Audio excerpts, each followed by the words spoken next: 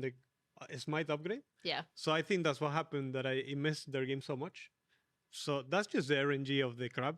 I don't think it's that important because in our second game we also give it, and I was like, sure, you wanna push away, I'm out of here. So Yeah, but I wouldn't lose as much. But you started topside instead, so I that's why can't. it wasn't But that I bad. can't actually invade your second buff after. Yeah, so that's why I say it's not as bad. it's like a little bit RNG on it, honestly. But I feel like it spawns bot like 90%. Yeah, same. I never always feel seen like it spawns I don't bot. know, it's always bottom lane. Yeah, I mean that's the RNG. But I think if you get the bad luck of contracts that game, then you get really destroyed. So Okay. that one is important. Yeah. Maybe mine wasn't that important, the second game. So What do you think? Is Griffin constantly like, guys? I mean, like, I think you constantly have to plan around it. I mean, I don't know. I actually don't know what happened. I don't know why it's so important now. Maybe the smite changes. It's because junglers realize that at 5:30 you get a treat or an extra treat if you kill the camp after. So yeah. And then I just know that like it's like perma contested all the time. Yeah. So I mean, it's pretty weird, but I mean, I used to have to plan around it. I don't know. yeah, I mean, especially whoever wins the fight gets like a huge lead. But if you see the fight is bad, you can give it, but it feels bad if you're a jungler, for sure. Because mostly what happens if it is on bot, you lose crab and you lose dragon like Instantly. in scrims. Yeah, You always simultaneously. lose that one. I don't know if in stage they will be brave enough, but sometimes it happens. So yeah, it's just annoying to like be behind too, because there is nothing to take. There is no void grabs. Dragon is there too, so it's just RNG. Do you kind of cross your fingers that it doesn't spawn bot side if you're not in a good spot, or what? Yeah, I mean, you hope you just have a pretty big mid and bot prow help you out, you know? I just imagine Griffin just looking down at you guys, being like, "Guys, gotta be prepared for that." Yeah, he's perma. He's constantly calling for it. So Yeah, for me it's the opposite. I see Quid, 10 mana and 50 HP pushing one wave. I'm like, okay, I guess it's another crab for the enemy jungler. What can you do? It's good that you know, though, right? Yeah, What Gotta can cut you your do? losses. Yeah. And then the other thing I wanted to ask, because I'm not sure if it varies between team. All pros I've talked to have differing opinions on it. I'll start with you, Cryogen. How much do you think separating side selection versus first pick, or like which is better to have, do you think? I mean, I think having last pick on blue side is pretty OP, but I think we've.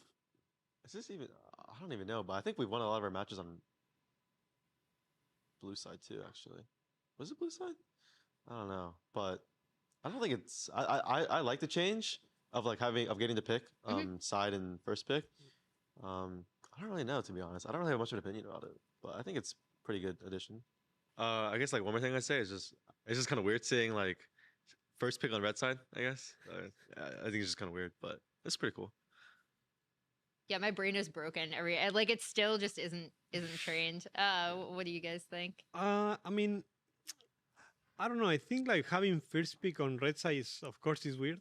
I don't know how people feel. I always like blue side more. I don't know why. The map feels better when I'm blue side, but mostly by how the pathing through bot is more easy and you're faster on certain champions. I think on red side the annoying part is you can do the invade on raptors through bot, and that's kind of annoying because of the little time you have. So when you have like spicy matchups on like the side selection or first pick, it doesn't change that much for me.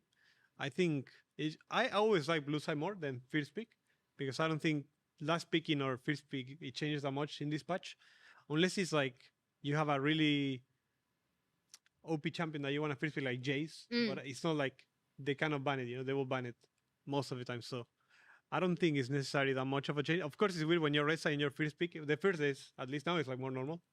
It's the same as Fearless, sorta. It's just a change. Yeah, I feel pretty similarly. I think like most people do enjoy playing on blue side more just because of how the map layout is. But when I'm watching like LCK or LPL or something, and I'm like trying to follow the drafts, I get so confused sometimes, and I'm just like, wait, okay, they first picked on red side, and then I'm like, how did they get this champ? But yeah, I mean, it's just a change that you have to get used to. I think it keeps it interesting. Do you feel like, because he covered a little bit of the pathing, but like, do you feel like, because the people who like blue side more, or at least the players I've talked to, are all bot laners and supports. like overwhelmingly blue side for whatever reason. Like they're just like, I don't know, I load into the game, it just feels better.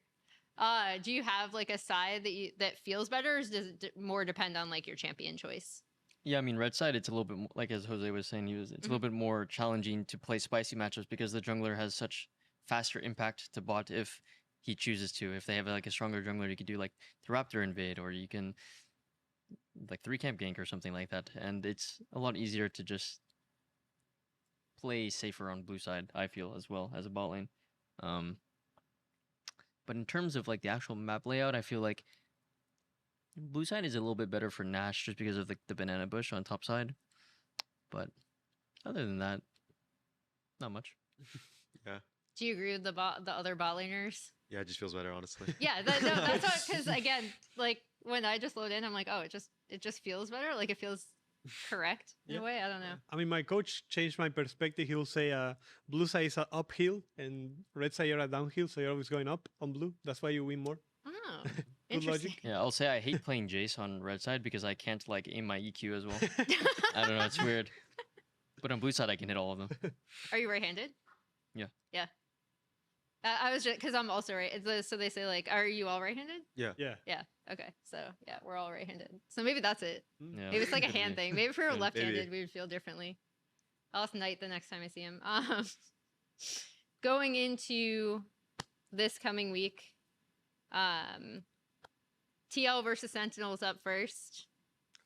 I'll start with you, Contracts. Who do you think is gonna win? As Jose is like staring over your shoulder. I think Team Liquid is gonna win. Not sponsored, not biased. Why? So, I mean, I think they're just stronger all the way across the board. Laners, jungler, the whole shebang. I mean, yeah, I think TL should be like a 2 over TL probably. I think TL just gaps in all 5 roles actually. So yeah. Nice. No pressure. Yeah, Thank no you. pressure though. Yeah. Yeah, I mean, for me, it's sort of the same. I think we only have to care of the handbag things. It's kind of like, I mean, I love playing always those junglers because those are the most challenging, at least on stage. So it makes you think more, at least.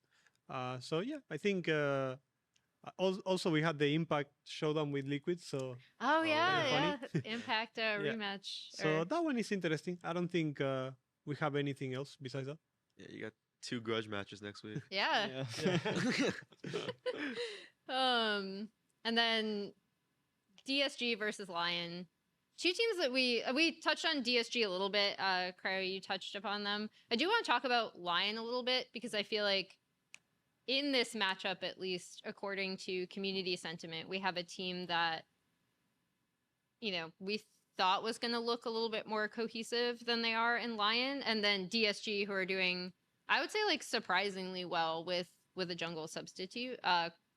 So where do we think this match is going to go? I mean, honestly, I think DSG is better than what people think. I don't think they're that bad, but I don't know how it's gonna change because they have their new jungler, no? Kyra? Kyra? Yeah. Next week. So I don't know if that's gonna be better or bad for them. I honestly think Lyon is a good team, but sometimes they like play weird. Like sometimes I feel like they're in different pages, and that's what I think they're missing the most because their mid laner is like very aggressive sometimes, and I think people punish him a lot. So I thought like they are very aggressive on their times that they have to be aggressive, but sometimes they're very too aggressive. So that's why they get punished a lot. But I do think they're a really good team. I don't know if they're gonna lose against these guys. I don't think they should. But I don't think it's a easy series. I think it will be a 2-1. So Yeah, I think 2-1 Lion as well. I'm not sure if how DSG are going to do with the new the jungler finally coming in. I'm not sure they're going to do better or worse. But with what Jose said as well, I feel like Lion should be a pretty good team, but sometimes they are like sometimes I feel like they lose their minds a bit. Like in game, it feels like they actually lose their minds. Like I'm not too sure, but I think Lion should win. But yeah, I think DSG are better than what people actually put them to be. Yeah, I think Lyon definitely will probably win, probably 2-0. I think we screwed versus DSG a lot with both junglers. But Cryer was on 100 ping, I believe, so Yeah. kind of like wasn't too good of data. Um, so I mean, we'll just have to see. And I think that Lyon kind of plays with a little bit of ego when they like kind of overstep a lot. But I think if they just kind of are on the same page and they don't overstep when they're not ready to follow up on each other, I think it'll be fine. So you're saying they should stay with Kisno? Oh, no. Based off the scrim data, yes. But like I said, I don't want to judge someone that's playing on 100 ping because that sounds like really borderline unplayable. So Yeah, it does. yeah. I think a lot of people are looking at, in terms of Lion, like Inspired and Saint, and whether they can kind of get on the same page as like a mid jungle duo. How formidable can they be if?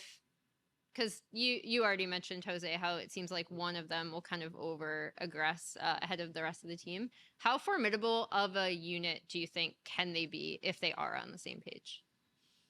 I'm not sure actually, because sometimes you gotta see how players connect with each other. I think when you have two players that are over aggressive, maybe none of them want to like give their lead and they want to play for each other. So I think it depends on how they like connect as a team. I don't think that's like up to players. Even if you put like, I don't know, sometimes you can say, I don't know, what if Chovy and Canyon was the best duo? Yeah, but then maybe they lose to Faker Owner that they play different, because they match better. It's just like individually they sound better, but maybe as a duo doesn't sound as good, So it just depends how they adapt. So nice. Next up, Dignitas versus Shopify. The gulag match.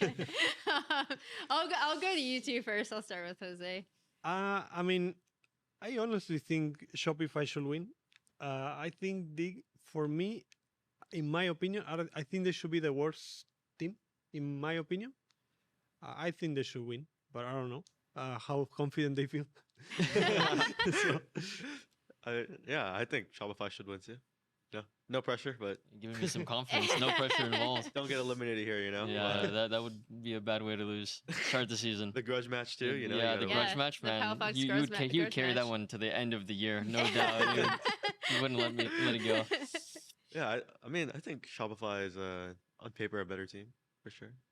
I mean, honestly, I don't even think like on paper, I don't even think Dig is like sounds like wait, actually, not now bad, that I think yeah. about it, they changed it to players, no? Yeah, Yeah. Yeah, so Ignore is here. maybe FBI and maybe they're Ignore. not bad now. It's actually Maybe really they funny improved. because we scrimmed them like 3 times this week. Oh, Yeah, really? yeah. So we got a lot of Oh, nice. information So on you each have some other. data. Yeah, Yeah, honestly, on paper, like with their like full roster, I don't even think that they sound like that bad, honestly. yeah, I changed my mind. I screamed the last dig. I didn't scream the new one, so I don't know. I'm Yeah, not I don't even know. sure. I now. don't have data on Okay. them either, so I'm missing data here. yeah.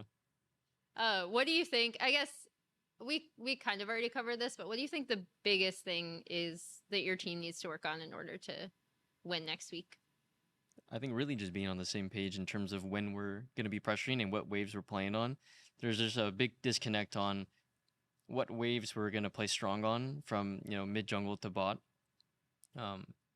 And we lose a lot of pressure that way. Like maybe we lose a flash, maybe we lose an ult, and now we have to wait another 50 seconds to a minute to like have a strong timer. Just really honing down on those like small vision timers and pressure timers, I think is going to be important. And then C9 versus FlyQuest, our only 2 undefeated teams. We'll continue the tradition of starting with the 2 people who are not on that team first. So Contract Seago, who's gonna take that? Probably C9. I'd have to say probably 2-1 C9. I think FlyQuest could definitely put up a fight for sure. I think it'll just come down to the DraftKings Think Guard, honestly. Think Guard will have to Nice. have a good day. Yeah, I feel the same. No offense, but I think C9. You have to tell me. Yeah, no offense. I mean, on paper it sounds like C9 should win.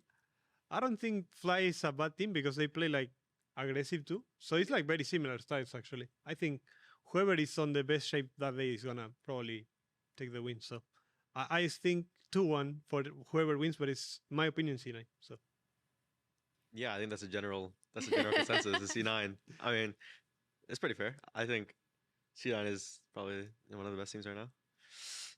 But I think we can win. It's definitely not unbeatable for sure. And I think, like Jose said, it just depends on who shows up that day. What do you think you have to do as a team to show up better on the day? You know, on stage we get a bit excited, so maybe just be a bit more calm. I remember like our first match against them, we were actually like, we all had adrenaline crashes afterwards, and we just felt like complete crap. But I don't know, just be more disciplined, and then I think we can win. What do you think the most challenging thing is? Or like, not even like, what are you worried about, but what do you think it is that C9 does best that's going to be more make them difficult to face? I mean, honestly, I think it's just like their experience together. I think they've been together for a while, so they're probably like the most like connected team in terms of like what they want to do together. So, I guess that would probably be the most challenging. Is they all know what they want to do. So, yeah, they're pretty aggressive too. So, but I think yeah, they're not unbeatable, but it should be really fun for sure.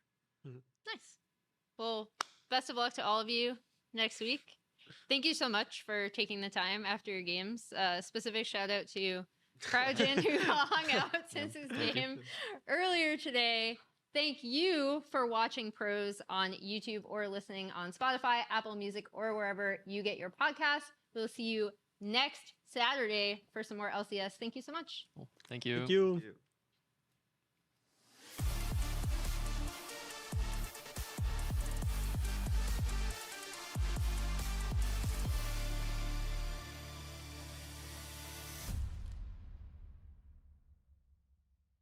I don't think it's that important because in our second game we also give it, and I was Yeah. like, sure, you want to push away, I'm out of here. So, Yeah, but I wouldn't lose as much. But you started topside Yeah, instead, so so I that's why it can't. wasn't But that I bad. can't actually invade your second buff after. yeah, so that's why I say it's not as bad. it's like a little bit RNG on it, honestly. But I feel like it spawns bot like 90%. Yeah, say, I never always feel seen- like it spawns I don't bot. know. Yeah. It's always That's it. bottom lane. yeah.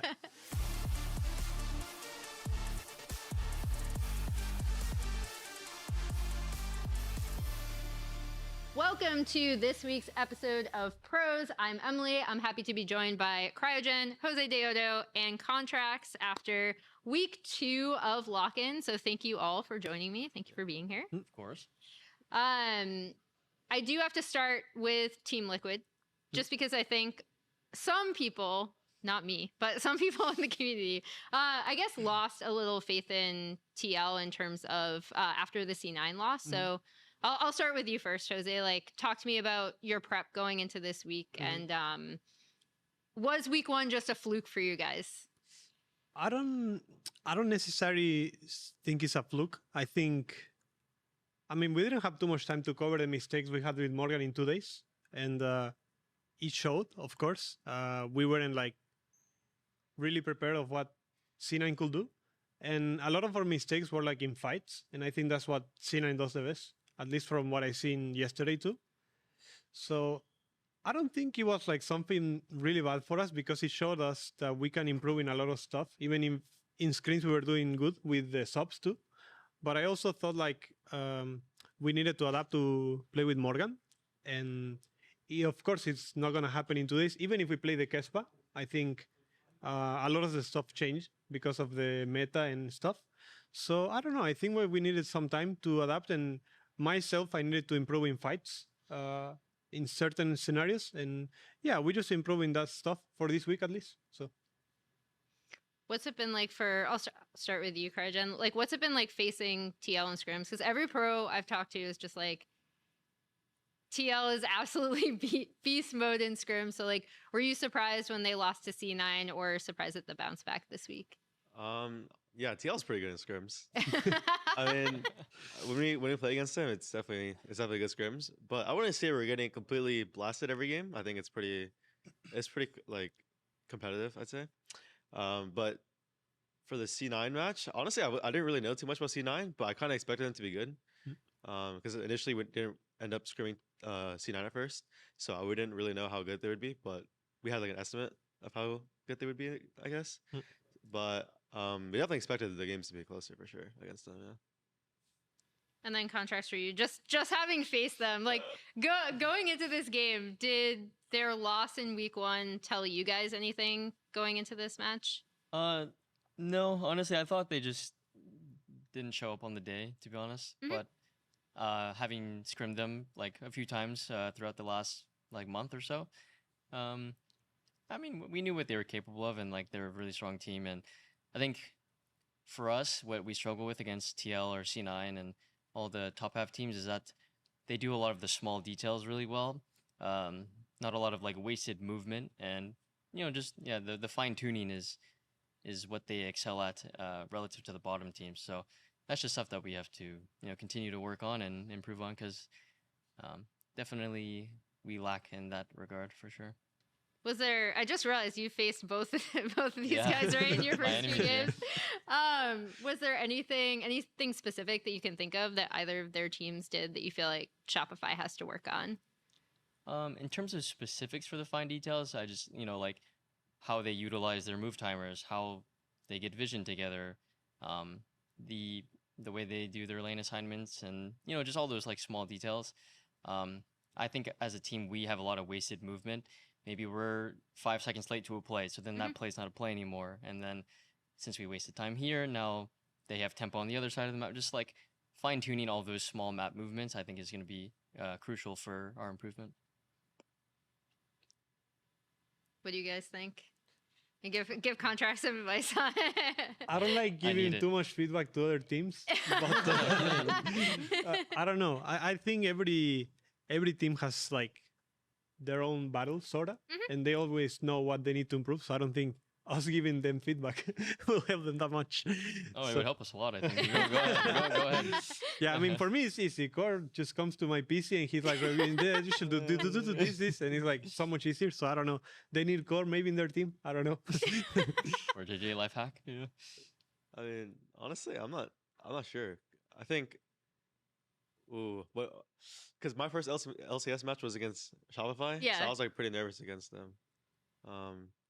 So honestly, I don't remember much of what happened in that game because it was kind of like it's just like blank now to me. Yeah. I'm not even sure. I mean, I think, yeah, what Jose said. I don't like giving feedback to him. Nice. That's funny. I do have to ask, since you said, because I'm always curious about how much you retain from like an actual competitive match. Like, what does stand out to you, either in a win or a loss, or does it just immediately like vacate your brain once you're off stage? I mean, usually for me, like if like win or lose, what usually stands out is like I guess like the mistakes I make in game more than anything else. But if like a lot of the times if I'm like pointing something out or like if I notice something on an enemy team, it'd be just I guess like mainly I'm just focused on like their bot lane, how good their bot lane usually is. Yeah. Since these are your first 2 weeks, what has stuck out the most to you? Your first 2 weeks of LCS after jumping up from amateur.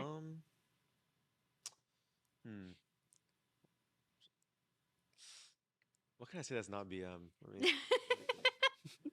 I Yeah, mean, you can be BM. That's no, fine. no, I don't wanna- see if Griffin was here, he would have a lot of things to say. Yeah. But let me think. What stood out to me a lot was I guess like the top teams like C9, like in my opinion C9, TL, and Lyon are pretty good. So what stuck out to me about them is I guess what Contract said too. Like they do a lot of the fine things really well, or like the small things really well. And they're really. It seems like they're like really, or C9 at least is really like connected on like what they do. Because I guess they've been playing with each other for a long time. But I guess like for supports at least, I can tell that like the top supports I'd say are like Core and Vulcan are like probably top two. So with them they have a lot of intent behind like the things they do, for sure. Do you guys, out of curiosity, since you both had your debuts like way before, do you remember anything from your initial debut, or is it just all like? Yeah, Because we actually rewatched yours I remember earlier my today. debut Contracts. pretty vividly. Not gonna lie. Yeah, I was Lee Sin in game. No, I was Kha'Zix in game one. Yeah, Lee Sin in and game then two. Lee Sin game 2. Yeah, and I remember the Lee Sin game. I just camped the hell out of Bjergsen like over and over again. It was like the meta of like Malzahar support, I think, and Kha'Zix was like first pick at the time, and it was like super overtuned Kha'Zix. So Was that 2017? 17. Yeah. Oh, Mm. yeah. I think I played 2018, I was playing Sack against Halfnet. Yeah, I remember the games. I remember most of the details. I don't know if I remember exactly the game, but I remember small details. I just remember going in. I think it was the Sack that will drag you in Yeah. Oh with yeah. the ulti, and it Yeah. was so Yeah. OP, but That I was think they OP. leave it because they thought I wouldn't play it. So You're a carry guy, no? yeah, I wasn't nervous. I was more nervous the second game that I remember. I played Camille first time jungle. I didn't know what he Oh. did. My No. coach told me you're not gonna play it, and then he said, "Okay, there is a small chance you play it," and I was like, Sure, give it to me." You know, my second game as a rookie and against the best team in the league, so I was like, "Sure," and we won. I don't even know how, but yeah, I remember the games. I stole Baron too. Okay. I remember more That's the sick. second than the first one. Yeah, so I have a good memory for games.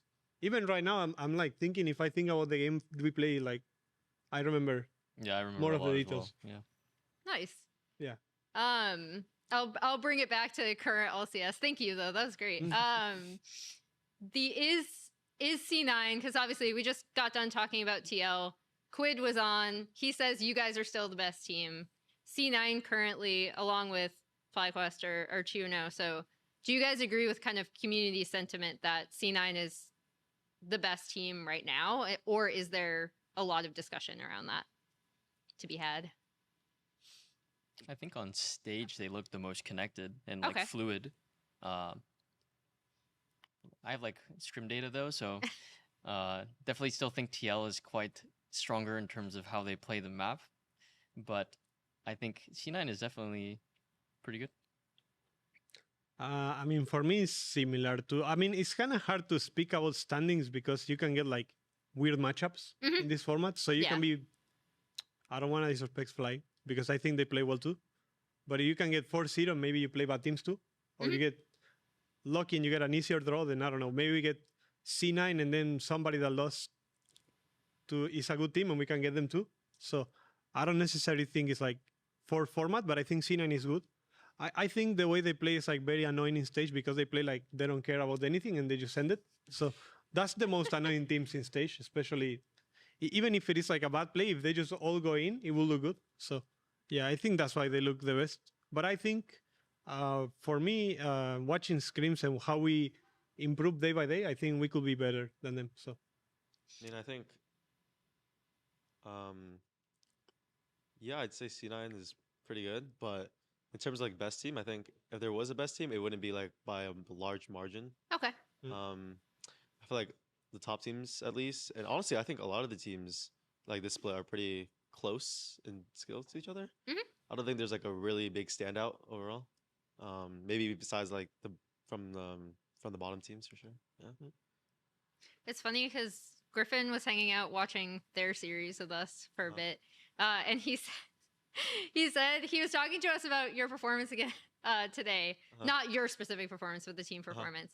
And he basically said it's good that you guys lost that game because he felt like all of you needed to be humbled.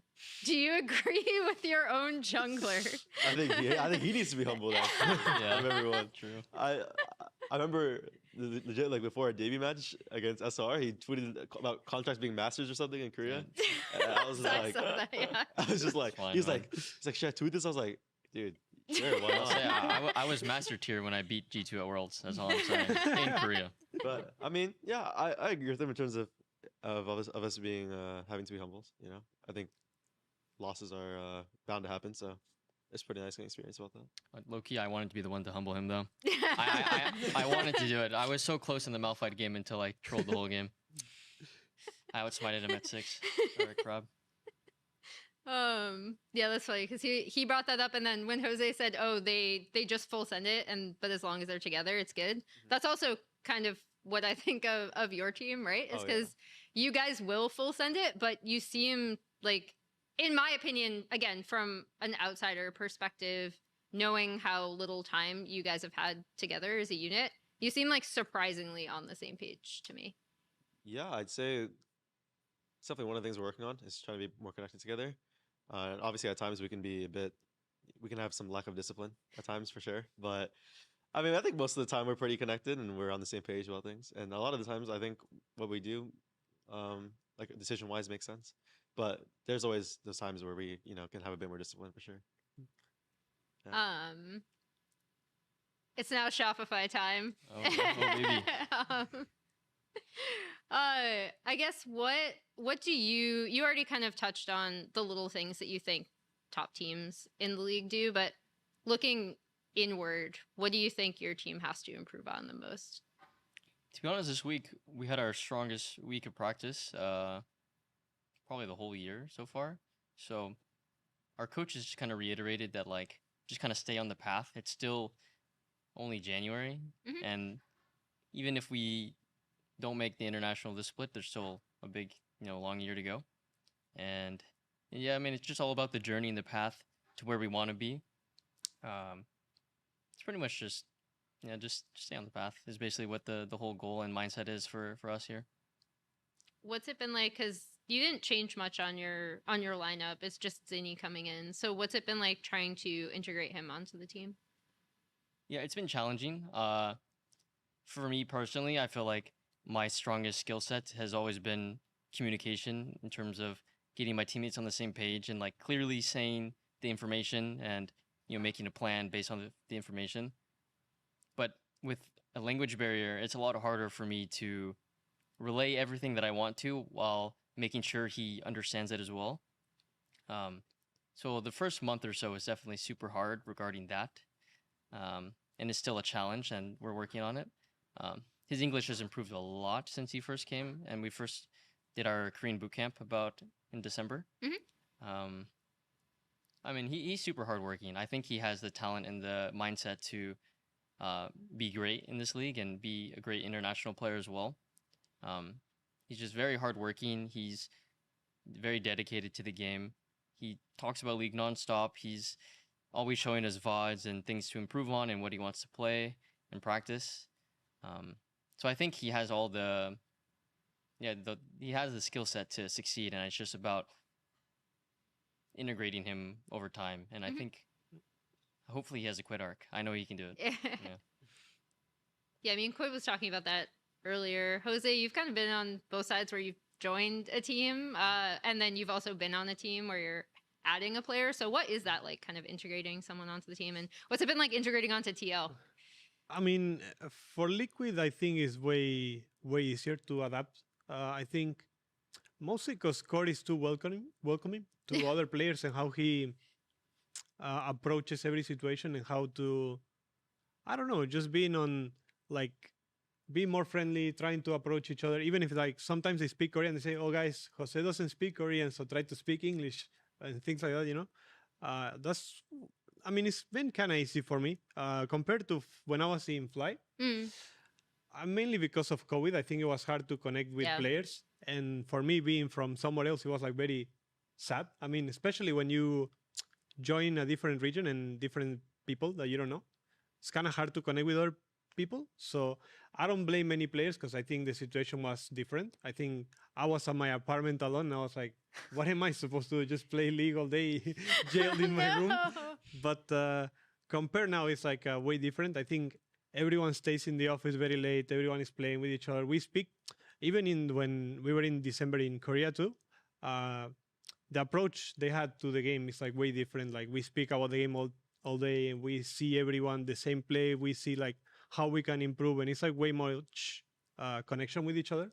Even if there is like obviously a language barrier, we can always fix it. Like, I don't know, Core translates to Morgan or Morgan looks to the translator and stuff like that. It's like a lot of dedication to understand each other. Nice. And I think that's what makes the culture so good for us. So yeah. What we're learning is just Core is OP in general. Support is OP. And then you're coming on to a team where they're kind of going through like a rebuilding period, right? Gakkos is now starting, but then Quad and Moss are the two like now. I know you guys have made a lot of jokes about this because they've also joked where they're like old at like 22. So what's it been like coming on to like a whole new, like this is your first year, but also your first kind of like major professional team? I'm not sure if you guys seen the Twitter post that FlyQuest makes, but I mean that's kind of how it goes honestly on the daily. But I mean everyone's really welcoming. I'd say Moss is a very relatable person. I can talk to him about a lot of things, and I think Quad is just he's just a cute guy, you know. But he's just You guys look like you're just like constantly poking at him. yeah. He probably gets fed up with us, but I mean, yeah. So Masu and Griffin are my roommates, and I remember Masu talking about this last week on pros. But like legit, it'll be like 12 a.m. and I'll just hear Griffin screaming about something, and he's just like right next door to me, and I'm trying to sleep. Or like I'll wake up in the morning and he's like already blasting music, and I'm like, dude, it's like 9 a.m. But I mean, everyone's really chill. I like everyone. Yeah, everyone's just really welcoming. Nice. That's awesome to hear. Because I know like we had a lot of roster shakeups or like even 1 or 2 swaps. So it's always interesting to see how teams come together early. Is there a team that you feel like is better than people think?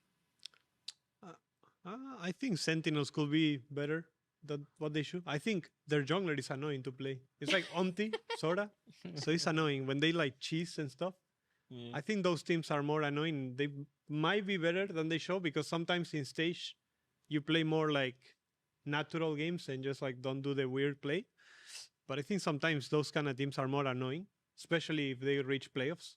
So I don't think they're bad, but I think people think they're worse, in my opinion. Yeah, I also agree. I think Sentinels can be pretty good, but we've scrimmed them a lot actually, and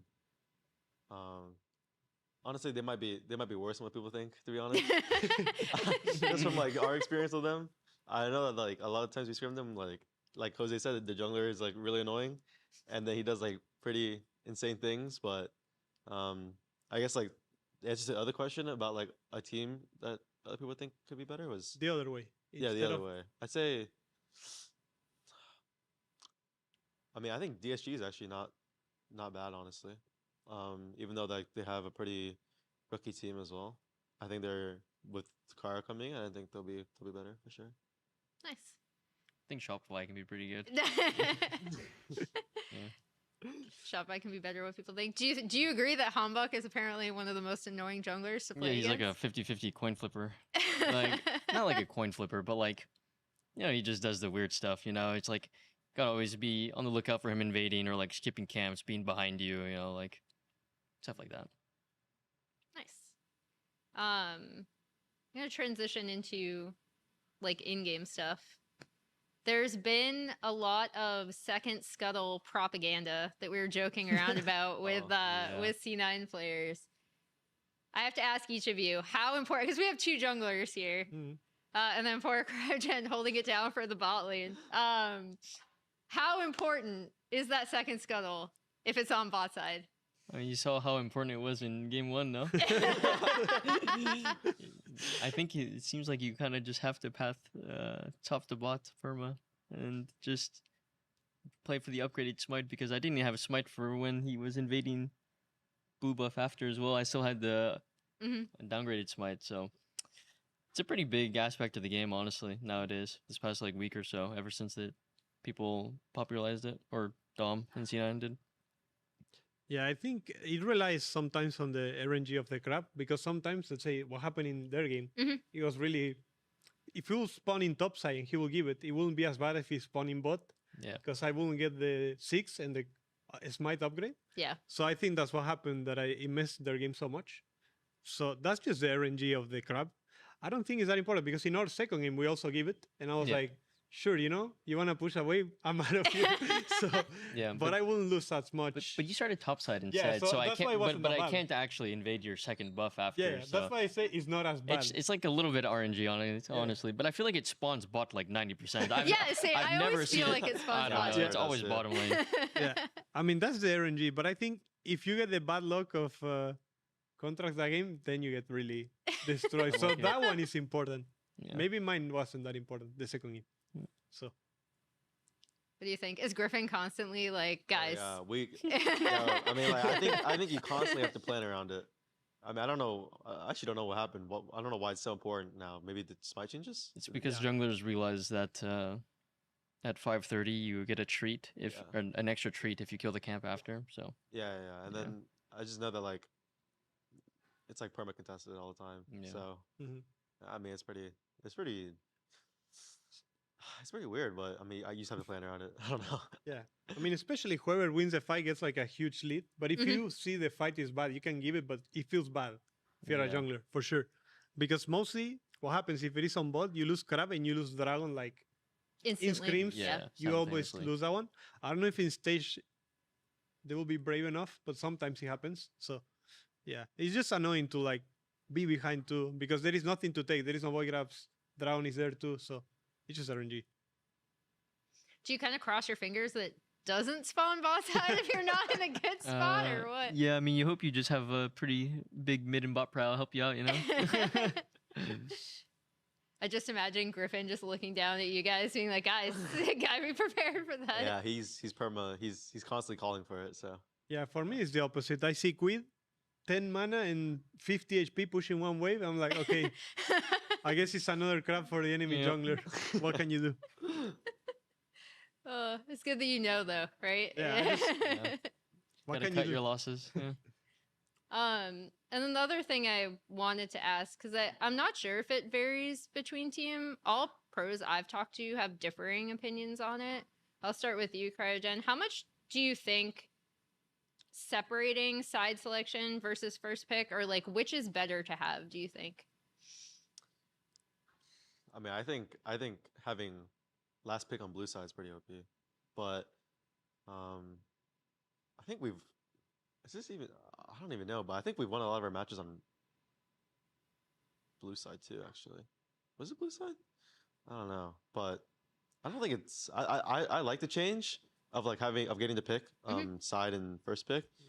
I don't really know, to be honest. I don't really have much of an opinion about it, but I think it's pretty good addition. I guess like one more thing I'd say is it's just kind of weird seeing like first pick on red side. I guess I think it's just kind of weird, but it's pretty cool. Yeah, my brain is broken. Like it still just isn't trained. What do you guys think? I mean, I don't know. I think like having first pick on red side is, of course, is weird. I don't know how people feel. I always like blue side more. I don't know why. It's just the map feels better when I'm blue side, but mostly by how the pathing through bot is more easy and you're faster on certain champions. I think on red side the annoying part is you can do the invade on raptors through bot, and that's kind of annoying because of the little time you have. So when you have like spicy matchups on like the side selection or first pick, it doesn't change that much for me. I think I always like blue side more than first pick because I don't think last picking or first pick it changes that much in this patch, unless it's like you have a really OP champion that you want to first pick like Jace, but it's not like they cannot ban it. They will ban it most of the time. So I don't think it's necessarily that much of a change. Of course, it's weird when you're red side in your first pick. The first days, at least now, it's like more normal. It's the same as Fearless, sorta. It's just a change. Yeah, I feel pretty similarly. I think like most people do enjoy playing on blue side more just because of how the map layout is. But yeah, when I'm watching like LCK or LPL or something, and I'm like trying to follow the drafts, I get so confused sometimes, and I'm just like, wait, oh, okay, they first picked on red side, and then I'm like, how did they get this champ? But yeah, I mean, it's just a change they have to get used to. I think it keeps it interesting. Do you feel like because he covered a little bit of the pathing, but like do you feel like because the people who like blue side more, or at least the players I've talked to, are all bot laners and supports. Like overwhelmingly blue side for whatever reason, like they're just like, I don't know, I load into the game, it just feels better. Do you have like a side that feels better, or does it more depend on like your champion choice? Yeah, I mean, red side, it's a little bit more, like as Jose was saying, it's a little bit more challenging to play spicy matchups because the jungler has such faster impact to bot if he chooses to. If they have like a stronger jungler, you could do like the Raptor invade, or you can like 3-camp gank or something like that. And it's a lot easier to just play safer on blue side, I feel, as well as a bot lane. But in terms of like the actual map layout, I feel like blue side is a little bit better for Nash just because of the banana bush on top side. But other than that, not much. Yeah. Do you agree with the other bot laners? Yeah, it just feels better, honestly. Yeah, no, that's what, because again, like when I just load in, I'm like, oh, it just feels better. Like it feels correct in a way. I don't know. I mean, my coach changed my perspective. He will say blue side is an uphill and red side you're a downhill, so you're always going up on blue. That's why you win more. Oh, Good interesting. logic. Yeah, I'll say I hate playing Jace on red side because I can't like aim my EQ as well. I don't know, it's weird. But on blue side, I can hit all of them. Are you right-handed? Yeah. Yeah. I was just because I'm also right. So they say like, are you all right-handed? Yeah. Yeah. Okay. So yeah, we're all right-handed. So maybe that's it. Mm. Yeah, Maybe it's like a could be. hand thing. Maybe if we were Maybe. left-handed, we would feel differently. I'll ask Knight the next time I see him. Going into this coming week, TL versus Sentinels up first. I'll start with you, Contracts. Who do you think is gonna win? As Jose is like staring over your shoulder. I think Team Liquid is gonna win. Not sponsored, not biased. Why? So, I mean, I think they're just stronger all the way across the board. Laners, jungler, the whole shebang. I mean, yeah, I think TL should be like a 2-0 for TL probably.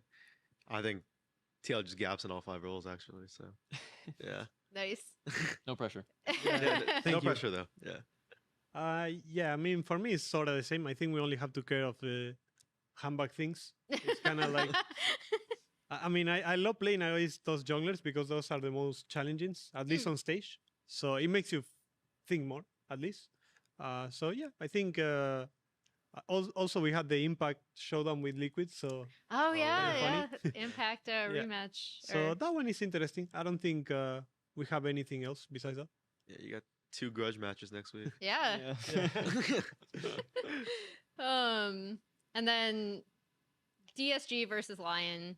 2 teams that we touched on DSG a little bit. Cryo, you touched upon them. I do want to talk about Lion a little bit because I feel like in this matchup, at least according to community sentiment, we have a team that, you know, we thought was going to look a little bit more cohesive than they are in Lion, and then DSG who are doing, I would say, like surprisingly well with a jungle substitute. So where do we think this match is going to go? I mean, honestly, I think DSG is better than what people think. I don't think they're that bad, but I don't know how it's gonna change because they have their new jungler, no? Kyra? Kyra? Yeah. Next week. So I don't know if that's gonna be better or bad for them. I honestly think Lyon is a good team, but sometimes they like play weird. Like sometimes I feel like they're in different pages, and that's what I think they're missing the most because their mid laner is like very aggressive sometimes, and I think people punish him a lot. So I thought like they are very aggressive on their times that they have to be aggressive, but sometimes they're very too aggressive. So that's why they get punished a lot.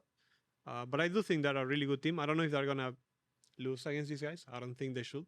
But I don't think it's a easy series. I think it will be a 2-1. So Yeah, I think 2-1 Lion as well. I'm not sure if how DSG are going to do with the new the jungler finally coming in. I'm not sure they're going to do better or worse. But with what Jose said as well, I feel like Lion should be a pretty good team, but sometimes they are like, sometimes I feel like they lose their minds a bit. Like in game, it feels like they actually lose their minds. Like I'm not too sure, but I think Lion should win. But yeah, I think DSG are better than what people actually put them to be. Yeah, I think Lyon definitely will probably win, probably 2-0. I think we screwed versus DSG a lot with both junglers. But Cryer was on 100 ping, I believe, so Yeah. kind of like wasn't too good of data. So I mean, we'll just have to see. And I think that yeah, Lyon kind of plays with a little bit of ego when they like kind of overstep a lot. But I think if they just kind of are on the same page and they don't overstep when they're not ready to follow up on each other, I think it'll be fine. So you're saying they should stay with Kisno? Oh, no. Based off the scrim data, yes. But like I said, I don't want to judge someone that's playing on 100 ping because that sounds like really borderline unplayable. So Yeah, it does. yeah. I think a lot of people are looking at, in terms of Lion, like Inspired and Saint, and whether they can kind of get on the same page as like a mid jungle duo. How formidable can they be if? Because you already mentioned, Jose, how it seems like one of them will kind of over-aggress ahead of the rest of the team. How formidable of a unit do you think can they be if they are on the same page? I'm not sure, actually, because sometimes you gotta see how players connect with each other. I think when you have two players that are over-aggressive, maybe none of them want to like give their lead and they want to play for each other. So I think it depends on how they like connect as a team. I don't think that's like up to players. Even if you put like, I don't know, sometimes you can say, I don't know, what if Chovy and Canyon was the best duo? Yeah, but then maybe they lose to Faker Owner that they play different, because they match better. It's just like individually they sound better, but maybe as a duo doesn't sound as good, So it just depends how they adapt. So Nice. Next up, Dignitas versus Shopify. The gulag match. I'll go to you two first. I'll start with Jose. I mean, I honestly think Shopify should win. I think for me, in my opinion, I think they should be the worst team. In my opinion, I think they should win, but I don't know how confident they feel. So, I think Shopify should win too. No pressure, but Giving me some confidence. No pressure involved. don't get eliminated here. Yeah, that would be a bad way to lose. Start the season. The grudge match too. You yeah, the gotta- grudge Yeah, match, the man. Palafox You grudge would grudge carry that match. one to the end of the year, no doubt. You wouldn't let it go. Yeah, I mean, I think Shopify is on paper a better team for sure. I mean, honestly, I don't even think like on paper. I don't even think Dig is like sounds like wait, actually, Not now bad, that I think yeah. about it, they changed to players, no? Yeah, Yeah. Yeah, so ignore zero. maybe FBI. And maybe they're Ignore. not bad now. It's actually Maybe really they funny improve. because we scrimmed them like 3 times this week. Oh, Yeah, really? yeah. So we got a lot of Oh, nice. information So on you each have some other. data. Yeah, Yeah, honestly, on paper, like with their like full roster, I don't even think that they sound like that bad. Honestly. Yeah, I changed my mind. I screamed the last dig. I didn't scream the new one, so I don't know. I'm Yeah, I not don't even know. sure. I now. don't have data on Okay. them either. So I'm missing data here. yeah. What do you think? I guess we kind of already covered this, but what do you think the biggest thing is that your team needs to work on in order to win next week? I think really just being on the same page in terms of when we're going to be pressuring and what waves we're playing on. There's just a big disconnect on what waves we're going to play strong on from, mid jungle to bot. And we lose a lot of pressure that way. Like maybe we lose a flash, maybe we lose an ult, and now we have to wait another 50 seconds to a minute to like have a strong timer. Just really honing down on those like small vision timers and pressure timers, I think is going to be important. And then C9 versus FlyQuest. Our only 2 undefeated teams. We'll continue the tradition of starting with the 2 people who are not on that team first. So Contract, Seago, who's gonna take that? Probably C9. I'd have to say probably 2-1 C9. I think FlyQuest could definitely put up a fight for sure. I think it'll just come down to the DraftKings Think Guard, honestly. Think Guard will have to Nice. have a good day. Yeah, I feel the same. No offense, but I think C9.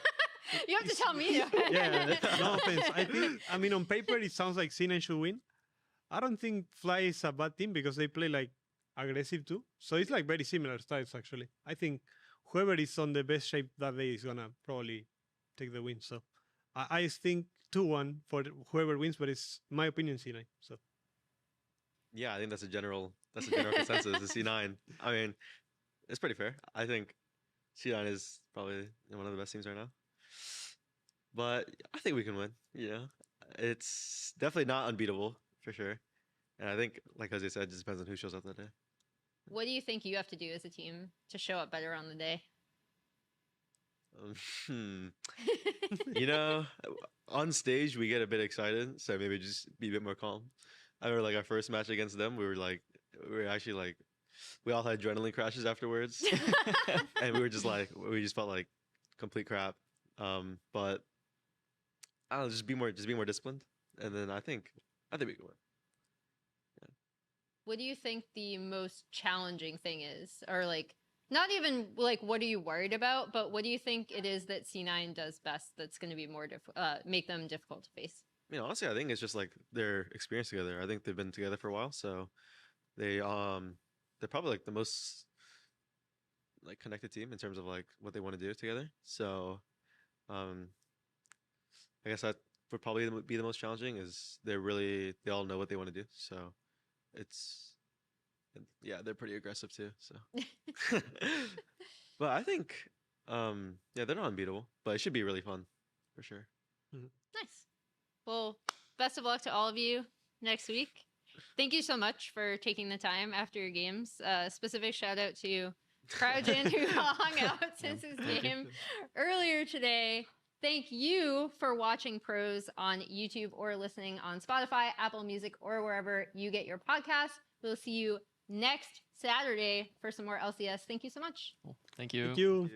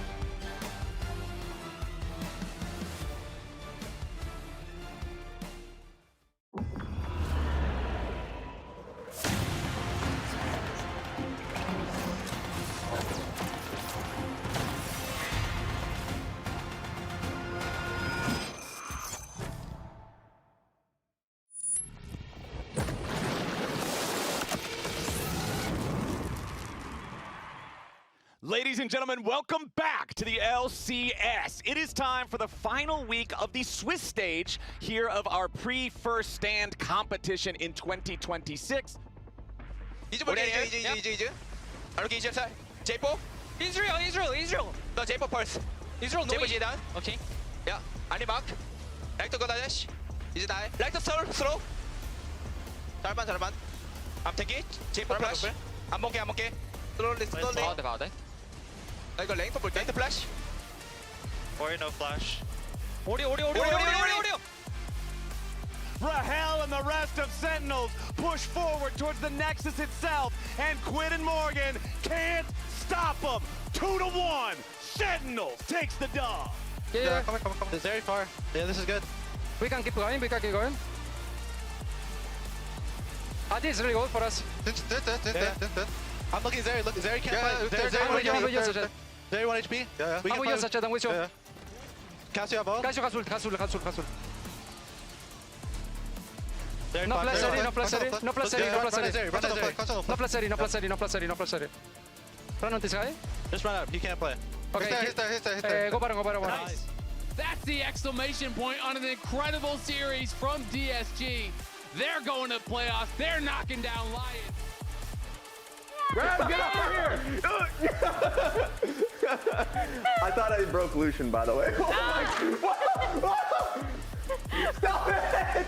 Wait, it's chaos today. Yeah, what? This is supposed to be a Super Bowl We're opening. supposed to have the football as a prop. Wait, ice skates on. Yeah, look, it's the Winter Olympics right now. We're good. Oh my God. All right, anybody like League of Legends? I love League of Legends. Fair enough. Love League of Legends. We got some League of Legends coming for you today. We're off to a great start.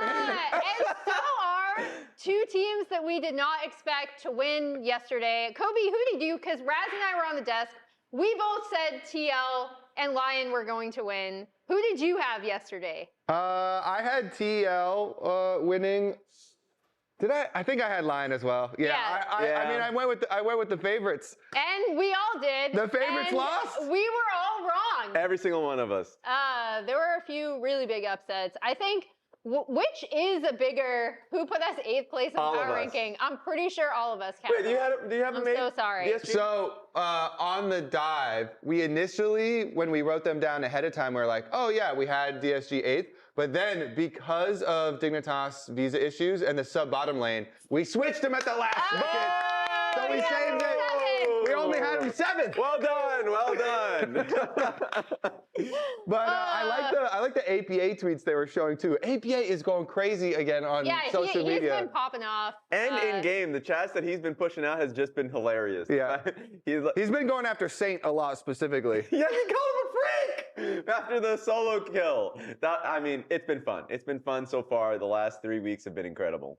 But that also means today is a little crazy, right? Because we have Shopify versus Dig to kick us off today, and then FlyQuest versus C9 to decide who is going to be our top seed. And then we have a bonus last chance qualifier that's going to be dependent on tiebreakers. Yeah. So let's take a look at this giant board. There. If I can actually You need help? Are you going to follow? I have skate protectors. It's fine. Can you catch? Can you catch? I'm throwing this football I at feel you. like people are going to tune in and they're going to be like, what is even going on? Interception! Oh, wow. All right. It is what it is. That's funny because the Patriots in the Super Bowl and I'm from Boston. Anyway, this has yet to be decided because it depends on who seeds out here, right? Of the 2-1 teams. So one of FlyQuest versus C9 is going to be going here and then here. But the biggest thing is this spot right here, right? Because we also have, let's get the big, where are they? Yeah, find them. Go hunt them down. We got the big Lion logo over here too, and it's going to heavily depend on who wins this match. Whoever loses is out completely. Yeah. But whoever wins then goes into this bracket, and we then have a tiebreaker to see 1, 1, and 2 team moves on automatically due to tiebreakers, which is game record and then strength of victory. Yep. And then the last 2 face each other in a last chance qualifier to qualify for the bracket stage. I like that we have the magnifying glass, big blow up of that, because it is crazy to, like, at the beginning of the year with the power rankings, to have Team Liquid, Alienware, and Lyon. Like, these are 2 super teams. One of them, Team Liquid, everybody was hyping up from scrims. They're crushing all the other LCS teams in scrims. Everyone's scared of them. They don't want to pick them in lock-in tournament at the beginning. And for Lyon, they spent big money. They bought Inspired, the MVP of the league, and they built this like super team. And those 2 teams are waiting for you in the 1-2 bracket. There is no world except for this reality in which Lyon loses to DSG and Team Liquid loses to Sentinels. Both happening just yesterday. And except for this world reality. We're the Doctor Strange. We found the 1 in 10 million. We couldn't keep Iron Man alive, but we got this one. We got the games alive. Spoiler alert. But yes, that does mean that today is special. Because after yesterday, all expectations are out the window. Yeah, and one of the most special games that we have today, everyone's looking forward to the end of the day, the Cloud9 versus FlyQuest matchup. That is going to be a banger. The 2-0 matchup between the winners. FlyQuest is so hype, but Cloud9 already have a good record against the other like expected top teams. So we have a poll for chat, spam chat right now. Who do you think is going to win, FlyQuest or Cloud9? Emily? You can see my predictions later on. I like that. No spoiler. I feel like no one's going to be surprised. But I think I love talking about these 2 teams, right? Because C9 are the team. They're the other team in tandem with TL, who we were just talking about how surprising it is that they now might have to play in this last chance qualifier to even get to the bracket stage. But it was C9 and TL that topped all of our power rankings. And C9, while they've had some individual shaky moments, I think the most important thing is that they seem to really team fight as a unit, and that has overcome some like early game deficits that they've had. By contrast, FlyQuest is so exciting to watch. They are so fun. They have such great energy. I feel like FlyQuest is going down. Raz, manipulate the voters. Look, pump those FlyQuest numbers up. Manipulate. Don't you guys believe in the lanes that they've had? We just saw what happened yesterday and how expectations were being usurped. FlyQuest coming into this day, being undefeated was something no one expected. Are you going to be? There we go. You moved it up a point. Are you guys going to be the same losers that were from yesterday? Griffin is the future. Griffin is the future of the LCS. You can't leave him down there in the 30%. There we go. 40%. Let's get those numbers up. All right. Did you see that carry Ambessa? Carry junglers. And the Volibear. Everybody, every oppressed jungler who's had to play a tank for your team. You need to be a fan of FlyQuest. You need to be spamming that FlyQuest because Griffin actually is that carry jungler for you. They did it successfully already. How proud of you of his Volibear play? Extremely proud. I was a proud father. Yeah. It was beautiful, Raz. He was going crazy with it. Unfortunately, they decided to nerf Volibear, so it's not the same on this patch, but while it was strong, he went hard with it. There we go. What the hell? You guys convinced Don't say them. we don't have power, all right? We have power. Now go back the other way. Now go. Okay. I mean, Emily was just talking about how shaky, a little bit shaky C9 was. If we're just talking about shakiness, FlyQuest going 3 games versus DSG is the epitome of shakiness. DSG are in bracket stage. Yeah. Look, I don't want to be a Swiss Andy, all right? Swiss Stage Andy. Swiss Andy. Yeah, Swiss Stage Andy. So like that is definitely the case. But if I look at C9 with a closer lens, and we talk about like how exciting the last 3 weeks have been, it's just APA unlocked. To talk as much smack as he did when he first came in the league, and he was all chatting. So like we have been seeing it a little bit from him. What are you doing, freak? I mean that was question mark.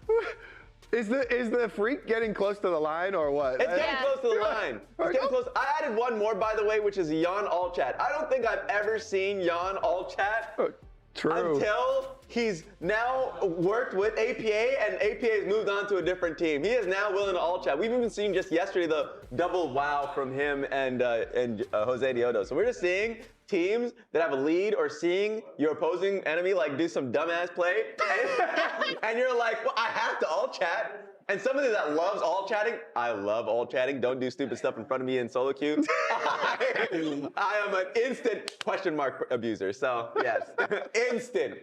It definitely is fun. I think everybody's within bounds still right now. So we'll keep it that way. Okay, that's good. Because we have seen it start to heat up. A lot of people have also been enjoying hate watching some teams now That's too. true. So people are choosing sides in a lot of these arguments. And boy, is it fun to hate watch. Everyone loves to hate watch. I will stay up just to see KT lose. That's my hate watching. They're already out. And I succeeded. Congrats to you. Success. Speaking of where some of that comes from, grudges.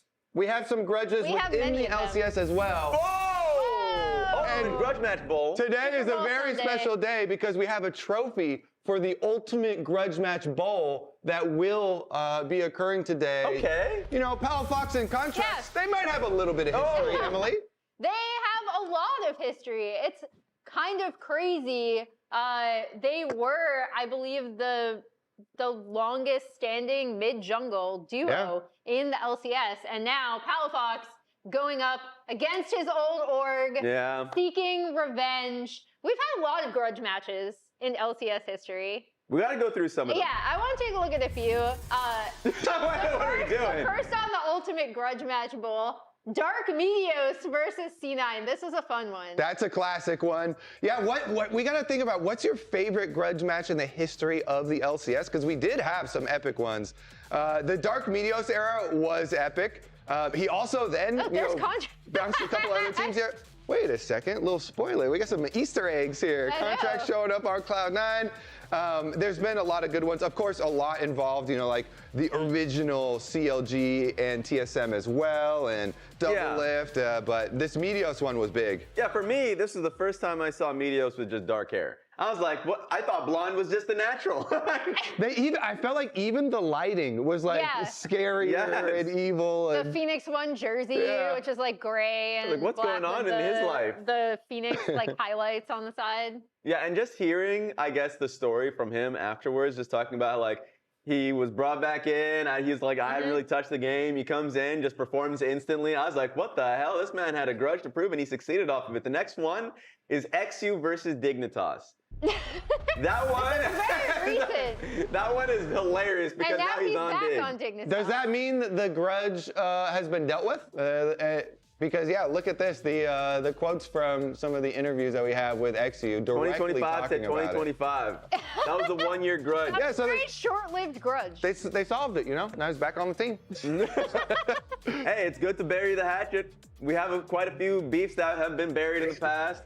Bret Hart, Shawn Michaels. You'll probably say the same with. No, actually, Kendrick and Drake probably still hate each other. This was the other Ultimate Grudge match. Now we have the Ultimate Grudge match bowl. True. And XU's been in both of them.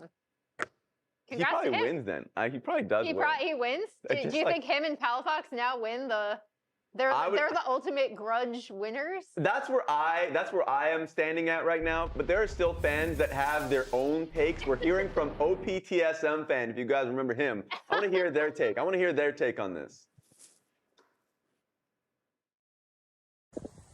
Hey guys, Sean Atonin here, longtime LCS fan. And what's the greatest rivalry in LCS history? Was there ever really any doubt? TSM versus CLG, Bay Life.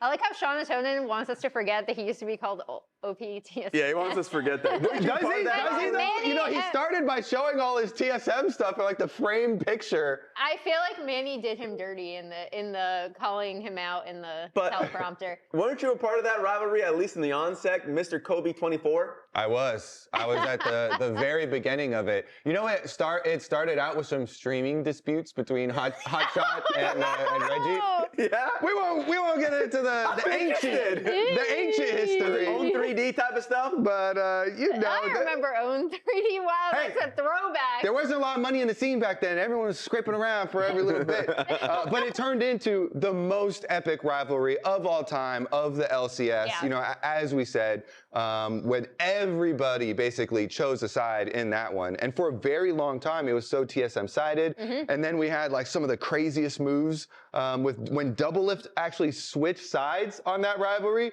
That's actually made for TV right there, So we had. I still remember, wasn't the TSM announcement of that like they found him in a trash can? That's true, when he moved over to TSM. Yeah. See, these are compelling points, but we need to hear from DJ. We got another fan take. Take it away.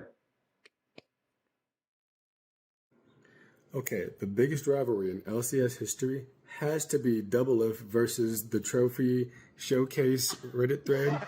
Think about it. Millions of people on the internet he's got to prove wrong. And not only did he prove them wrong, he threw that trophy back at them. Back to back to back to back. So eat your heart out, Reddit users. That's funny. That is a good poll. The old Double Lift trophy case where for so long that subreddit was empty. Yeah, even though everyone recognized that he was good. Yeah. That's why it was so funny. Yeah. That's why it was created in the first place. They're like, he's good, but no trophies for a very long time. And then, of course, did end up getting them. I like that because it's just like the classic sports trope of like, this guy may have been a legend, but how many rings do you have? Yep. And no one really that will always be thrown at you. So, of course, it's like, I ain't going to retire until I win a damn championship. And he finally ended up doing it. But I still want to hear from, is that the same Jackson? We need to hear from Jackson. Jackson, take it away.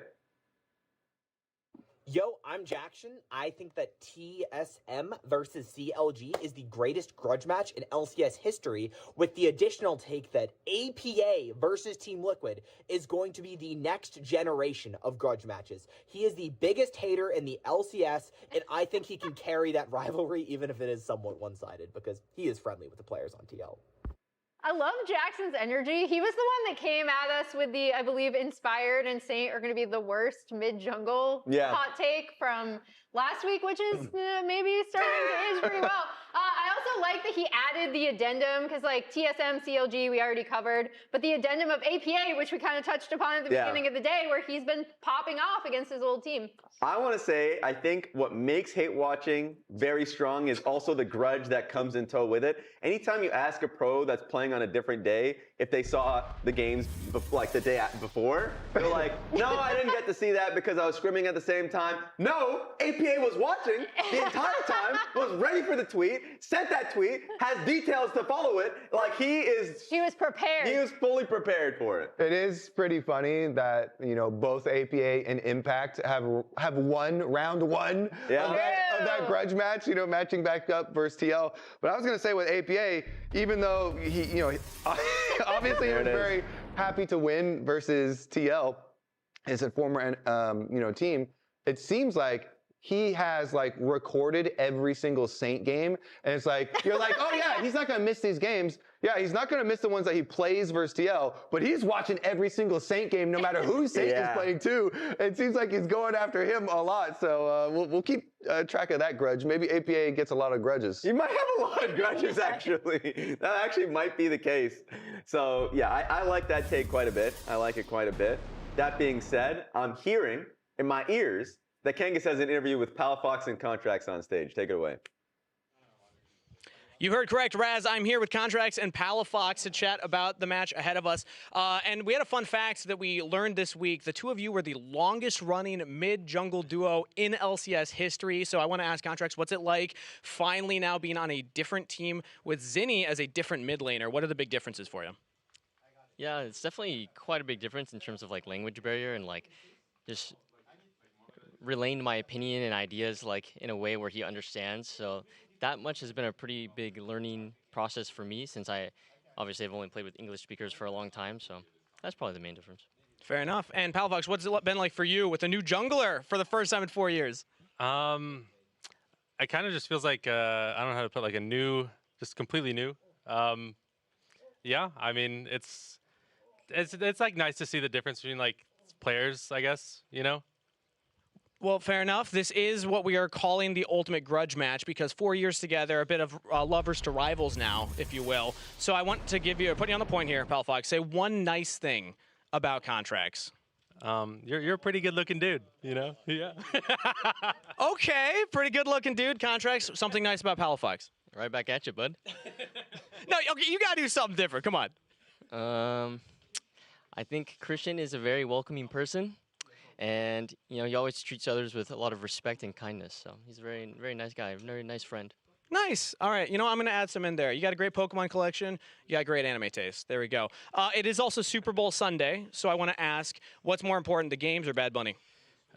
What? All right. We're going to ask Contracts that question. What's more important, the game or Bad Bunny? Since the Niners aren't in the Super Bowl, probably Bad Bunny, honestly. You know what? I agree with that sentiment right there. Thank you very much. If you had to guess which team he's a fan of, the Patriots or the Seahawks, which would you guess? Probably the Patriots. Why? Weren't they the team with the like? I don't know. Was it Tom Brady? Was it Tom Brady? Tom Brady was on the Patriots for a very long time. Not anymore. But the Seahawks are the Niners' rivals. So. Was he correct in your assessment? Yeah, he was correct. Fair enough. All right, thank you very much. If we can get a handshake ahead of the ultimate grudge match heading into this, and we're going to throw it back to the desk. They know each other well. They're still friends. Well, friends, I mean, when they're complimenting each other on the looks, you can cut the tension with a knife. I'm just saying. It feels really good to beat your friends. You know, like playing like flex queue is one thing with your friends all on your team, because then, you can like, your enemies are all your enemies. But when you play like in-houses against your friends and then you get to beat them, that's the best. And now on stage versus your friends, ultimate grudge match here. We'll see who gets the better. And the thing is, I loved how Kangas led into it talking about it. And of course, Kangas is just walking through right now. I was scared for my life. Yeah, he was afraid. If you heard him, he was afraid for his life. He was talking about how they were the longest standing mid-jungle duo. You said that a lot. That relationship looked very strong, complimenting each other on their looks. It was a great lasting relationship. Notice that they didn't compliment each other on their gameplay. Yeah, that's true. But guess what happened? Of course, as you can see right in front of us, that is them being the longest standing duo. But I wanted to turn your attention to what broke them up. Oh, I wanted to take your attention to what cut that relationship apart. What was it, Raz? It was a home wrecker. A home wrecker? Yes, it was. And it's in his name. XU, more like you're the X. So like you can look at all of this. You can look at all of this. You can see the history between Palafox and Contracts. I know that's just, that's all the things, the great times, the beautiful times. You can see the championship that they won in 2023 summer. It's just a different time now. Uh-huh. They did compliment each other. Yeah. So they're both good looking. I think they're still friends. But XU. That's what they always say. That's what they always say, Emily. I just think we're you still wanted friends, to make, but is that true? I think you wanted to make a pun with X and U. I don't know what you're talking about.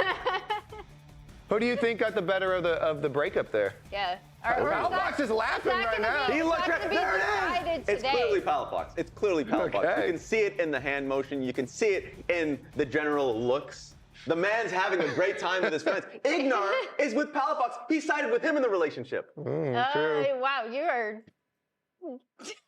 making a lot of connections. And Contract's new partner, communication is very important in a relationship. True. And since they have different language barrier there, it's going to make it a little more rough, Raz. That's true. That's true. And I will take a serious note in talking about how Contracts was mentioning how, difficult it is to get his ideas across, or just like how difficult it was to deal with like English second language user. And that's interesting to me, especially with how Shopify has been playing. A lot of it has just been miscommunication, not being coordinated enough. And I feel like that is one of many reasons for it. Yeah, he talked about it in Pros too. He talked about it in this interview. And I think the big thing that people were looking at, myself included, to be honest, based on Zinni's performances in LCK Challenger and how sought after he was as a mid laner, potentially for an LCK team, was him being able to come in, slot in, and do really, really well. And I feel like he's actually really struggled on this team. Definitely has not had the performances,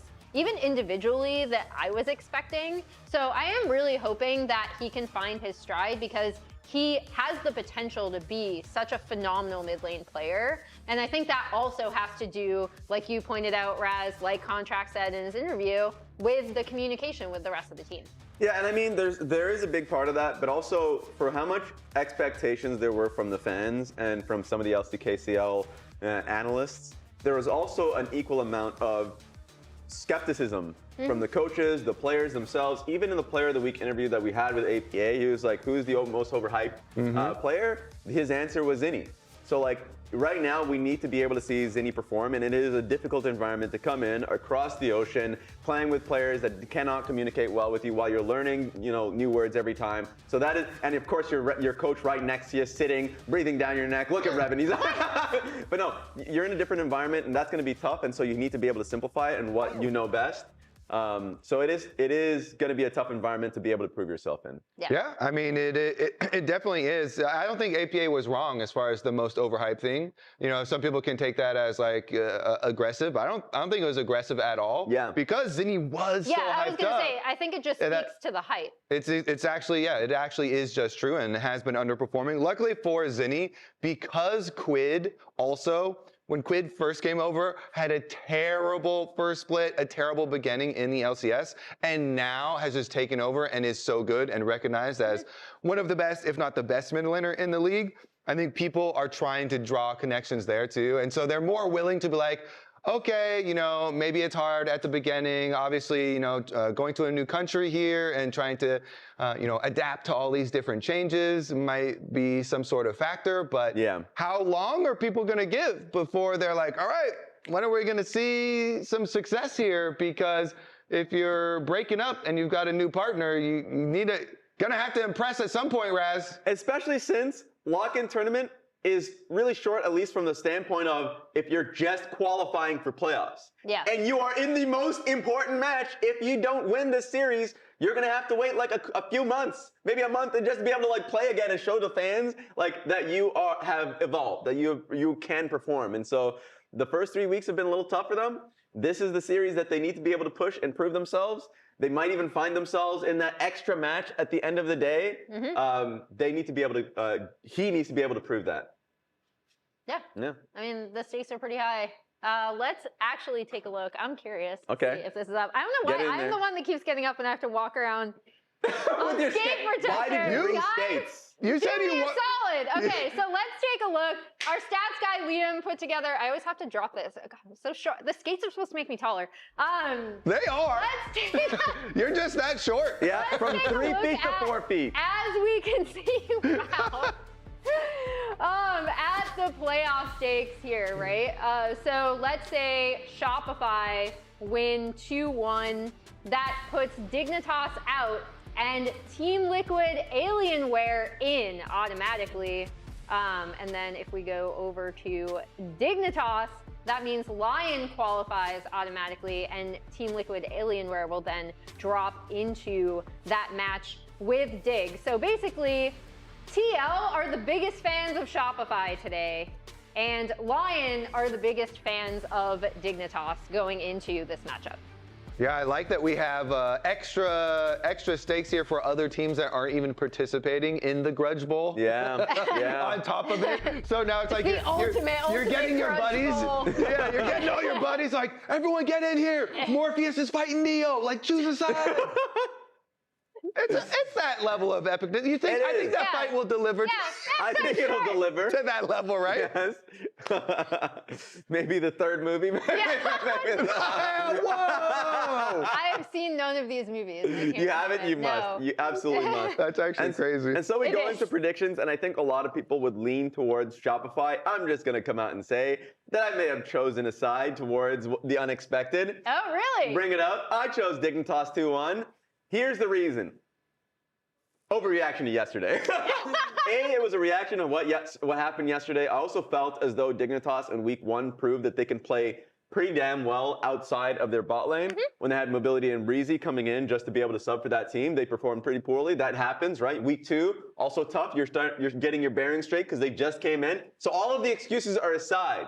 And I feel like this team wants to be able to have the extra push to bring it together, and I feel like there's a little bit of Dig magic today. Ooh, he's feeling the Dignitas magic. My head was telling me Shopify Rebellion won't int again. My heart was saying go back to that Dig Raz era. Some lore. True. I was gonna say some lore for the fans that may not know. Raz was a coach of Dignitas in the past. We don't need to go that far back. So he's tuned in to the Dignitas magic. He knows what it feels like when it's in the air. I promoted a Dig at EU, and then I relegated a Dig at A. You give it, then you take it. You give it, then you take it. Maybe that's not what Dig wanted to hear. So we're giving the promotion side. One of my main worries for Dignitas, I mean, I think this is going to be pretty close. Yeah. But I ended up siding a bit with Shopify because I feel like the jungle and support, the facilitator roles for Dignitas have really been lacking for them. And I think those roles really need to step up. True. That's true. But you know what's time? It's time for this. It's time for us to start break the the game. camera. Don't break the camera. Whoa. Okay, I actually believe you're going to do that. Just a handoff.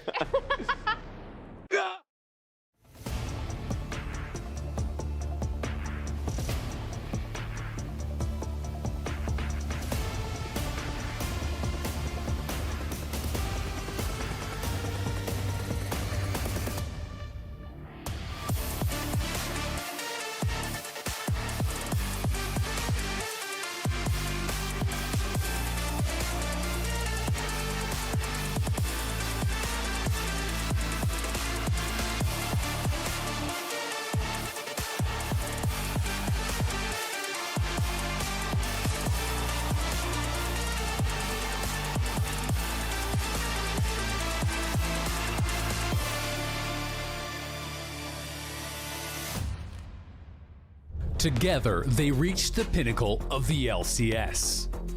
A former championship mid-jungle duo, former friends, former teammates, now meet on Summoner's Rift as enemies.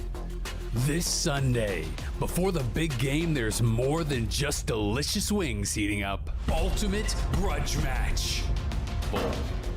That's right, your favorite officially unofficial bowl game is here as Shopify Rebellion take on Dignitas in an all-out brawl. Former Shopify mid laner Palafox is out for revenge, and Palafox will not go quietly into the night. So will Contract silence his former friend turned foe? Will Palafaker or Palaflop show up? El Contracto or Trash Compacto? Or will Contracts get rushed down by the Dignitas dignitary? I mean, just listen to what they have to say to each other now. You can hear the hate. He's a challenge, but I don't think he's quite there yet. Jungle as a role, I really hate. Jungle doesn't really matter. It's 5 versus 5 on the stage, but for former teammates, it might as well be 1 versus 1. One team has to win. But which one? Find out now, here at the Ultimate Grudge Match Bowl. Hello and welcome everybody to the Ultimate Grudge Match Bowl. between Shopify Rebellion and Dignitas. A lot on the line, but one team will win today. Yeah, I feel they like have to.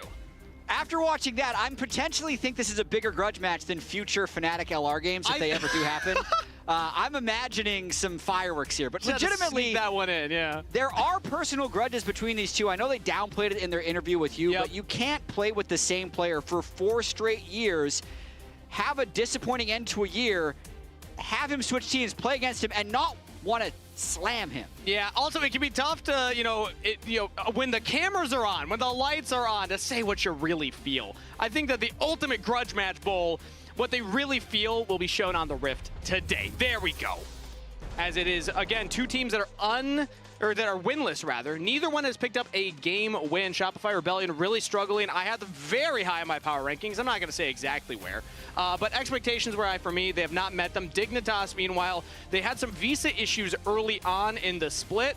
Those were sorted out last weekend, but it did not lead to different results. Definitely not. And it's tricky when you're dealing with situations like this because just because you have 5 players there doesn't mean that all is well in the world and it's exactly what your intended vision of the roster was. Yeah. So Dignitas has definitely been hit hardest by Visageddon, but now I would say it's less impactful than it's been in the previous 2 weeks. I will say, though, shout out assistant coach Emmy, but the head coach Swiffer is now here for Dignitas. I did see him in the studio, so that was the final visa issue that they were having difficulties with. But he's not on stage. I believe he was. I saw him in there.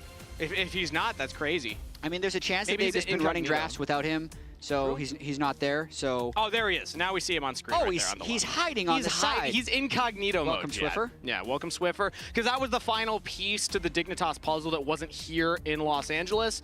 Again, it's been tough. Talking with the team, I got to see it sit in on some of their scrims, how hard review was with the coach remote. We've heard teams like Team Liquid talk about that as well. Yeah, it's not an ideal situation for a team to be in, but now they do have everybody together under one roof. Let's see if that changes the result today, because not only is this impactful for the winner here, keeps their lives alive for a chance at making the bracket stage, but Team Liquid and Lyon are also going to be watching this very closely because it changes who gets the bye and who has to play a best-of-1 qualifying game. So, just so everyone is up to date on stakes, we're going to mention this frequently. Yep. But loser out for sure. Yep. 0-3. Can't make it in. 0-3. Can't make it in. Last place of Swiss. Winner still might be out. They will then have to play a best-of-1 at the end of the day. And if it's Dignitas who wins, they'll play TL. If it's Shopify who wins, they'll play Lyon. Because the way the strength of victory tiebreaker works is since those 2 teams have beaten those 2 teams, the winner becomes the better strength of victory, which will then advance the team. It's a really interesting way that tiebreakers work. I'm sure we had a lot of tiebreaker experts today after Europe almost had like an 8-way tie. Theirs was crazy with all best-of-1s Yeah, throughout. they didn't talk about why it was happening. They just talked about what needs to happen. So I think we'll stick with that, right? Okay, sure. If Dig wins, they'll play TL at the end of the day. If Shopify wins, they'll play Lyon at the end of the day. Don't need to explain why. Safer line of thought. Let's talk about what's happening in draft so far in game number 1. It's a 0 locked in early for Palafox, and then Varus answer over the side of Shopify. A lot of jungle bans from Shopify side try to pinch XU's pool. Meanwhile, we do see more of those solo lane bans coming in from Dignitas. Jace can flex between jungle solo lane, but generally I still think of him as, in my brain, a solo laner, so they're looking more at Fudge Zinni's champ pools. Absolutely. So with the first pick, Azir, it means Shopify doesn't need to pick mid lane yet. They just end up going with a couple power picks. The Ambessa can actually be a flex pick between top and jungle. And I'm a little bit curious, actually, to see if Zinni ends up matching with Orianna, which would be the standard, or if he's got something spicy, because what's been lost with Zinni's poor debut was his champion pool hype coming in. He did a 22 preseason unique interview. champs last year. Yeah, he did a preseason interview where their coach Revan said one of the conditions of him joining was that I was going to let him expand and explore his champion pool.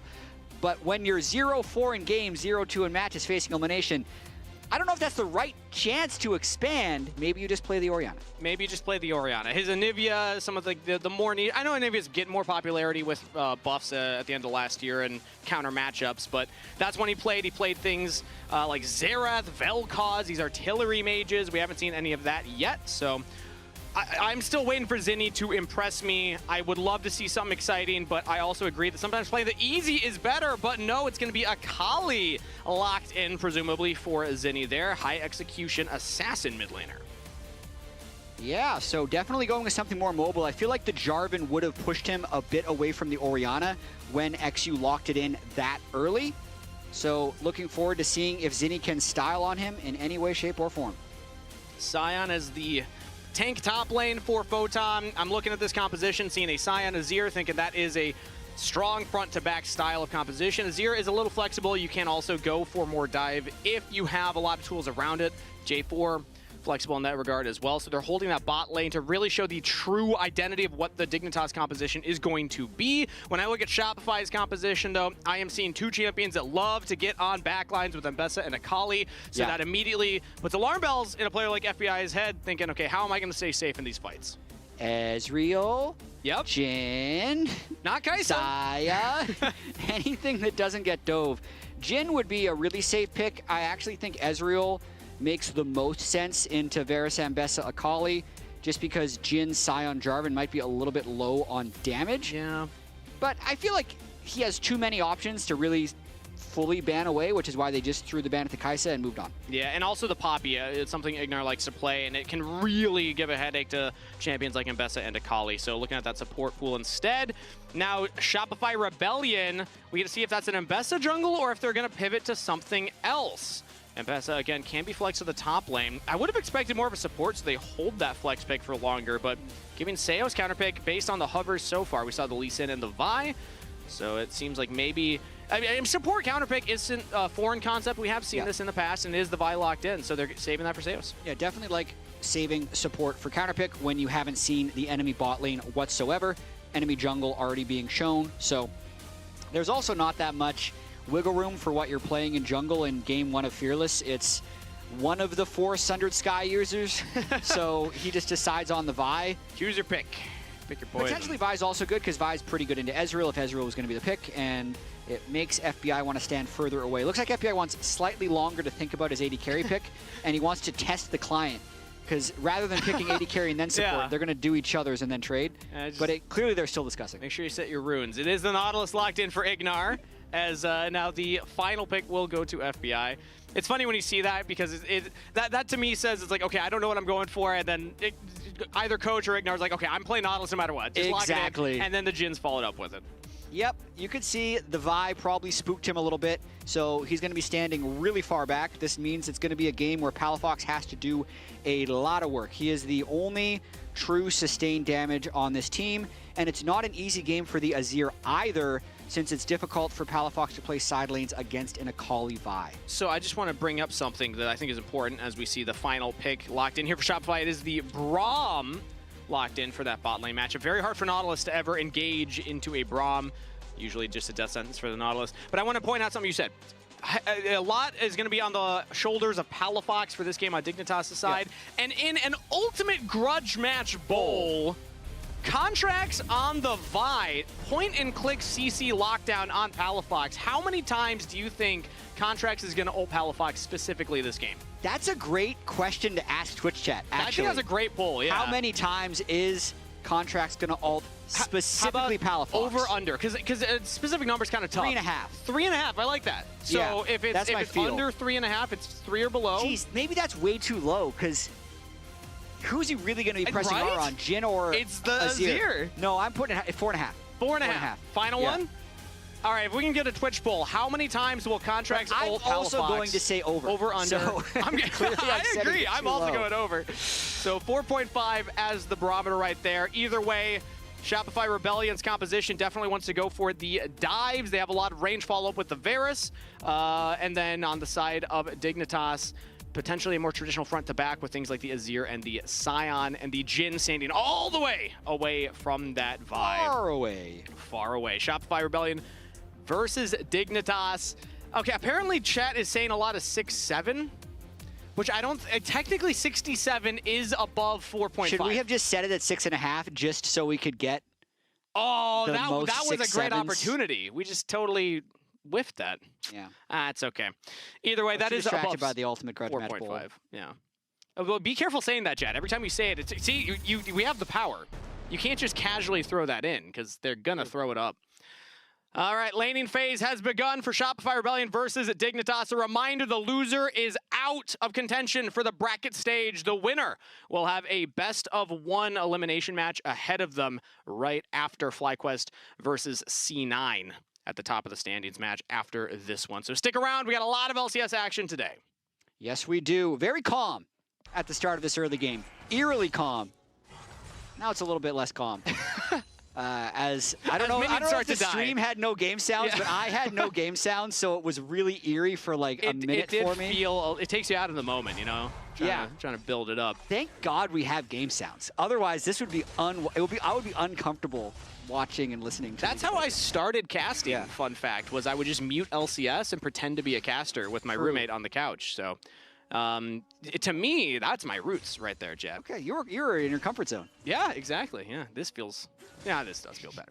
All right, let's catch up, though, on expectations for this, because when we look at junglers like J4 and Vi, immediately, Jad, I'm thinking they can look for early action. If anything is going to happen early in this game, do you have an expectation of where that might be and why? I was just, I apologize with the game sound. The expectations for early action with these junglers. Because I see something like a J4, and I'm seeing a lane like a Nautilus Jhin, thinking that's a prime example of a lane that you can try and impact early on. For sure. I think it's just a bot crab battle, and it's going to depend on mid and bot prio. So currently, the wave is just pushing back. I don't think anyone is necessarily that exposed. Dignitas put the one early ward in the river. Looks like B-Boy's still sitting on his trinket, so unlikely that we see anything until everyone full clears and moves towards a bot crab. Yeah, if we do get the push back from FBI, and already some aggression happening here. Early heal use as FBI gets chunked out, and that does signal XU to come down. Seos and B-Boy will now walk up, but they spot the Jarvan. Immediately start to path away. Contracts is here. The dredge line lands, followed up by the root. B-Boy in trouble, and first blood to Ignar. That's crazy that B-Boy died to that. Didn't burn flash on the hook. They weren't connected.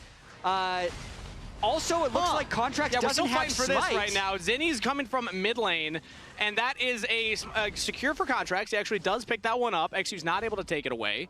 Yeah. But bizarre start to that game. I mean, it seemed like it was an early chunk win for Shopify Rebellion's bot lane, but then get a little overconfident, and the J4 gets there first. He absolutely does. Contracts is going to end up getting the double scuttle, so a small consolation prize, and the kill did end up going over to Ignar, so it probably ends up not being super impactful, but it was a really strange series of events.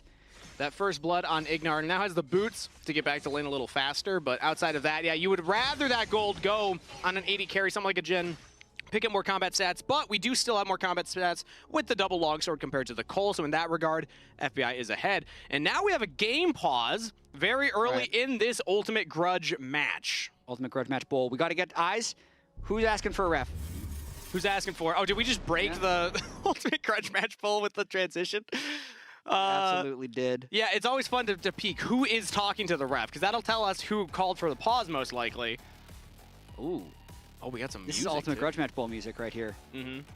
Remember why we're in the Ultimate Grudge Match Bowl? It's because Shopify Rebellion had Palafox as their mid laner. He put up poor stats for most of the year. Probably feels scapegoated. Possibly because he was blamed. Did you blame him, Jet? I did. I might have blamed him a little bit, too. I think everyone blamed him in some way. He fought back as well.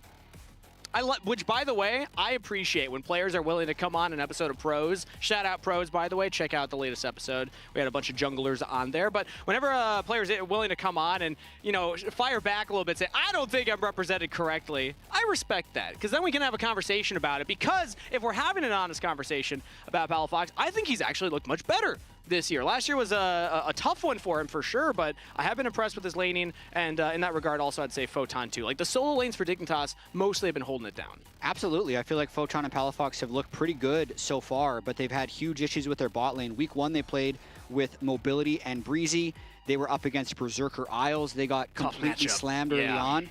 And then last week I'd say FBI Ignar came in with jet lag, with very little practice, couldn't really tell the difference. Yeah. So it just felt like they haven't had a bot lane yet in their 2 matches as they're sitting at 0-4. So the pause is FBI for a potential audio issue.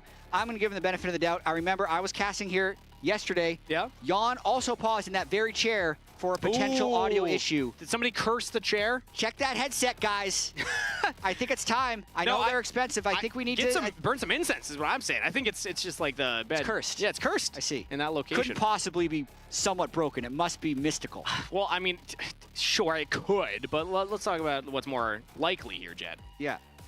All right, they are checking it, so we'll keep you updated on how that looks going forward. I did notice Seos is putting on lip balm, though. Yep. Are you a lip balm guy, Jet? No. I'm not either. I should be. So this is... I have very dry lips. Oh! Yeah. See, I do not usually have very dry lips, and I have a secret to it. You just exfoliate. You don't need lip balm. You just got to get the dead skin off of there. Okay. Yeah. Tip for anybody at home. Yeah. My myth thought is that if I ever start using it, it's just going to get worse if I don't use it. So I never wanted to start. Yeah, well, that gets into the conspiracy theory of like, oh, they put stuff in it that will dry it out later, so it feels good Well, no, right it's away. just if your body doesn't have to moisturize your own lips, it's going to stop being able to. Like, it's always going to go back to a baseline level of moisturization. Classic big lip balm plug right there. This guy. Yeah. Just like if I shaved my head, would it grow back? I don't know. The hair just gives up. Yeah. Yeah, would it I did this to would it grow back myself, faster? actually, yeah. Were you thinking as you just shaved it off and you're like, you know what? By cutting it, it's going to want to replenish. Jet, and it just didn't happen? I'll tell you the honest story. I looked at one of my good friends. We had just graduated college, and I said, buddy, how's it looking? And he said, it's not looking good. And Okay. it was that night that I decided to shave the head. So it was more so of acceptance rather than let's try and encourage it. But I have heard that if you shave like your facial hair, that it grows back like faster, or like stronger. That's not the word I'm looking for. So you seem like someone who can grow a beard easily. I can, yes. I feel like there's an inverse relationship between head hair and facial hair. Well, it just migrates. That's the secret. Well, because I am 38 years old and I have never had a full beard. It's Would you always like to? patchy. I've wanted to try, but like literally, I only shave like every 4 days. Shave your head. It'll come in right away. That's how it works. That's it. I'm sure Fudge would agree as well. There's plenty of examples, though, unfortunately, of the inverse, where or rather not the inverse, just having a head of hair and a beard. Thankfully, we can stop talking about facial hair, though, because we are back in the game. It seems like the audio issues have been sorted out. We do have a lot of really good topics, but we wanted to be in game for this. So back on the point of Palafox and Contracts, they have played together for so long. A record amount of time. Yeah, absolutely. 4 years together, dating all the way back to CLG, as we see a bit of a trade going on in the bottom lane. But yeah, 2022 spring was their first game together. They make playoffs in summer, and they win the title in summer of next year. And then they beat G2, make top 8. That CLG to Energy run was legendary, and we they see stayed together 2 more years Yeah, after that. 2 more years after that, between Energy and then Shopify Rebellion coming in and picking up the roster. And now this is the first time in a long time that they have different junglers, and we can see here, number one, Look at 228 this, games. Second place is almost over 40 games behind. This shocked me, though. Like, you think about the OGs of the LCS, Bjergsen, Sven Skaren there at 182. And these were a long time ago 46 also. more games. Yeah, Bjergsen, Sven Skaren got to cheat and play best of 3s for like a whole year. Yeah. So that like doubled their games. They still aren't more than Palafox Contracts. It's incredible. We talked to, I got to talk to them a little bit before the game saying what's different, and obviously Palafox just saying, it just feels different. Like everything's new with the new jungler. But Contracts was mentioning things like the language barrier, which a player like Zinni coming in with this champ pool, does exciting picks, high mechanical skill, language barrier can be a legitimate concern. But right now, it seems like the junglers are still focused mostly on this bottom side, as XU was hovering around for a little invade. Now, doubling back into mid lane. Contract spotted on a ward. Zinni currently going in. He shuriken flipped already. He uses the Shroud as well. And now XU perfectly landing the flag and drag Zinni, though. Perfect executions out and is fine. Even in the 1v2, he's holding his own. Pushes back XU and Palafox. Yeah, they got the ult out of Zinni, so Palafox is still going to have his ult if we end up seeing a Drake fight. And we actually have a rare top Scuttle Crab spawn. Oh, like this almost never happened, so we're not going to have the Scuttle Crab battle. Yeah, But it no will be level 6-minute 6 for bot lane Contracts. all in. It is spawning on the top side. It's got to be like a 10% spawn rate up there. I think it's bugged. I have a theory. Yeah? Yeah, I have a theory. I've DM'd Freak to look into it. He's just denying it. He doesn't want to admit. He doesn't work the weekends. We have an invade happening, though. Contract's level 6. XU still level 5. Contracts will start up the red buff, but XU should hit level 6 off of all of the Krugs. We'll see. He's got to be close. But Contracts did get 3 scuttle crabs. He got bot and top, and then the second spawn. So XU actually is not level 6. Contracts just takes away the red buff, and XU has to have a support roam all the way up just to try and get these chickens. Shopify Rebellion, meanwhile, also have Seos up here. Contracts goes in, ultimate used. Now XU does hit level 6 finally. Flash up from Contracts. Palafox shuffles in and gets the kill onto Contracts. The ultimate grudge match bull. First kill to mid lane of Dignitas. What's the over-under on ult? Palafox lands onto Contracts. Oh, we should have asked that one. Because he's 1 for 1 on ults to kills on his former jungler. Palafox goes in for the big play. Contracts is really feeling it there. No, Zinni's fine. Stole the red, wanted to steal the Raptors as well, but just really bad timing there that XU was able to secure level 6, get the ultimate to really trap Contracts where he didn't want to be, and that's a nice early sequence after everything happens for Dignitas. Yeah, I mean, XU was so close to level 6. He just needed a little bit more. So let's take a look at that ultimate grudge match bull replay. And it's Palafox sees the moment. Little visual bug. He did flip him over the wall, though, if you just track where that ult should knock him to. XU can't quite connect on the next flag and drag, so Seos' flash will get burned on the Ignar hook instead. Big win across the board there for Dig. Yeah, I mean, heads up play for Contracts to realize, okay, I got 3 scuttles. He's going to be underleveled. I can go for the invade. The red buff was great, but then sticking around a little long. Potentially just the confidence of Seos. A support notably always around Contracts, one of the highest, support jungle proximity stats in the league. But this time around it is Dignitas that benefit from it, and now they have 2 kills to 0. This time, importantly, the gold going on the mid laner.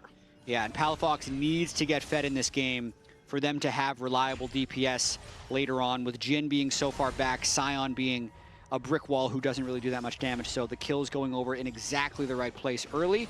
And XU looks like he's trying to set up some control at Drake. Nice that they got 2 control wards out of the way, but that was probably their turn, and now they have to reset. Yeah, Seos saw FBI alone because Ignar was clearing some wards. Hits the Q, but ult from B-Void goes a little wide, Chain of Corruption dodge. So good sidestep from FBI. Dignitas are not going to just start up the Dragon, and in fact, XU seemed like he wasn't even confident enough to just stick around immediately on the scuttle. I mean, Contracts took a couple Void Grubs. Looks like he just did 2 of them rather than 3 because he wanted to make his way down to Drake.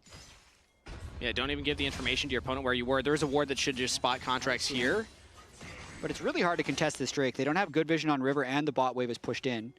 Contracts also on vision, but might just brute force his way in here. He's I'm just going to say, knowing Contracts, I've never seen a Dragon he didn't think he could just steal. Flash over the wall from Ignar with the ult. Dredgeline back out of Contracts. Palafox with the second ult onto his ex-jungler. Gets the kill again. Zinni, meanwhile, trying to equalize. B-Boy will get that kill credit, but Dignitas get another in the pit, and we'll look at the Dragon afterwards. Big win for Dig. Huge win. Yes, B-Boy technically has a bit of a grudge match with Palafox because they were teammates too, but not for as long as Contracts Palafox. Doesn't count. So that's 4 like, years. What's 1 step below ultimate? That's just grudge match kill. That was 1 ult from Contracts onto Palafox, though. So keep the counter in mind. True. That's the first one. They're targeting each other right here. But, I mean, that's the CC chain, right? Nautilus into Jhin, into ultimate. Flashless Contracts, but he does buffer the ult with his own ult. Keeps him alive for a fraction of a second longer. And then it's really Zinni who did the work there, and B-Boy is the one who ends up getting the last hit. But crucially, the Drake does go over to Dig, which extends their early game lead. And I gotta say, this grudge match is delivering right now. That is twice that Palafox has been able to pull it off, and this time he gets a MasterCard Power Spike as well. You talked about how important gold on him. 2 kills. That's a first very early item. Yeah, crazy that Zinni's only 113 gold down, though. Looks like Zinni's been able to get 2 plates for himself, so equalizing some of that kill gold already. And Ignar's got to clear that ward. XU is not spotted, but I imagine Zinni's going to be playing very cautiously. Yeah, you got to play back in the situation. Does also have the first item as FBI getting chased down by Seos. This time the Chain of Corruption will land. Has to flash to safety. Summoner spelled down. Dignitas have a couple members hovering around on the bottom side. Now Ignar will look for the nice line. hook. Lands it onto Seos. There were a lot of minions around, but he snipes it regardless. Now B-Boy's in some trouble. The ultimate comes through from the Nautilus, and he will get 1 kill traded. Maybe B-Boy can get 2. A double kill for both teams. Number advantage to Dig. Well played, B-Boy. Wow. Attack speed Varus with the surprise damage. It comes out more consistently rather than as bursty. So huge amounts of gold go back to B-Boy. I feel like even though they managed to get 2 kills on that gank, it's not going to be worth it whatsoever. So the origin of this play was pretty much just them trying to get the summoner spells out of FBI. Never really feel like that's going to kill. Now the turn happens, right? Interestingly enough, Jarvan never ults. I want to track to see if they could have bursted B-Boy a little bit faster and maybe prevented these kills. So XU probably just feels like they're all dead. Doesn't ult. I feel like if you ult right away, at least one of those kills doesn't happen. Yeah, that is tough to see. And also, they didn't quite chain the CC with the knockups. The depth charge landed while he was in the air from the flag and drag. But regardless, that's a well-played bot lane counterplay from B-Boy. 3-2-0 now with Bork completed and getting towards that Cole completed as well. Fudge even roams all the way bot side here. Walked down to back up the push on the bottom turret and will TP back top now. Yeah, he's not going to get stats credit for that, but that pretty much denied a whole wave from FBI. If and we they actually die just after that, TP'd though, the Fudge is side gonna on be bot sad. side. Photon says, all right, no Mbessa, I will capitalize. Palafox 1v1 and Zinni on the side and losing it. Zinni's got big damage with perfect execution. Meanwhile, Ignar will be the first to fall for Dig. Again, Photon trying his best to keep his carry alive. FBI will trade back out of B-Boy. Zinni chases Palafox all the way down, while Seos trying to get to safety. XU, no Cataclysm means that the Braum is out of there. What a turn from Shopify Rebellion yet again. What an absolute battle. Fudge also getting a bunch of plates on the top lane because now there's no teleport to match him up there. So he's going to get a bunch of gold off of this. Wait a minute. XU. Ooh, Seos going for a back in his own jungle thinking he's safe, but actually he does have contracts in his back pocket. XU thought maybe that was just the Braum alone, has to flash away now, does not even get the kill. Sure, why not? So Fudge gets the whole turret off of this. I think that ends up actually being a positive play.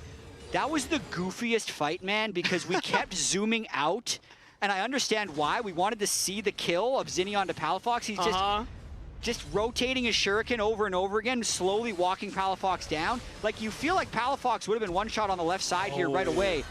But now move your attention to the right, which I didn't do the first time. It's just everyone in a big little clump, and you can't Oh, back to live. That. Okay, B-Boy's just cut out in his own jungle. Shopify Rebellion do have multiple members to try and turn it around, though. Palafox will fall. Seos stands strong as Dignitas went deep into Shopify territory to find that kill, and will trade a 1-for-2, as that's a double picked up by Zinni. I don't know why they were there, how they got there. I don't think it matters. They were hunting contracts. I'm going to call it right there. Palafox said, give me one more. True, potentially. Yeah. It ends up that's really bad for Palafox. If the Akali gets ahead of the Azir here, now that the role quests are completed and the mid laners are moving to side lanes, it becomes really hard for Palafox to farm. He was in a pretty good state before this, but now that Zinni has been able to kind of pick up these kills in these skirmishes that were just erupting around the map, that's going to be tilting for Palafox. So I think Palafox played a good laning phase, but now Zinni is opening up quite a lead, has the Gunblade, and he's going to make it really hard for Palafox to play. This is my favorite type of League of Legends, though, Chad. I think we're starting off a big Sunday of games with a banger here. We got 15 kills in under 15 minutes, and I don't think it's going to slow down. These teams know that their tournament lives are on the line. The LCS lock-in Swiss Stage ends today, and one of these teams is guaranteed out of here. Both of them showed up to fight. For sure. Loser is out. Winner will have to play at the end of the day. If Dig wins, they play TL. If Shopify wins, they play Lyon. And we have a Drake starting with the pressure that they have bought in mid lane. I feel like Dig is probably just going to let this one go and hope for a better fight later. Photon went all the way topside, does not have the teleport. Fudge was hovering mid, so numbers advantage for Shopify Rebellion, and a dragon secured to boot. Plus a 2,000 gold lead. They're starting to get the early game in their favor. They're running away with this game just slightly. And Zinni with a good start to this game. A lot of chatter about him in the first 2 weeks because super hyped to replace Palafox and fix Shopify, but his first 4 games haven't been that good. Need to remind you, Quid's first 4 games, also really bad. Yeah. So I will say, when you are a young international player playing in your second language, sometimes your first 4 games aren't that good, even if you are a good player. Yeah. Just throwing that out there. Quid has had MVP performances. He's won championships. Like, Quid has shown us what he's capable of since joining the league, despite those early 4 rough games. I was hoping Zinni would have a similar trajectory, because if we're being honest, he looked like the worst mid lane in the league if you just look at his last game's performances. Sure. And this is a great start, 3-0-1. Rift Herald now started up by Shopify Rebellion. Remember, they got the 2 grubs earlier. They've picked up a dragon, and they're going to get this one uncontested as well. It seems like Dignitas' confidence, or at least their timing, is not quite enough to stop Shopify Rebellion from stacking these objectives. I think they're in actually a really bad game state at the moment, mainly because Palafox is no longer stronger than Zinni. Don't love the team composition when you look at game states like this, where if the Azir falls behind of the Akali, which often happens, how do you actually play? Because Photon's not going to get pushed on the Ambessa, Azir's not going to get pushed on the Akali, and then Jhin Nautilus can't win 2v2 into Varus Braum. Are you better 5v5? Maybe, yeah, if you really maybe. get, but how do you set up a 5v5 when you can't push any lanes? Yeah, and also how do you execute with your, now Fudge has to execute here. As XU jumps on top of him, Photon saving up that Q, will not get the knock-up yet. Fudge trying to stay alive as long as possible, but will fall Photon with the kill credit. So they end up getting 450 gold plus assists for that, but look what it's going to cost them. Zinni gets the last plate as well as that turret.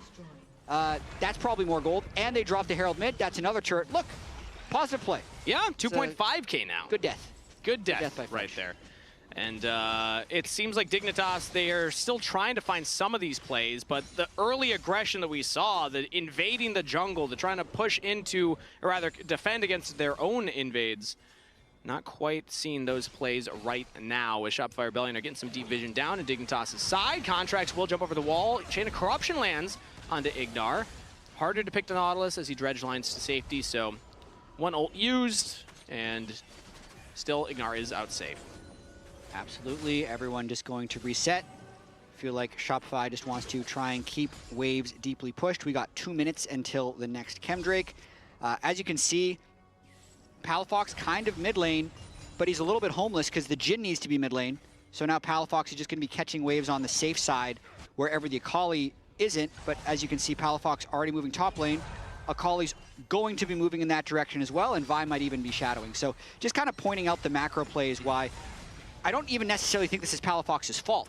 I think Palafox played a good laning phase, but in this game, the composition as well as who got gold from the skirmishes is really working against him. And when you look at a lot of the threats on the side of Shopify Rebellion's side, it's going to be hard for an Azir to play this. You have an Ambessa ulting you, a Vi ulting you, and a Akali getting on top of you. Varus throwing damage on you from long range. Really, really tough to actually play these team fights if they're even able to find them, which, based on game state, they have not been able to do so far. And XU's doing what he has to. He actually needs to be there so that Palafox can even touch that wave. Otherwise, Zinni was going to sneak through that bush and kill him. So all this time being invested by Jarvan in the top side just so Palafox can farm. Now they might hope to catch Zinni being a little aggressive. As soon as Varus shows on mid, and if they see the jungler as well, they're just going to go all in. They do have 3 people here. Contract's going for an invade on the other side, so Dignitas have 3 members onto Zinni. The shuffle lands out of the smoke screen to line up the Nautilus ult. Zinni, with the outplay, is he able to get away? The perfect execution to safety. Oh, beautiful from Shopify's mid laner. Well played by Zinni. XU, he still could look for it. Zinni is going for a back in a very confident spot, but not punished. I guess XU just didn't think he'd do that. Yeah, he didn't think he would have hit the jungle or something. Because I guess he already had Flag and Drake, but he could have walked over, smote, delayed his recall a little bit more. But they'd already spent so much tempo on that play, they do want to reset eventually, and he is out. Yeah.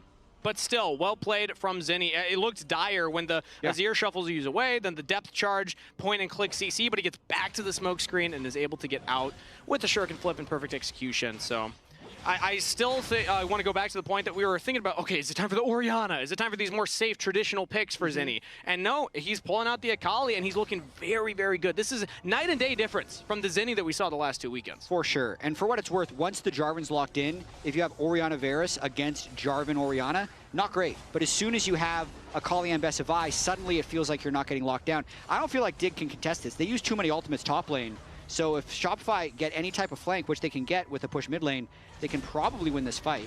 Dragon is up, and now the engage starts from Ignar onto Seos. It's a Portal combat, but there is damage around it. Meanwhile, Xy's trying to stop Fudge on the flank. Fudge gets on him, and in goes Contracts onto the back line. Palafox tries to shuffle away. Xy's buying some space. Palafox unleashing damage in the fight. The Azir with a double kill, and B-Boy tries to get one more and will fall for the effort. Palafox holds his ground. What a fight! Turnaround there by Palafox. The start was not that pretty because if they commit too deep into the river, they will all get flanked, but they managed to retreat to a really tight zone on the map where Palafox just got to multi-hit. Yeah, I'm looking. Yeah. Okay, Bessa. Watch out, Kali. No. Look at Kali, guys. Kali dead. Yeah. Bessa. Look. Big. Guys, fuck up nice right now. Nice. Alright, looking very. Yeah. I also noticed a triple knock-up from Photon Scion Q mid-fight.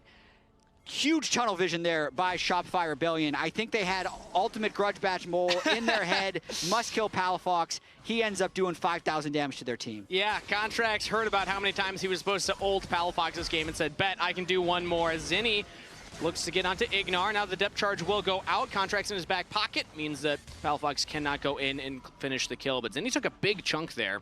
He's still playing confidently, but we can see that if they go too far, if you play too deep into Dignitas' side of the map, you can get punished still. Yeah, I mean, if you can't flank that Azir, he is going to shred you. Also, if you stand in place and Scion gets 3 people in a full charge queue, not advised. It's also going to turn the fight around. Ah, okay, noted for future solo I think queue. they've learned. Yeah, I think Shopify's adapted to that. We'll see. Well, I also want to credit FBI there and the comms listening. I love it when we get to hear the players. He was so clear saying, okay, watch Akali, Akali dead, now go in, you know? Then everyone started celebrating once the knockup came through and they knew they were winning the fight as the red buff stolen away again. Contracts has a personal vendetta against that one. Zinni lands a shuriken flip and the blast cone, but Palafox gets out. Were you hoping for one more, Viol? No, I was hoping Zinni just takes it in. Oh, yeah. Just for action, it would have been a super in play. I also say FBI has damage now. Once you get that Infinity Edge on the Jhin, you're no longer a little low damage, long range guy. Your bullets really start hurting. So if he just opens up at the back of team fights and lands anything onto B-Boy or Zinni, he can start taking them from half health to nothing. And this isn't the type of comp where, as a Jhin player, you're thinking, okay, I only have like 2 people I can hit. Realistically, you're going to be doing decent damage to everybody, except for maybe Braum while his shield's up. These are not true tank front lines that are stacking armor, so Jhin actually will be pumping damage here, despite the fact that that last fight, B-Boy's damage was off the charts. He was trying his best to, team fight carry there, but as the game goes on, the Jhin will still be a threat. Yep, Varus going to want to keep building up those attack speed items, but a pretty short-range team composition overall for Shopify, so they need to be able to keep those side lanes pushed for these X-Flash, Dredge line onto Seos, throws up the shield, Chain of Corruption response from B-Boy, but Seos is locked down. Use the W, and now Contracts locked into the Cataclysm. Palafox and Zinni, meanwhile, 1v1 in the mid lane yet again as Fudge goes in with Contracts, trying to get onto FBI, can't kill him. Xu will fall. Palafox held his own against Zinni, as now the curtain has been called. Fudge is still in there. Shopify's solo laner has tried his best. Palafox goes into the Saces, Dredge line again onto Fudge. Ignar cannot miss those. Photon on a killing spree. Another fight goes barely in favor of Dignitas, and they actually pull their way back ahead with the engage onto the Braum. It seemed like it took them half the fight just to kill Seos. Look at how long he lives for. I mean, Akali's top lane when this fight actually begins. Seos is dead by the time he teleports in. Palafox and Zinni do their own little thing up top, so they're not really involved in this fight. Really well played there. I'd say Photon and FBI working together. Scion actually giving appropriate peel for his carries. And then Fudge nearly hero play here. Dodges every shot from the Jhin.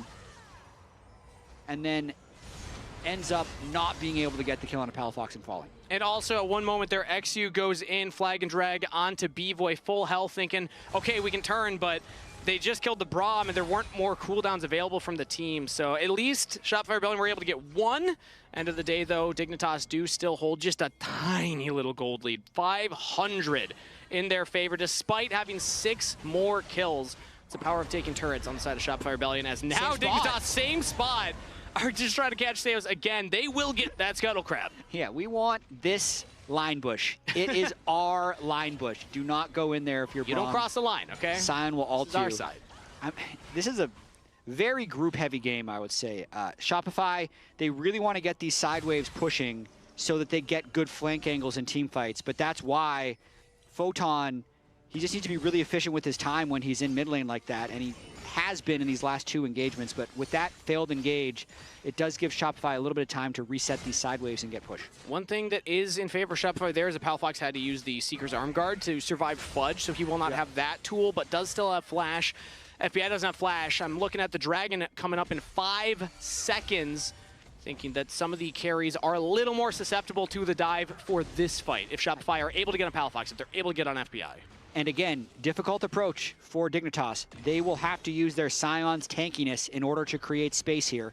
Just walks right into that line bush, pushes Seos out. Every time I see Seos in that spot, I get a little concerned as now it's Fudge that everyone turns on to. FBI and XU doing big damage to him. Ignar holding the line so the team cannot back him up.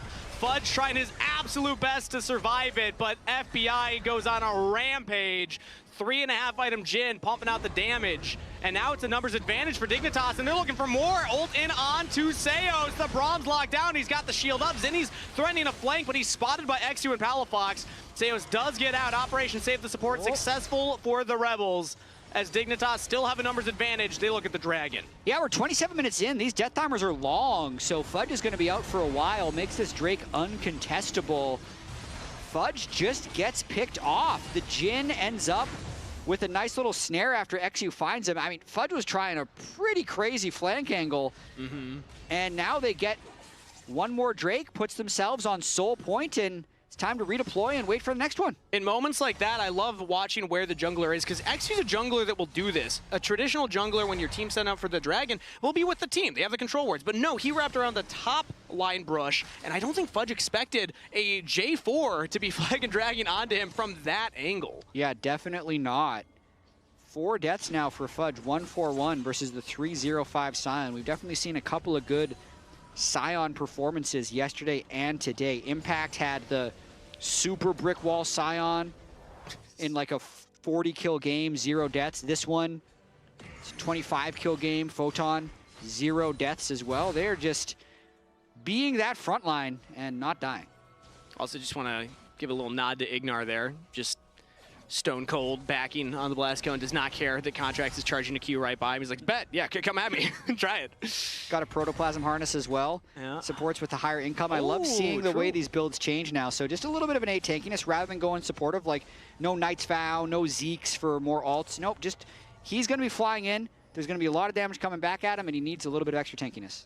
Yeah, with the extra health stacking of XU as well, there's 3 health bars that Shopify have to get through. B-Boy did go for the Blade of the Rune King first item, so he's trying his best to chew through those. And this is a lot of HP that you get out of this one. As a support main myself, I like this item being in the game. It's really fun to pick up on things like Nautilus, things like Braum. Yeah, every time you got a little bit of extra gold and you know you need like an extra frontline game, pick it up. Otherwise, I'd go with something like Bandle Pipes if you have a lot of attack speed people. But here, who cares about the pipes? Nobody cares about the Bandle Pipes this game. B-Boy might. Get the harness. B-Boy might be like, maybe next time? I'm surprised Seos doesn't have the pipes. Yeah. To be fair. I think he should be Pipes Locket or Pipes Vow. And the Knight's Vow would make more sense if you're Ignar, because you're like, okay, there's an Akali and a Vi and an Nambessa trying to kill my carry, but there's not a lot of people trying to dive B-Boy for Seos to be protecting here. Yeah, especially attack speed Varus would really love the Bandle Pipes. All that's just min-maxing, though. It all comes down to execution, and so far, it feels like Dignitas, they executed well in the early game. There were a couple fumbles in more of that transition to mid, but for the last couple of minutes, they have had control 3 dragons to 1, and now the Baron Vision dance begins. Clearing out the control wards that Shopify put down, making sure that everyone's grouped together, catching the side waves, doing your due diligence. I mean, they're playing like a veteran team, Dignitas right now, because the game, after Zinni had those 3 early kills and was about 1,500 gold up on the Azir, and the Ambessa was stronger than the Sion at the time, Dignitas had no positive plays to make. So they just stood their ground, they caught waves where they could, and then they approached objectives and just went for those team fights every 5 minutes because it's the only time they'd really be able to generate positive plays. But they've completely minimized the negative plays, and they've capitalized when they could to now be in control of the game again. And we're at that point in the game where you'll see less all-out action because the death timers are so long, and the Dragon Soul fight is going to become that pivotal moment. So Shopify Rebellion, it's about getting gold into your carry's pocket so that you can contest that. There's a lot of gold in the pockets right now of the Dignitas laners. Palafox has 3 items completed and has that Zonia's now, plus summoner spells on pretty much everybody. So in a minute and a half time, this is going to be an all-out bombastic team fight. Every tool is available. I'm calling it now. I'm calling it now. I mean, remember the stakes here. Ultimate grudge match. Palafox, 4 years with contracts, all of last year with Shopify. Leaves the team, goes to Dignitas, and neither team has a good start. But can Palafox take them down to eliminate his former team, or will Shopify be able to eliminate Palafox? Fudge is looking for a flank, and again, Dignitas just noticed that there's a little bit of danger. Back away. Yeah. Looks like he might have TP'd out there. It's Zinni, actually, on the Akali that was pushing up on that top side. So Zinni got the turret plates. He walks up, gets a full wave under there. Now Photon will start to catch that. The side lanes have been pushed in Shopify's favor. Yep. They have the team that can instant just kind of like pull that trigger button with things like Mbessa and Vi ult. And they have the confidence to push these waves forward. Dignitas have been kind of catching them. But now with Dragon coming up in 40 seconds, we're at that point where you're going to have to start TPing Photon down there if he's constantly trying to catch his wave, because Zinni is not letting him just kind of equalize this right now. Yeah, well, he does have TP. He's also got 1,600 bonus shielding from his W, so he's a 5,400 health, 360 armor Scion. So he's not dying quickly, even if B-Boy is attack speed Varus. You know, without those Bandle Pipes, just make things up. Bandle Pipes would be the difference. I'm a little surprised he didn't go for like a Dusk and Dawn or something, because he really needs damage, but he does want the extra durability from the Guardian Angel. So Drake up in 4 seconds, and Dig again control the river. Let's see if they can get Soul. Ooh, charge Scion Q. B-Boy almost walked into it. Had the GA, but you don't want it to pop before the Dragon fight. Also a GA on contracts, also a GA on XU. So watch for the all lanes, watch for the catch here as Palafox gets onto Zinni in the Shroud, but doesn't get over the wall. Palafox on a killing spree as Dig catch one member out before the fight starts. Now they're looking for another. Contracts will XU in place. GA pop. Meanwhile, Ignor's holding the line for Palafox, fighting Seos and B-Boy on the flank. XU gets to safety. Fudge has to flash, and Shopify Rebellion get decimated at the Dragon, losing 2 members. Dignitas win the fight and will get the objective. Palafox with the potentially game-winning play. This will secure them the Dragon Soul. They knew they just need to find the flanker. They see Zinni. Palafox, no hesitation, flies in, gets the knockback, and they manage to execute him to make the fight not even close. That's going to be Soul, that's going to be Baron, and that's going to be a commanding lead for Dignitas. And Zinni in that moment, it's a tough one. Hopefully we can get a look at a replay. He had tools to try and get over the wall. He's in the Shroud, but he doesn't flash. He's not able to get the perfect execution over the wall, and he's locked down. So Dignitas find the pick, and now they get rewarded. Dragon Soul plus Baron, and a 2,000 gold lead at 34 minutes. Palafox has got to be feeling pretty good right now with the lead in this game. Let's watch this one more time. Yes, he's in the Shroud. Oh, yeah, he just fails the ult over the wall. He had, again, flash. He had so many tools to get out of there. He's jumping into multiple members of Dig, so who knows if he survives, but... Yeah, GA gets burned on contracts as well. XU ends up flying out of the fight without having his GA proc. Ignar got the extra healing from the Protoplasm harness, so everything really went the way of Dig in that fight. Yeah, you can see Zinni on screen there. Tough position to be in. Maybe Shopify find a pick on Ignar. He's actually walking forward. Didn't have a lot of members around him, but now they're just looking into Fudge in the river. Ignar on his own. Shopify Rebellion with 3 members nearby. He's got his top lane coming in, but Ignar does fall. B-Boy with the kill credit. And now there's a scrap down here as Zinni again goes in and again almost burns down. Will live long enough. XU will claim it. Photon goes into the stasis. Contracts trying to get onto FBI. Palafox looks for the shuffle, not going to land it. Goes into stasis himself as Contracts is out of there. Palafox on touch. FBI says, where you going? Thought we were here to party. B-Boy gets huge chug. Palafox TP's mid. Trying to stop it as a shutdown for B-Boy. What is going on? Contracts gets back in. The Guardian Angel comes through. FBI will not fall. B-Boy lands the Q on the Palafox for the shutdown.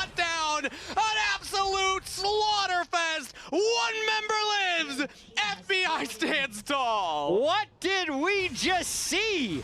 They had the Baron. It looked like they had the picks at the start of the fight to end the game. Ultimately, they did win the fight 5 for 3, but what? So, okay, the start, Dig is styling a little bit. They have the Chem Soul, so Ignar thinks he can survive, but he goes down early. Fudge actually escapes, and then Zinni makes a miraculous escape into ulting away, so he does end up dying to the flag. Yeah.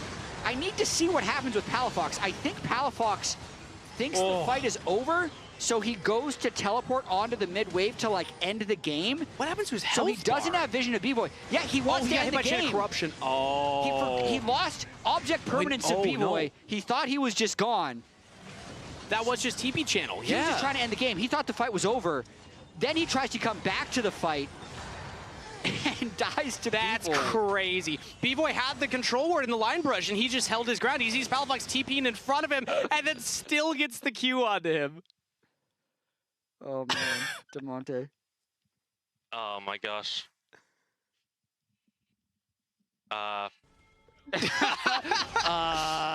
Sometimes that's all you can Do you say. even explain that to your team? Just be like, my bad. Yep. Or do you be like, so guys, I did teleport mid-wave while Varus was on my screen. Yeah. He wasn't on my screen when I started the TP, but he was in the bush. Yeah, he was within auto attack range of me. B-Boy, we gotta look at the damage. B-Boy did all of Photon's health bar almost on his own. Basically one-shots Palafox while he's trying to TP. He had a tiny little health bar when that TP landed. B-Boy has been putting on a carry performance right now to keep Shopify Rebellion in this game, but it might not be enough because Dig, despite that, they still had FBI survive with a triple kill. They still have a gold lead. They still have the Dragon Soul. So yeah, Dignitas still have control of this game, even if the fights are getting a little wacky. But Baron's gone, Elder's up in 2 minutes, and the item builds are getting higher and higher in damage. So the more items you get, the less the soul matters, generally speaking. We have a nearly item-capped FBI with 9 kills on the Jhin.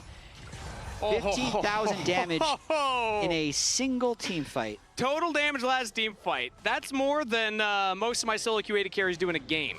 Yeah, this will be fun. He's against the Scion and the Nautilus, who are just like health bar merchants for sure, especially the Protoplasm Harness moving itself back up, but it's still insane. B-Boy's had a couple really crack games. I remember the playoff Ezreal performance he had last year where he did 1,850 damage per minute. That was before all this goldflation we have in 2026 with the 7th item. Yeah. But it's still incredible. It's not really. No? Yeah, I feel like it's, 10,000 gold leads don't mean what they used to. Remember when a pop was 25 cents? You just like put a quarter in, get a... You don't remember when that happened. I do. I don't think that's little. when you were alive. I was little. Yeah. Yeah. It wasn't name brand, but yeah. Okay. It's like a Costco soda, Hey, like well, RC yeah, Cola. is that like the local grocery store? Yeah. That still doesn't seem true. I swear. Okay. Hand on heart. Yeah. Dignitas right now still with that control and the Dragon Soul in 30 seconds. Shopify have a last opportunity to turn this game around. They're fighting into a gold deficit of 2K and a Dragon Soul, but if they can find a member picked out, rather than getting picked themselves, because it's kind of back-to-back plays that they've been the ones getting picked out, there's still a chance, but it's going to be tough. It's a little tricky. Dick would want to just start the Elder, but if they all group up in the pit, that's when they're most vulnerable to the flank. So they want to try and do what they've done in the previous fights where they're just around the river, but they're the ones that find the flanker and they try and engage on him. All their vision's gone, though. Dignitas are walking into a very dark river right now as Shopify Rebellion have Zinni and I believe Contracts was up there on the flank on the top half. Fudge is threatening on the bottom side. Here we go. Shopify Rebellion, they see that the Elder started. The inverse is true. The lines of vision have been drawn on opposite sides of that river. Zinni does see XU at FBI. Big chunk from XU onto Zinni. One auto. Just the first one as now the engage comes through here. Big lockdown on the Contracts. He's in trouble. Ignore has to flash away. Fudge gets onto the backline. Stops FBI's ultimate from going through. XU locks down Zinni. They got him. The Akali's out of there. FBI with his 10th kill. And a Dignitas team fight that's looking one. B-Boy's trying his best on the Palafox, but a double kill to FBI. Stasis for Palafox. Flash away. Kill the B-Boy. Shopify Rebellion did not find their flank. Dignitas get a triple kill to FBI and crush the team fight. That'll be the end of it, and this time Palafox waits for B-Boy to die before teleporting mid lane, crucially, and it's going to allow them to end the game. Fool me once. Won't be fooled again, Jad. You're pretty low on this DP too. Yeah, I would say about the same as Dignitas look to draw first blood in this ultimate grudge match bowl. It's a best of 3, but picking up a game 1 win feels pretty good as Seos is the only member left alive to try and hold the line, but he's just gonna be padding the stats of Dignitas if they want it. Palafox is low. Do they want to go for the turret dive, the fountain dive? No, Dignitas are all business. They'll take a clean game 1 win. FBI ends 12-1-12, insane scoreline, but I feel like Palafox was making the big plays in this one. Swoop after scoop onto Contracts, now 1 game away from eliminating his former team. Tough to call player of the game of that one, but that's for the lounge to talk about. Take it away. What do you think? Wow. The dig magic is starting. Yeah, Raz. I mean, you can't see him right now, but he's wiggling his fingers. Yeah, that's the jazz hands. That's the magician's hands. So that's what magic looks like. Yes, I see. That was magical. That was a magical game. Exactly. Lost Ratones may have lost their magic, but Dig got their magic here today. Oh my God. Oh, I get it. Now you see him, now you don't. You know, type of teleport action too. We had a lot of teleport action. We had a lot of action. Yeah. Honestly.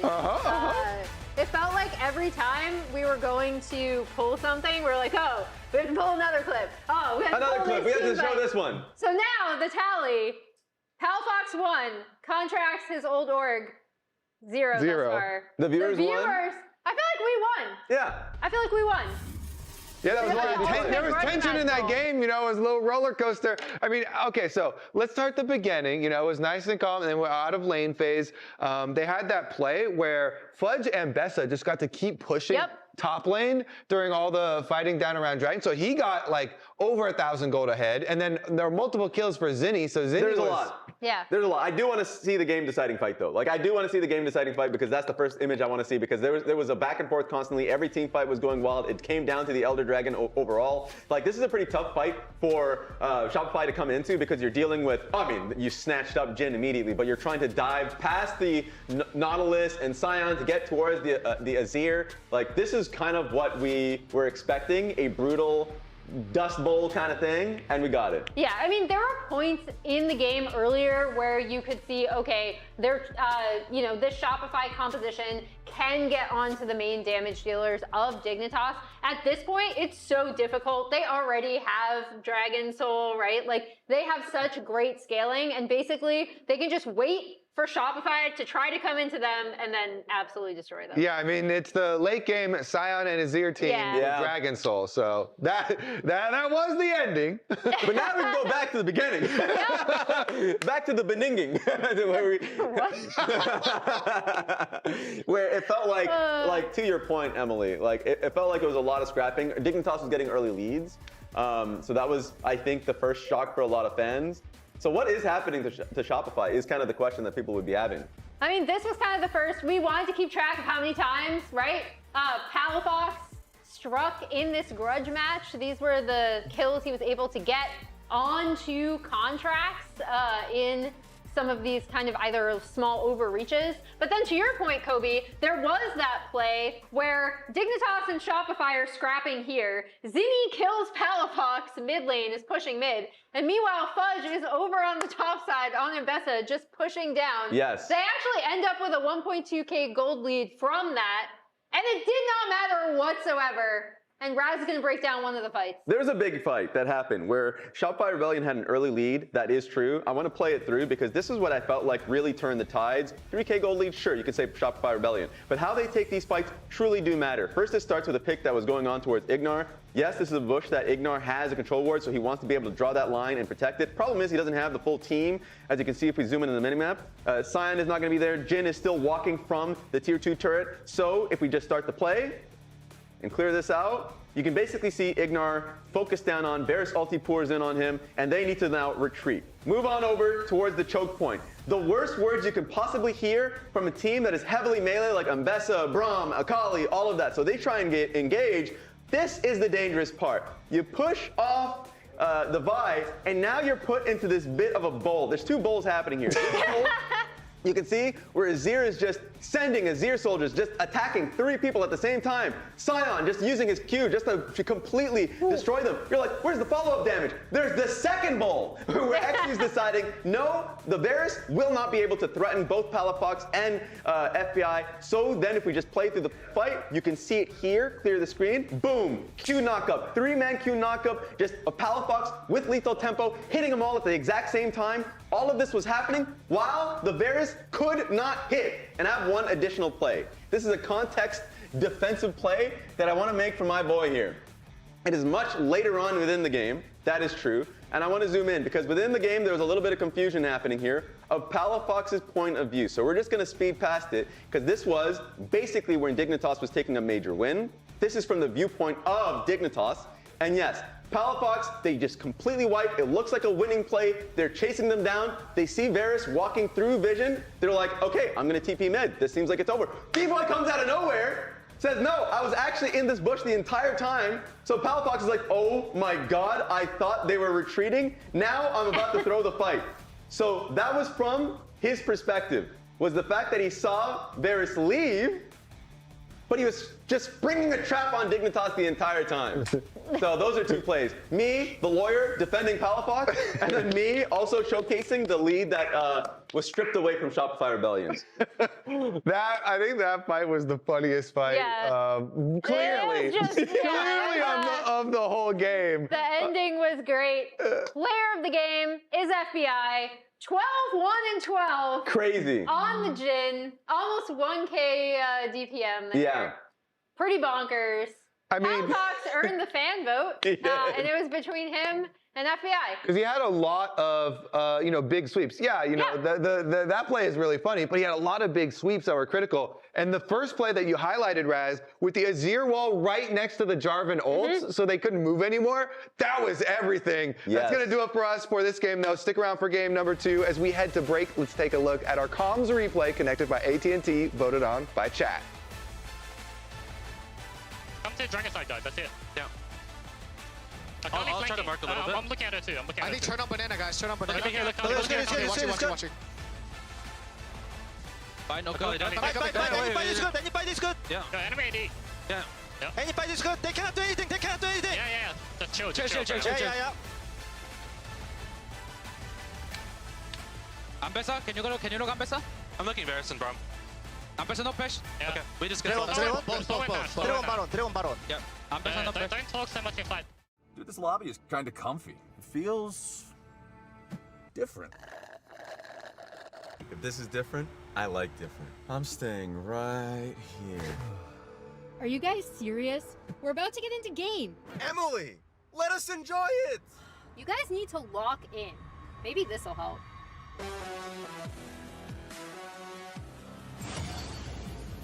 Oh no, not already.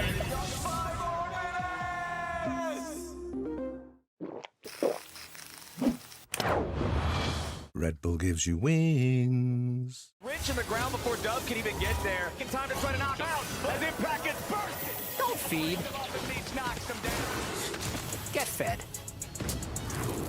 Scan the QR code for deals only on Uber Eats.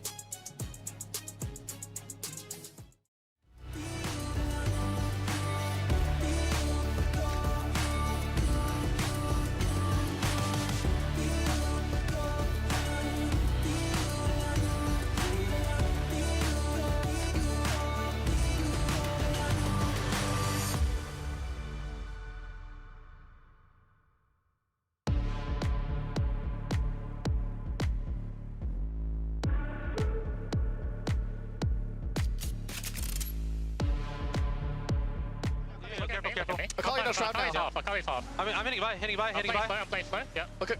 Bolting out. Watch Ambessa if he goes on me. Watch Ambessa, guys. Yeah. Looking at Ambessa.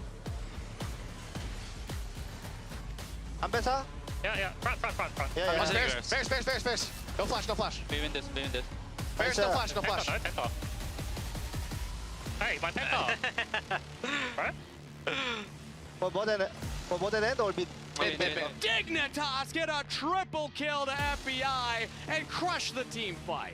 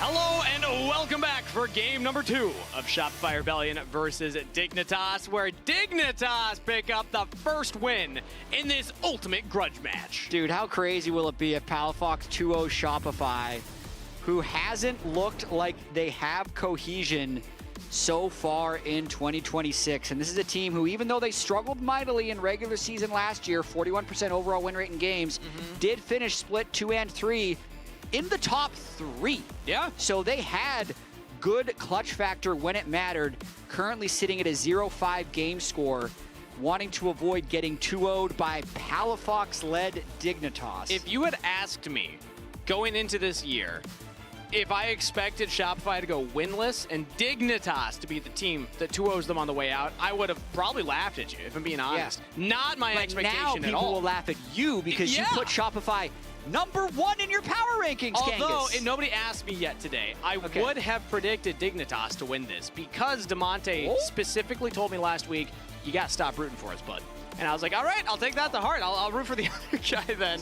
Because I think in a way, this team, like, we haven't seen the cohesion come together. In a way, I'm missing some of that heart. Where's the heart that they showed last year, that fight in the clutch moments? They were the team that lost a bunch of games, but won the important ones. This is the most important game right now, Shopify. You have to win 3 in a row to make it to bracket stage, 2 in this series, 1 in the best of 1 after. Yes, this Ryze is a flex pick. Fudge has played plenty of Ryze in the top lane, but that's what the Ultimate Grudge Match Bowl is, man. 2 teams enter.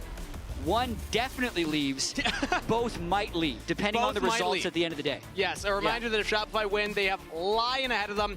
If Dignitas get 1 more game, they have Team Liquid ahead of them, who have also best shown of 1 decider to see who makes it. So if Dignitas knocks it, if Palafox and Dignitas knock out Shopify and TL on the same day, holy If crap. TL and Shopify are the 2 teams that don't make it, all of the power rankings. And I'm going to put everybody that put TL first in my same category. Fair. No, at that that's point, fair. those are the 2 that did make it. That'd be crazy. You're gonna bring everyone down with you. Yeah, yeah, that's my strat, actually. Yeah. I'm not alone. Talia and Yanara locked in here for Dignitas. And it's going to be Lucian Nami, quick locked in for Shopify Rebellion. Heavy focus on this bottom side. It can win lanes, but it can also scale very well into the game. And that means Lulu plus Yanara. Yeah, so Dignitas trying to match Enchanter with Enchanter. I will say I'm a big fan of B-Boy Seos Lucian Nami. I think they are really good on it. And I believe Seos' all-time win rate on Nami is also very high. I know that B-Boy, this was like one of the most played champions. It was Lucian and it was Ezreal were like his top 2 throughout last year. So something that they are very comfortable with. And I think when your backs are against the wall, going back to comfort also can be a recipe for success. That means that we're going to have junglers and top laners, though, for the second rotation here. As Photon's had a fantastic split so far. Even in all their losses, I felt like Photon individually, I never saw him really lose lane. He was always ahead individually, and now he just kind of did that again into Fudge. Like, Fudge did not have a great game 1, and meanwhile, Photon, I don't know if I believe he died 1 time, maybe twice, but he went deathless for a large portion of that game and was just a wall. I mean, really good Scion play, which is exactly what the team needed. A lot of times, Photon is a little bit of a win lane player, and then the team falls apart around him. But this time he was a neutralized lane player, and then he brought the team with him in team fights, which is ultimately what you need to do. But this time around, we'll not get to play Scion for Photon. Also banning away things like the Zahin, the Malphite, the Wukong, and the Gwen on the other side. So some jungle, some top lane picks, saving counter pick for Photon. He's got a very unique champ pool, especially when it comes to AP champions. The Gwen is his favorite. He's played things like Kennen as well. So I do love saving counter pick for Photon. I think it's a great tool for Dignitas, and they're going to do just that. Zinja for Exu. And I think they're also kind of forced into it since this Ryze is a flex pick for Shopify. They need to see their best guess of where these laners will be going. I think it's a bit of a tough game for something like a Gwen or a Kennen just because it's a lot of AP, but you know Xin Yunara can probably balance it out, so he'll be able to pick really whatever he wants to win the lane. And with Cassante locked in, that's a Ryze mid. Ryze mid, Cassante top, Kiana in the jungle. High execution, Assassin 80 jungler. Contracts does like this pick. We've seen it already. I remember week 1 we saw a Kiana. I believe it's Hambach Hambach Yeah, on we've seen two Sentinels Kianas. have pulled it Hambach out. and Griffin have both played it. There we go, yep. Yep. So not new to the LCS, but not one of the most popular picks. I do like seeing it, and it is going to be Poppy as the counter pick for Photon. So just accepting that handshake of tank matchups, but Poppy very strong against a lot of the dashes, things like Lucian, Kiana, and even Cassante. It's going to be hard to get through that steadfast presence. I think it's a really good pick for the game. They already have Enchanter and a lot of damage. They succeeded with him on a tank last game. And when played well, the Poppy does beat the Cassante. It's a counter pick if you've really studied the matchup. So we'll see how Photon can do in this game. And I really love it against Cassante, Kiana, and Lucian to be able to engage and disengage. And you're against, Kiana as a jungler topside. I guess you're still probably building mostly health early against Cassante. You're not really worried about like damage there, but yeah, we'll see what the build goes for Photon. I just trust this guy in anything. I'm turning into Photon's #1 believer, I think, on the broadcast. Every time I get to cast games, I've casted every Dignitas game actually so far this year. I feel like Photon, just the amount of decisions I've seen him make and the amount of times that he has saved his team from a specific play that was about to go wrong, he's just impressed me so much. Even though the team had been winless up to this point, this is the first game win that they're coming off of. I still just think that getting him something that he can have agency on, really, really good for Dignitas across the whole. For sure, this is where Dignitas wants to begin their rise in the early season pros that Palafox was on. He said the team's goal was to go to Worlds. That's what he thinks this team is capable of doing. That is not what most other people think, but the beginning of that would be if he can 2-0 his former team Shopify here and eliminate them from lock-in. Game 2 of Shopify Rebellion versus Dignitas, and a rare early 4-champ invade down bot side here. Also, both wards from Shopify used already in lane. Wow. They really want to battle over lane prio with Lucian Nami here. You know what this tells me is I feel like something must have happened in the scrim at some point between Shopify and Dignitas when they see something like this. It's very rare to see both used, and they're still scrapping right now as B-Boy and Seos actually get more damage onto FBI right there. Yanara is sneakily strong with the passive early on and Arc of Judgment, but not going to go for the early all-in trades. Yeah, but huge fist fighting. That's heal burn from Nami. That's barrier burn from FBI. Actually, I love AD carries using barrier for early heal trades. Early from Ignar, and FBI just pushes further onto B-Boy. These two are scrapping for that early push, and it is FBI and Ignar. They get the better of it. Well, interesting though, XU starting bot side, so he'll be pathing up, and then Shopify is going to have their jungler pathing down towards them. But also note that Shopify used all their wards in lane, so they actually are not really able to push up much further because they'd be in danger of a gank. They have no eyes on where B-Boy or XU would have started. And when a bot lane's playing this aggressively, warning bells are going off, like, okay, something's up maybe. As FBI does hit level 2 earlier, B-Boy now level 2. And the push will continue. So I wonder when Dignitas decide to back off, if they decide to back off, because without their jungler on their side of the map, it's really a bluff if they keep playing aggressive, and there's always the real chance that contracts could look to impact the lane. For sure. Dignitas does have wards, though. They didn't use all of their wards in lane, and they might just be taking a quick reset after shoving in the first few waves. So big fistfights in the bottom lane to try and get early lane prio, but now knowing their jungler is pathing away from them, nice time to reset.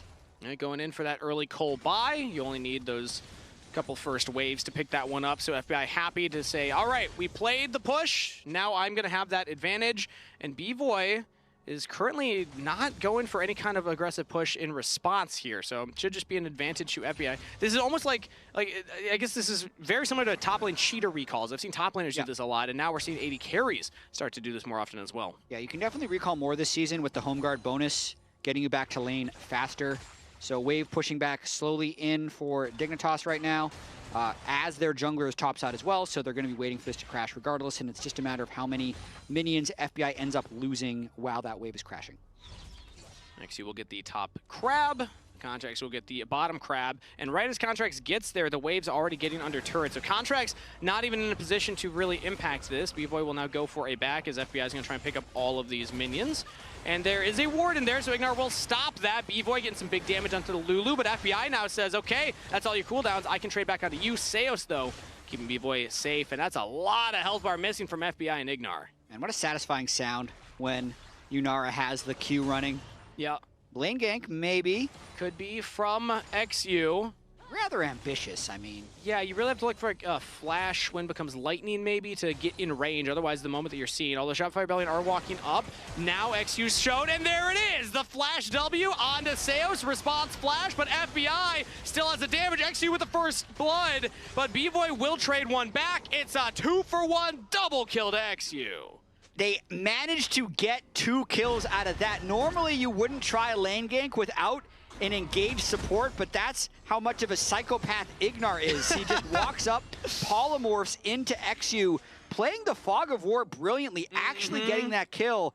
It's just, the tragic thing is that FBI died, didn't get any of the kill gold, so after all that happens, B-Boy's actually the one ahead in that lane. And now Contracts is mid. Not going to find an angle on the Palafox to his position correctly. Let's get another look at that. Yeah, because it is XU just having to commit flash to start it.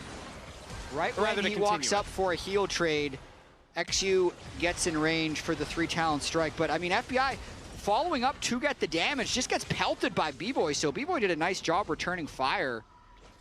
Potentially, FBI needed to not follow through there, but the gank, pretty crazy. Dignitas celebrating that in the back room. And you know that this is FBI getting that first reset for the Cole, and then B-Boy presumably will want to go for their own reset. They take a rough trade, so now it's almost like B-Boy and Seos were baited into sticking around. But I'm happy that you pointed out B-Boy at the end of the day does still have the Caulfields completed, was able to pick up a lot of that CS and that kill gold. So end of the day, it's going to come down to XU now trying to use that gold influx that he just received around the map to try and utilize this advantage for Dig. Yeah, I mean, Xin can be really strong in this game. Relatively short range, people attacking him, so we'll be able to immune a lot of damage and be a very difficult tank to kill. I also love Xin with enchanters, weirdly enough, even though a lot of times you just think that the Lulu's for the AD carry. You can really beef up a Xin with a Lulu. Remember like Karma mid, Xin Zhao jungle when we used to see stuff like that? Yeah. Stuff. Just putting shields and movement speeds on a Xin Zhao can find success. And now a reset comes in from XU. He's going for the back. Let's see what he's able to pick up here. Yep, Caulfield's Tunneler. Almost towards that first item completed already. Double kill and also a little ahead of Contracts in the clear speed. Means that XU is off to the races. As a jungler who has really struggled to like make a name for himself. When I think about XU as a player, I think of, you know, the fact that he had a couple of opportunities to play in LCS, bounce between tier 2, tier 1, but in his time in tier 1 hasn't really had that like big pop-off moment. But started off the year, Smite stealing a Baron from Inspired, you know, winning a team fight at an Elder, things like that. And now with a gold lead here, good start for Dignitas in a must-win series for them. Yeah, trying to get some river control. Doesn't want to waste too much time down here, but the bot lane is their win condition, and B-Boy and Seos are kind of holding prio on this at the moment. Palafox walks straight over a control ward. He's going to have to clear that out. So it looks like B-Boy and Seos will sniff this one out and be able to stay safe in the bot lane. Now the Dragon's on the Rift, though. Immediately I start thinking, who will have advantage around that one? Currently, Shopify Rebellion have that push on the bottom side, and Contracts is pathing down here, so they could have a window. B-Boy also hits level 6. Ults are available. Zinni pushes in the wave, and now everyone's coming towards his bottom try and side. dive with Ryze Kiana. Yeah, damage onto FBI. He's already chunked out. Ryze Realm Warp can get the Kiana under the turret fast, but now we see Zinni goes back into the mid lane. Meanwhile, a B-Boy throws out the Colin, big damage onto Ignar and FBI. The barriers are used, and now Contracts up the wall sees very low health bar on a level 5 Yanara. FBI and Ignar in a lot of trouble. Ignar will sniff it out, says okay. Contracts in the brush, still gets a kill. Supreme Display of Talent not gonna land. FBI now has the passive up with the W used, and he's all alone under this turret, but Shopify Rebellion will back away. That ult missing from Contracts calls the play off. Yeah, you need to hit those. Likely could have secured another kill. Now they're going to lose the Drake. I think that was actually really risky what XU did there. His bot lane low, he shows mid, which is what allows Contracts to go for that gank. Doesn't get the kill mid, does burn Zinni's Ghost, and will now let him get the Drake once Contracts burns all his cooldown. So overall, Dig is okay with this play, but it does put their bot lane in a continually difficult position. FBI is falling further behind here. About a wave down, and still that kill for B-Boy means that he's got the Sheen completed as Ignar walks in, sees that Contracts is on this bottom camp. Yeah, fine for a Jhin to fall behind, like last game for FBI, because you can always come back later in the game. Not as fine when it's a Yunara with an Enchanter that needs to be one of your hyper carries in the game. So FBI, on slim margins here, needs to be able to stay in this game as this call gets closer to completion. has level 6 available now, so can look to fight a little bit better. Once you have Transcend oneself active, your abilities all get big boosts, but the wave is still pushing in. Meanwhile, XU, he's been focused on the objective, got the Dragon, now going for these the grubs as well, so XU seems to be thinking that the gold lead for himself can now transition into the objective control. I do like what you were talking about with XU before, though. I want to just get back to that, where you're saying he's had a couple of stints in the LCS and hasn't really had the success that he would love to Might have. to come back to that there as, ooh, the knockup lands from the ult, not from the bubble. FBI flashes away, and that is Lulu ult as well. Wild growth down, and FBI still almost died. This is a caster trick. Every time we want action, we try and make a narrative point about XU, and then boom, something happens. You know what? I'll keep that in mind for any future game. Do you think we can try it again? Does it work back to back? Try talking about XU now. I'm gonna wait. You're gonna wait? Okay. All right, fair enough. I'm gonna wait until we need more action. We just had some action. So the XU story's coming later. Yeah, you gotta have highs and lows. It's, you know, wave functions here. They're pushing in this wave though, and it's showing that B-Boy is utilizing that gold advantage that he picked up. The Cole was sneaky from FBI, but it doesn't give you that many combat stats. And now Contracts is here, spotted on the vision. Yep. Warding the tri-brush. B-Boy and Sales trying to get this wave in. Yeah, his whole jungle is clear though, so part of that is just shadowing. Not at a big risk of dying himself currently. And the Raptors just spawned for XU. Let's see if they want to go for a contest there. Nope. Instead, Contracts jumps over the Dragon Pit wall. Will clear out a control ward here. That's a plate picked up for Shopify Rebellion's bot lane. Yep, Sundered Sky being completed by XU as well. Going to want to take advantage of his power spike in this game. Also, item completed from Contracts, though. So despite the fact that there was a double kill to XU early, Contracts is not that far behind, all things considered. So XU, I feel like the pressure's on him a little bit. Previous splits, he's the rookie jungler. You want to give him time. He's kind of had the time now. Yeah. But then also, I'd say this year with Griffin popping off right away, Kryra popping off, and then even Kisno looked pretty good, who was an emergency sub who wasn't even scrimming with DSG. So there's almost this whole horde of young NA junglers that the new would wave now is coming. have a lot of people saying like, okay, XU, you really need to step it up because there's clearly a pool of players that are ready to go in after you. And here right now he's going forward, has a Lulu behind him, but now Shopify are ready for the counterplay. Realm Warp in from Zinni, flashes onto Ignar, trying to lock down the Lulu. And that time, Supreme Display of Talent does land. XU chased further into his own jungle, and he's not going to escape. Double kill to B-Boy. FBI tries to jump away. Conway step. B-Boy does fall. Palafox comes in, the hero from the mid lane, as he will take down his enemy jungler. Contracts falls. The grudge match continues. Palafox turns the play. The ultimate grudge match, Bull delivers again. Palafox now 2-0-1. That looked like it could have been the moment where Shopify blows the game open. They take down XU, they get more kills, but as everyone chased through, Palafox cleans up. So the beginning of this did start with XU trying to make an aggressive play, and they get his ult out early. So Zinni flies in, does a great job flashing the seismic shove at the very start, and now it's just, all right, let's go in. Is Palafox going to solo kill Zinni? He almost just solo killed Zinni as we're looking at live. But that would have been like double Palafox domination in both screens. Still kind of is, as he flies in at the end, gets the double kill, finishing off Contracts, and now denies Zinni a whole wave. And now we have a 1v1 topside. Fudge goes all out onto Photon. Ultimate from Poppy, flash by Fudge! The outplay for Shopify's top laner. Fudge is here in this game. That's an X factor when the top laners get abandoned for so long. If Fudge gets that little bit of gold injection, especially with FBI being far behind, he could just be an absolute brick in team fights. Solid from Fudge, who had been having a tough series so far in the 1v1. Now we see XU yet again in the jungle. Pops the ultimate, trying to buy some time. Palafox is coming in here. Dignitas, they're backing up their jungler as FBI will get the kill onto Zinni. Shopify Rebellion thought that they could get onto XU there. And XU has the backup of the team, and the Dragon is now started. Culling from B-Boy, big damage onto Ignar, some onto FBI. So Contracts has his ultimate if he wants to contest this, but it is a temporary 3v4. Very low health on Ignar, though. In comes Fudge. He's walking all the way from base. Same with Photon, so top laners will join shortly. Dragon at half health. Contracts looking to get in there. Supreme Display of Talent will land, but no dragon secured. Contracts goes down. Exu gets the dragon. His team gets the kill. And Dignitas hold the line yet again. B-Boy now sped up by Seos, but now Seos left out to dry. The Nami will fall. Palafox still peppering B-Boy. Won't land the seismic shove. B-Boy sidesteps that one, but the ward goes down, and he gets the threaded volleys over the wall. Palafox with another kill. Palafox is absolutely smurfing on Shopify Rebellion this game. 4 kills now on the TLAW, just owning the river and the chase down in these fights. Zinni's in the dirt, 1,500 gold down. FBI is actually ahead of the B-Boy Lucian now. We're gonna watch this one more time. I mean, it's a difficult contest in the first place, 3v4. Kiana is strong in river, gets the stun and the wall on both FBI and Palafox, but who is actually going to follow up? It's a Lucian Nami with no Lucian ult, so that ultimate is useless in this context. Now everyone's exposed, and it's an easy chase down for the rest of Dignitas. And then Palafox with the kill at the very end. An incredible performance from the mid laner, who we talked about the grudge match because of this. Cassante here, Cassante here. Nice. You want to get mid?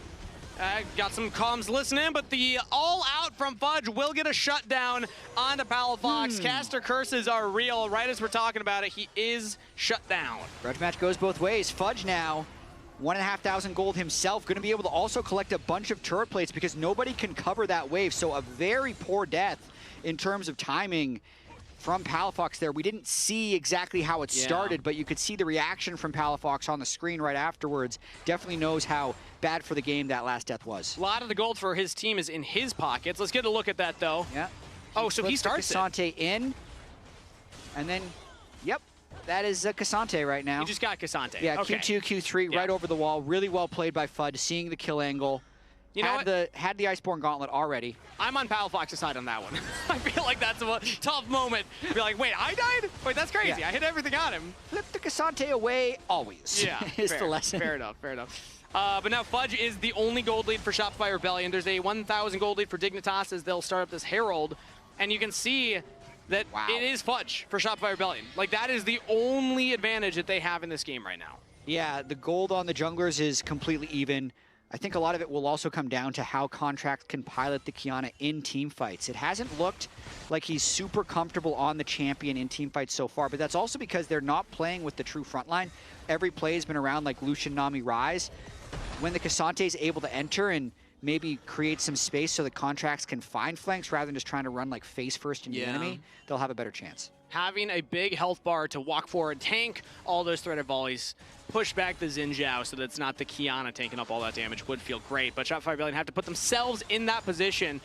2 minutes until the next Dragon. Maybe that's when they choose to do just that. Because currently it's Fudge in the top lane, and Palafox is actually answering him as B-Boy goes for a little trade there onto FBI. He jumps away from the bubble, still knocked up by the Nami ult, which will get the wild growth out. So support for support ultimate and AD carry for AD carry ultimate. XU drops the Herald mid lane. Contracts is hovering, but B-Boy just got chunked out. As now XU flashes in, gets the kill. Talk about turning heads. XU's doing that right now. What a showing from the young jungler of Dignitas. I was gonna say, of course, it's Ignar who flies face first into the turret inside the Herald. That is his style, regardless of the champion that he is playing. But XU having a really nice Xin game here. Multiple kills of him just flying in onto B-Boy's Lucian and not having, B-Boy just has no answer. Yeah, and I gotta say, going into this series, Photon had been the only player on Dignitas that had really impressed me. Not to Palafox, who'd had better laning phase than we saw last year, but this is Dignitas where everybody is doing their job. FBI had a monster carry last game and is coming back in this game despite a rough early game. Palafox is having a great carry game.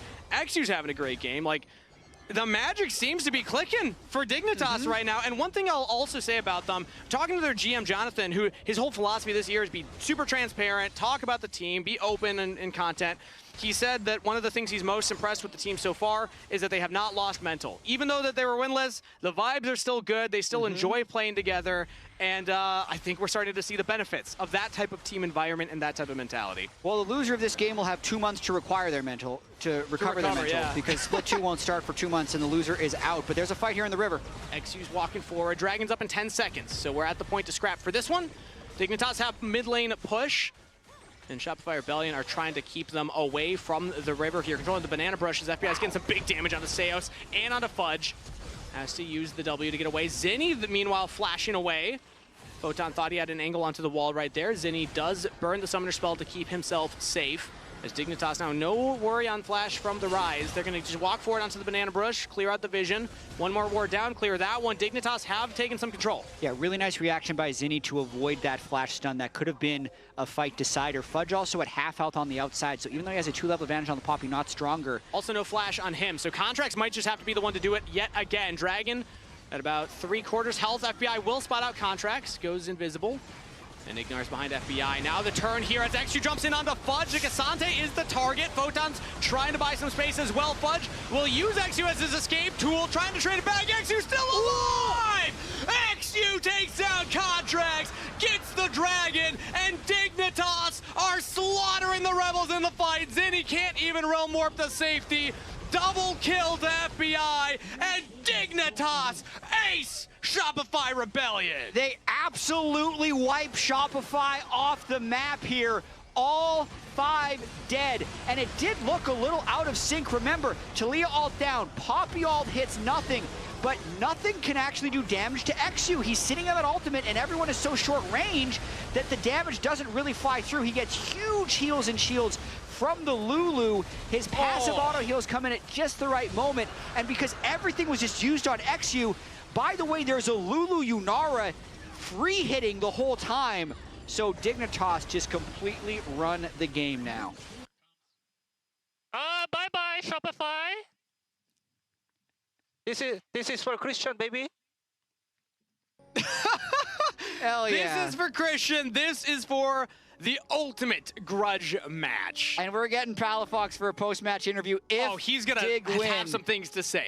He had a lot to say on pros before anything happened, and that is the grudge match. And there's so many connections between these players because Palafox, FBI, Ignar were also part of the original NRG title team, right? And then parts of that team moved over to Shopify, Contracts, Palafox. FBI even had time with Huhi. There was just a whole bunch of different iterations of this combos, but this one specifically, Palafox last year, and the other 4 people staying on Shopify, everyone's saying that Zinni was going to be the fix to their problems, when actually maybe Palafox was the glue holding things together. You know what? Which is just a crazy change to this narrative, Kangas. But that's what's going to happen if this 2-0 ends up the way it is looking. You know, given recent news, sometimes it's better to grow separately. You know, sometimes when you're with that same partner for 4 years, you need to take a step back. Not even close. Okay, we Not were even able to get close. back. Palafox, he's out of there. He's blessed today. He is. It's a blessed day for Palafox. But sometimes you just need to move on and try a new environment, try a different team, try a different jungler here. Palafox looking much, much better with XU against Contracts and his new mid laner, because that was the big question, and that was part of my expectation. I think, you know what, if I have some time to talk about the expectations about Shopify Rebellion, because they might just go winless here as we actually get a replay. Oh, Contracts even flashed for that. Ooh. He knows he got away with one there. All right, that's a good chuckle. I have a graphic for expectations. Is this what you're talking about? Yes, this is what I'm talking about. So I want to talk about the Shopify Rebellion expectations that I had, because I had them as my #1 team for 2 primary reasons. Number 1, I thought a top 3 finishing team with the best offseason pickup. I was looking at a player like Zinni and what he was able to do in LCK Challengers. I was very excited for this guy. His champ pool of 22 unique champions. MVP back-to-back in 2024 against people like Satan Loki.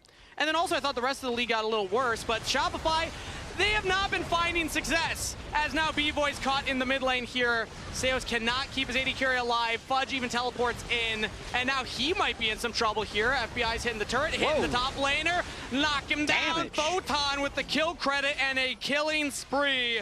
Dignitas looking to give Shopify Rebellion a winless split 1 in the LCK lock-in tournament. Dignitas, they have all members strong here. They're still pushing mid. I mean, they might try and end here. Yeah, I mean, they might as well. Who needs a Baron? Poppy ult back the Kiana. Everyone's on the turrets. Shopify Rebellion, we're not expecting this. And I don't think most of the league was either. Dignitas looking to make magic happen again with a back-to-back game win against Shopify Rebellion right here. All right, turret's one hit away. They'll probably finish the turret and then look to fight a 5v4. Instead, they say we're 7,000 gold up. The only way we throw is if we try and kill the Nexus, and they back away. Incredible reserve from Dignitas right there. They get the kill on the B-Boy, they get the kill on the Fudge, and they decimate the base. That's a threat of a health bar left on that last Nexus turret. And I think Dignitas, we can confidently say at this point, Palafox won in this breakup. Yeah, 30 seconds until Soul, which they'll be going for right now. Last chance for Shopify to stay in lock-in tournament. XU's going in. Goes in, Crescent Guard used, onto Seos, gets the knockup. Not able to kill the Nami though, but in comes Palafox, has the stasis as well. Supreme Display Town only hits Ignar. They got Seos. B-Boy has no Nami in his pocket. Fudge is the target. Dignitas are doing it. Photon on a rampage. Zinni retreating all the way back to base. But with 2 dead on Shopify Rebellion, you have to imagine this is the series winning push. This is Dignitas saying, doubters be damned. Expectations mean nothing. It's about the performance on the Rift. Dignitas will kill Shopify in their own base. Dignitas will upset the team power ranked higher. Dignitas will show that it's about the heart of the players, and they will win this elimination series. Dignitas eliminate Shopify from LCS lock-in. That also means that at the end of the day, to make it to playoffs, Dig will play a best of one against Team Liquid, which is also unexpected. And spam chat now to tell us who you think is the player of the game. And I was calling it the Palafox Bowl because of the ultimate grudge match that we had. Lounge, what do you guys think? We think we have a winner! Yes, the Grudge Match Bowl! Decidedly, Palafox the winner of it. I like the comms listening too, and Ignor's like, this one's for Christian! Yeah, that was great. And I like that the cast pointed out all of the other, because obviously we were talking about Contract and Palafox for the longest standing mid-jungle duo in LCS history for the time that they were together. But there's a lot of old like CLG, NRG connections between these two teams, with FBI and Ignar reuniting on this Dignitas team with Palafox, so. And Palafox for the past 3 weeks has really been performing. So like, I feel like this has been a great level of resurgence that we've seen from him. So having a word with him is gonna be great. That being said, that relationship that you were talking about, it's gone. XU, it's more gone. like you the X. There we go! Let's go! He won the grudge match. Well done, sir. Well done. We have a trophy for you. We have the grudge match bowl is our Super Bowl day. You're gonna be eating cereal out of that one in the morning. Oh, you got the CLG shout out. I like nice. that. I like that. First off, you were in Contracts. You actually had a lot of player versus player combat in these games. You know, him like going to stop your recall, a bunch of stuff. Was there an extra little bit like, ooh, I'm gonna be able to like talk some trash to Juan after, or it's just how the game played out? Just how the game played out. You know, like I feel like. You know, today my team is just really confident. Everybody's playing really well, and I think Shopify was feeling a bit nervous. So. Yeah. What do you think led to their nerves? You know. I don't think I do know. That's fair.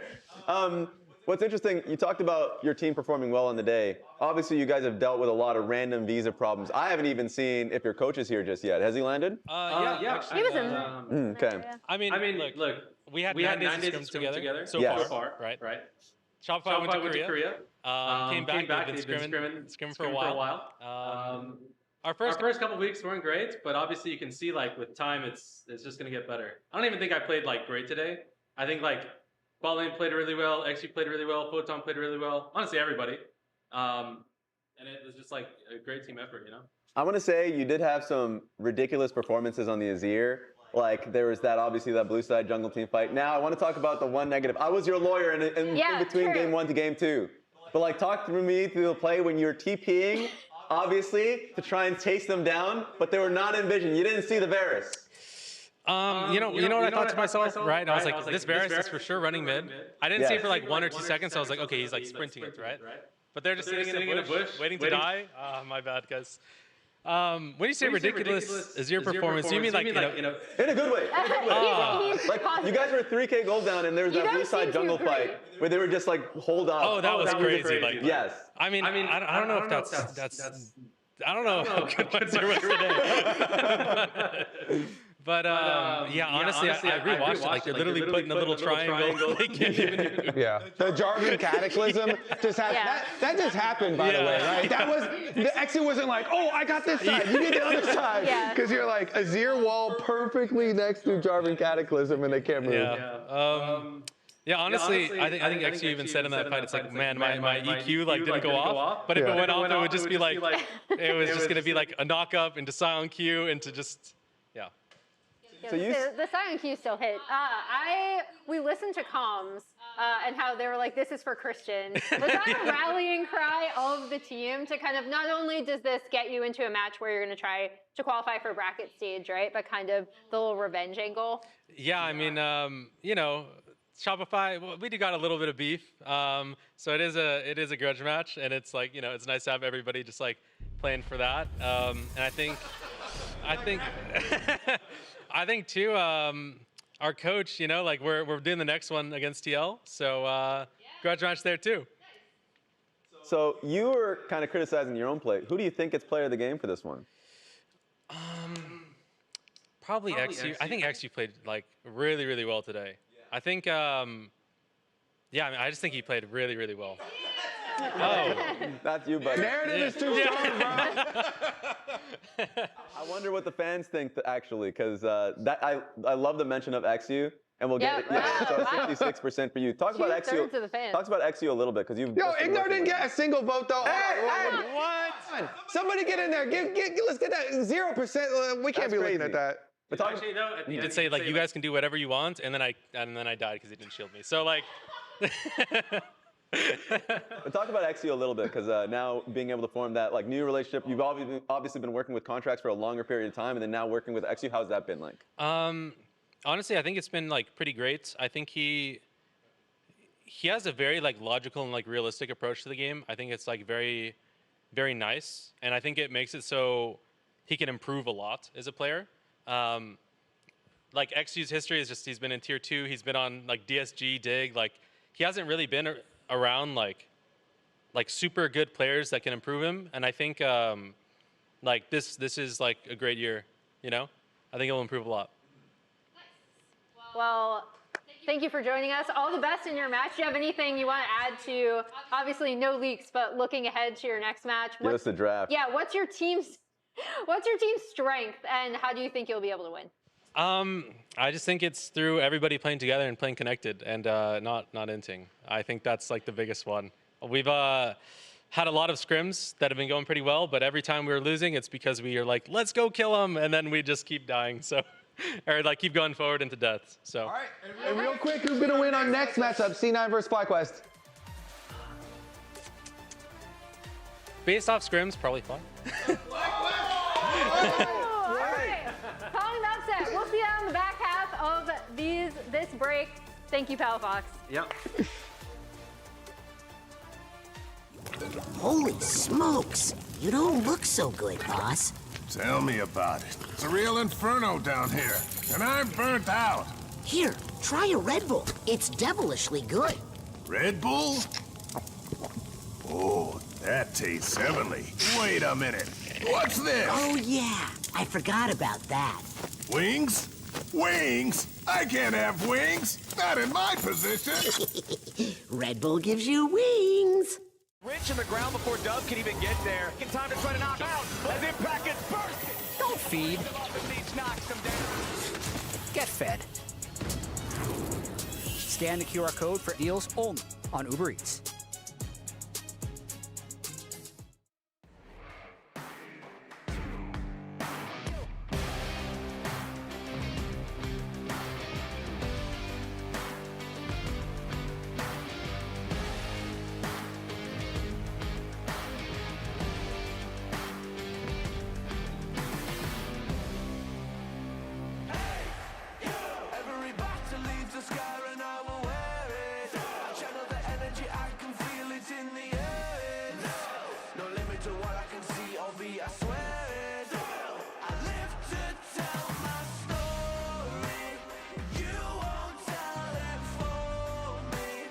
catch us if you can. You don't need a plan. You would need an army.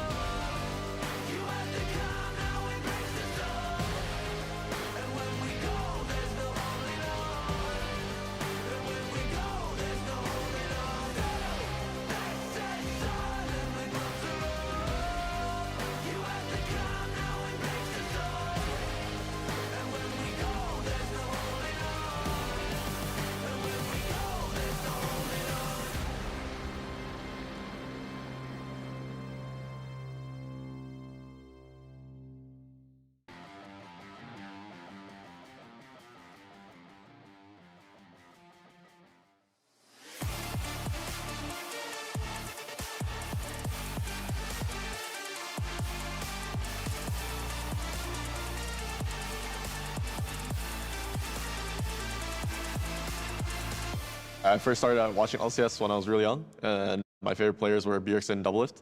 Playing in the LCS always didn't feel like real because it's like kind of like dreaming up to be like an astronaut. But when I went to the Chicago finals when I was 15, it was definitely an inspiring moment. Cloud9, the most dominant team in the LCS. I remember when finals ended, Blabber won the Player of the Series and the crowd started chanting for him. And I remember he was like just super emotional. And it just gives you motivation to see yourselves in those shoes one day.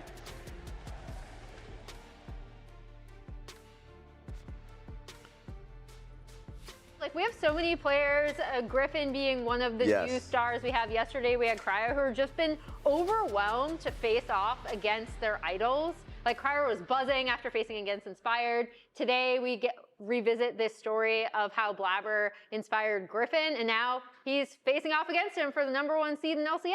Especially talk. Oh, you're going a little bit too fast, buddy. Wait a minute. I have to talk about that one. Just speeding on in as the C9 members are coming on in. And now I want to talk about it a little bit because, like, being able to see what is, we've asked Blabber before, his favorite moment in his career.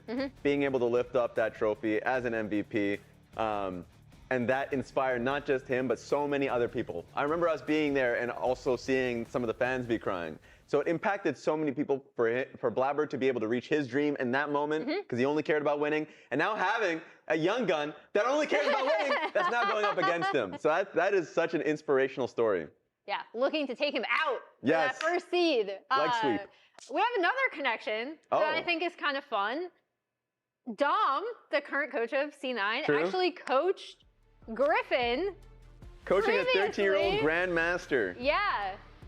So this is cool. This is very cool. A crazy Unk coached me 6 years ago and is going to get cooked next week because of it. Maybe you should have charged a little bit higher, Dom. Maybe you should have charged a bit higher for that 13-year-old. But no, that is incredible to see someone who's grown up, because we've seen this from other players in the past, like Busio, of course, when he was like talking about how he was in Season 2 Worlds, seeing like icons in that moment. So seeing somebody that is growing up to be such an incredible jungler who's been performing, who very easily could have been Player of the Week for Week 1, now going up against both the Unk that was an icon back in the day on Curse, and Blabber here, so that's fun. Yeah, his inspiration and someone who helped him along the way to get there. Let's take a look at predictions. Ooh, so Palafox's prediction was Fly. Yep. Which was surprising. Based on scrims. Yeah, that was really interesting. So that one actually has some knowledge there. Wow, we are boring as heck. Kobe can't even defend himself. He'll be able to on the other side. I'm sure he will. Of this. You know what? I'm just going to speak for Kobe. As Kobe's lawyer here, he said he just did it off, not from the heart, not from his brain, from the gut. From the gut. He just shot it out there. He felt in his gut? I don't know if you're feeling something in your gut. Might not be good. True. But I think the naysayers for FlyQuest would say that they had an easier schedule, a strength of schedule, and I think that's going to be the takeaway that they have. So I wonder, what's your thoughts on that one? You will keep wondering. I cheated you on that one. More importantly, we have an interview with Griffin and Blabber before the game. Let's toss to them and chat. Thanks, Emily. Okay, Griffin and Blabber. Griffin, I'll start with you. First match against Blabber when you watched him win LCS titles, and I believe was one of the big motivations for going pro. Talk to me about what you're feeling right now. Yeah, no. Can I grab it? Sure. Yeah. Yeah, no, I'm pretty excited. I remember, actually, I was looking back when he won the title. I remember I was glazing him in the Twitter comments. I was like, oh, Blabber, you're the GOAT. Obviously, he's a bit washed up now, but maybe not the same status, but still looking pretty good. And obviously, C9's really strong. So I don't actually mean your wash. I was just trolling. But I used to, look up to him a lot, so it's going to be exciting. I mean, what's the response to that? There was a combination of compliments and flame. I watched Griffin stream a lot when he was, starting to play. Like, when he was 13, he was Grandmaster. And I still watch his stream today, so, I like your streams. Yeah. And, good luck today. Is there any way to get inside his head since you've been watching him as a 13-year-old? I mean... That's a big grooming. I ain't gonna lie, bro. I'm not going to repeat that. I'm actually not going to repeat that. No, not really. Okay, Griffin, final thoughts before we get to the game. I'm excited. I think this will be a good test today. Obviously, we're against C9. They're the ones with the pressure. They're like 70 times our age or some shit. Probably 10 times our games on stage. They had a Korean boot camp, all that shit. So honestly, we're chilling. If we shit on them, that's good. Oh, wait. If they lose, wait, can I get fined for that? You potentially. Okay, but if they lose, it's quite embarrassing, so I'm chilling. I love to hear it. Blabber, thanks for joining us, Griffin. We're going to go to cash. Let's get in as soon as possible. Good luck, guys. And they're like 70 times our age or some Beautifully done. That is Griffin's words. Beautifully done. Straight from the mouth of the new FlyQuest jungler himself. He's clearly excited to play against Cloud9, and I am excited to be here for the action. I'm Captain Flowers, joined by both Kobe and Azeo for this best of 3 to determine which one of our teams will be the sole squad moving forward into the bracket stage with a 3-0 record. I love Griffin, man. He is actually hilarious. I like how it took, like you were saying this, it took him till his third curse to be like, wait, can I get in trouble for that? Wrong word. But he's just always so excited to be here, and it's super nice. Obviously, he said, yeah, I'm trolling, but he got a little trash talk in there with Blabber. He's like, yeah, he's a wash now. It's my time. The young guns, the new squad here, FlyQuest, and this FlyQuest team, they are on the rise very quickly, more quickly than people thought they would be here. Everybody, well, 90% of people, I would say, probably would expect Cloud9 to be in this position. They have most of the returning roster just putting in APA. They went to Korea. They even played competitively in Kesma Cup. Yep. And so everyone's like, okay, they'll probably start out really strong. But FlyQuest, with all these young players, were not expected at least to start strong. Maybe have a little bit longer of a timeline, get some experience. But them being up here is very exciting. I mean, I think it's been one of the really fun parts about the split this year is how it has been very unpredictable. I mean, yesterday we had TL losing to Sentinels. TL was the other team that was supposed to be up here with C9. We had DSG winning and making it into the playoff bracket over Lyon. We've had a lot of these teams have really hot starts that you're thinking, yeah, maybe they have some talent, but it'll take them a while to get there. A lot of these young players are showing up immediately. Kryra, Kizno, Cryogen, like Masu's been around for a while, but Griffin, Gakko's, like all of these guys are really doing well. Yeah, and we even had some revenge for the elderly players too, like Impact. Speaking of Sentinels taking down TL, so it's not just an age thing. The young kids are getting revenge, and the old grandpas are. Revenge for the elderly is such a crazy phrase, man. Hey, man, they kicked him back off the team, and then he beat him. As the elderly ourselves, we're allowed to use that. And they even won the series, and he had Guardian in the first game. All good. Guardian Aatrox, man. You can't underestimate he it. Gave him one for free, you know? I played Flex Queue with him last night, and he was cracking up about it. So he was in a good mood. He was joking. I mean, after you win with it, of course you're going to be in a great mood about it. That does change the tone. Yeah, you already know let's you go won. ahead and get into draft, gentlemen, because game number 1 is underway with our picks and bans. We got Ziggs and Rumble banned out by FlyQuest. Cloud9 going to ban out the Ambessa, Varus, and Orianna. Okay, Azir. Are we going to see the Azir? APA Azir is kind of notorious. However, then he started having some really good games on it, so people then like regain respect for him on it, and FlyQuest looks like they do have that respect for the Azir, for him on it, and so whenever Orianna is banned, you usually see the answer. Not always. But often. But very, very often and frequently you do. And then you go down to the TLAW versus Ryze tier. Very high probability here. Quad, though, is one of the players that could mix it up. We'll see if he just goes for the normal trade.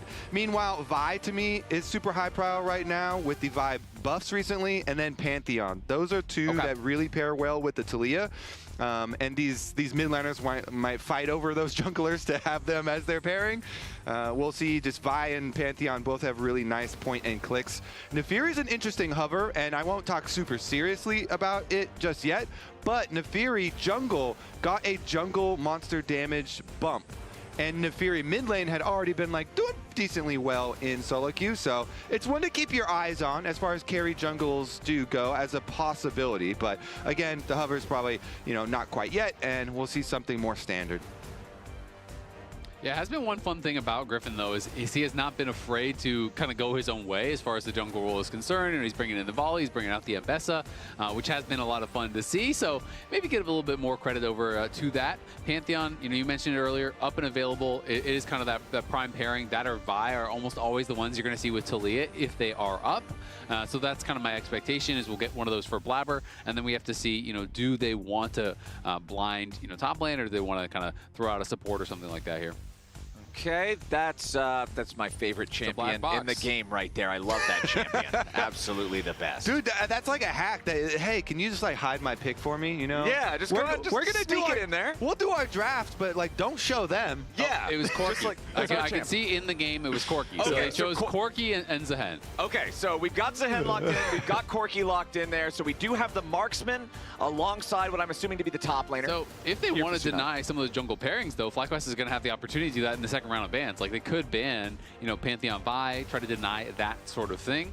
Masu is a really good Senna. So, APA calling for the 2-0 there on camera. So, since it's on camera, it's actually reversed and looked like a 0-2 to me. So, unfortunate, because that's what you're showing to the viewers. He's like really smug. We're going to get stomped today, buddy. He's like, watch this, 0-2. Because of the camera. Anyways, Zehen it was interesting seeing the Zehen ban in the last series, because this has not been a high prio champion, but very clearly has recently been getting a lot of time in scrims, and I'm happy to see it. Definitely is a fun one, one of these like either Stride Breaker or Trinity Force Power Spike type champions, and making use of good ultis where you get to feel like that actual god, and you are going to get a lot of like drain tanking, and then relying on being able to stack up your passive for your revive and everything can be fun to watch. But if you get hit with a lot of these snares here, we're faced against a Senna and a Ryze that might hamper your movement. So they're doing some protection bans for Thanatos on the Zehen. We're expecting that to go up to top lane, so they're going to ban out the Aurora. Nami, obviously, the premier pairing with Corki, so once Corki's locked in, you might be wanting to take that away. Yep. I am still kind of expecting the Pantheon ban to come through from FlyQuest. I would be surprised if they do leave that open alongside the TLAW, because that one is just so easy, I feel like, as far as being able to reliably pull it off. But instead, they're going to ban the Bard, so they're just saying, you know what, it doesn't actually matter between those jungle picks, whether you get Vi, whether you get Pantheon, same difference for us. So just being to be targeting those pairings with Vulcan. Corki really popular with these range sports. Yeah, taking away the Bard here for Vulcan, he definitely is someone that loves this champ and does protect your mid lane a lot more, so you don't have to deal with quite so many roams. And if you're a Senna lane, you're a Senna lane. So until you get your static shiv, your wave clear is dog, okay? It's actually terrible. It's not good. It's barking. It's dog plus the word that Griffin said a lot. Yeah, okay. All right, you got to pick up after. Excitement. Yeah, exactly. He was excited. All right. Good job, Isaac. Good job. Yeah. So that's his inner Canadian coming out, finding a way to say it in a polite way. Yeah. All right, so let's see what we get here with 3 out of those 4 second phase bans being supports, the other one being the Aurora that was mentioned earlier. It is Scion locked in for FlyQuest here in the top lane for Gatgos. Yeah, I mean, this is already just kind of like a straight up just Group 5 comp that they have from Fly. Obviously, Ryze can play side lanes, but you have this diving front line. You have Scion, you have Wukong, you have the Senna ult over the top. You have Ryze, which is relatively short range. So they are going to be a very durable comp. And I'm curious to see, is C9 going to try to draft more to fight front to back, or are they going to do something different? Jungle's a hen? Jungle's a hen. Jungle's a hen. Jungle's a hen. All right. Didn't expect that. Let's see. Blabber, yep. I mean, we're giving a lot of credit for Griffin creativity, but Blabber has always been one to at least use a lot of the tech and practice a lot of it. What's your thought, though? Because it's like, oh, we're so clever. We moved ahead to jungle so we could pick Renekton into Scion, which I never feel like you see any value in that matchup. Yeah, I mean... You do for Scion. Yeah. Well... Renekton usually gets a bit ahead. Let's add the caveat. This is Thanatos Renekton. That's true. So Thanatos Renekton is one of his favorite champs of all time. And guess what? Maybe they knew it was a swap. A double flex. Maybe they knew it was a flex to the Senna lane because Scion plus Senna. Scion plus Senna, they can do this combo where Senna can put the root onto a minion and then Scion can shoot with his shout the minion and try and time it so that the Senna root will proc on them. Yeah. So it's actually a lane that has a lot of popular like YouTube videos and it gets used a decent amount of like solo queue and flex queue and stuff like that, which is a cool combination and seems like Cloud9 were not super surprised by it. So then you view the Renekton through more of a blind pick window where you were expecting a high probability of a swap and it actually gave the final counter there over to Gatgos, which goes with the Gnar, which is a very good pick into the Renekton. I mean, it's interesting, right? Like, you could give them the benefit of the doubt. Maybe they saw it in scrims. 0 Scions played in bot lane in pro, so it's like hasn't come out yet in pro, but yeah, but it's you're always right. with a Senna pick. It's you're not gonna get like a random possible. ain't no Scions popping up without the Senna. Well, you just want to play Scion down there for no reason? Yeah. But okay, so this tech that I'm talking about though is really cool and fun to watch. The Scion tech with Senna snare and then shooting the minion is very creative, and I'm hoping that we get to see that displayed here. It's also very interesting because the Scion gets a lot of value out of farming, obviously with the Soul Furnace, and so you can kind of like, oh, it's nice for the Senna, get your souls anyways, and the healing and shielding allows Scion to still CS pretty effectively. Well, Masu's piloting the Scion this game, and he was feeling the pressure in this matchup.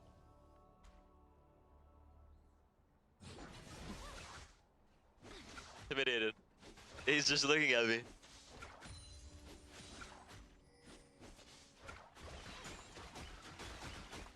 Across the aisle over and in all chat, Masu was like, APA, what did you signal before the game? He was asking him because he saw him doing something. So APA didn't respond, which is surprising. But yeah, we'll see how Masu performs here on the Scion, and also how Cryogen is going to be able to play on the Senna, because it is a bit of a different style. Like, yes, you can play it as a true support, but Senna support wants to continue getting gold. You want to really be able to maximize the amount of souls you're getting, and some supports are really comfortable on how to do that, following their jungle around at good times, get extra souls. Others, you just see them with no souls at all.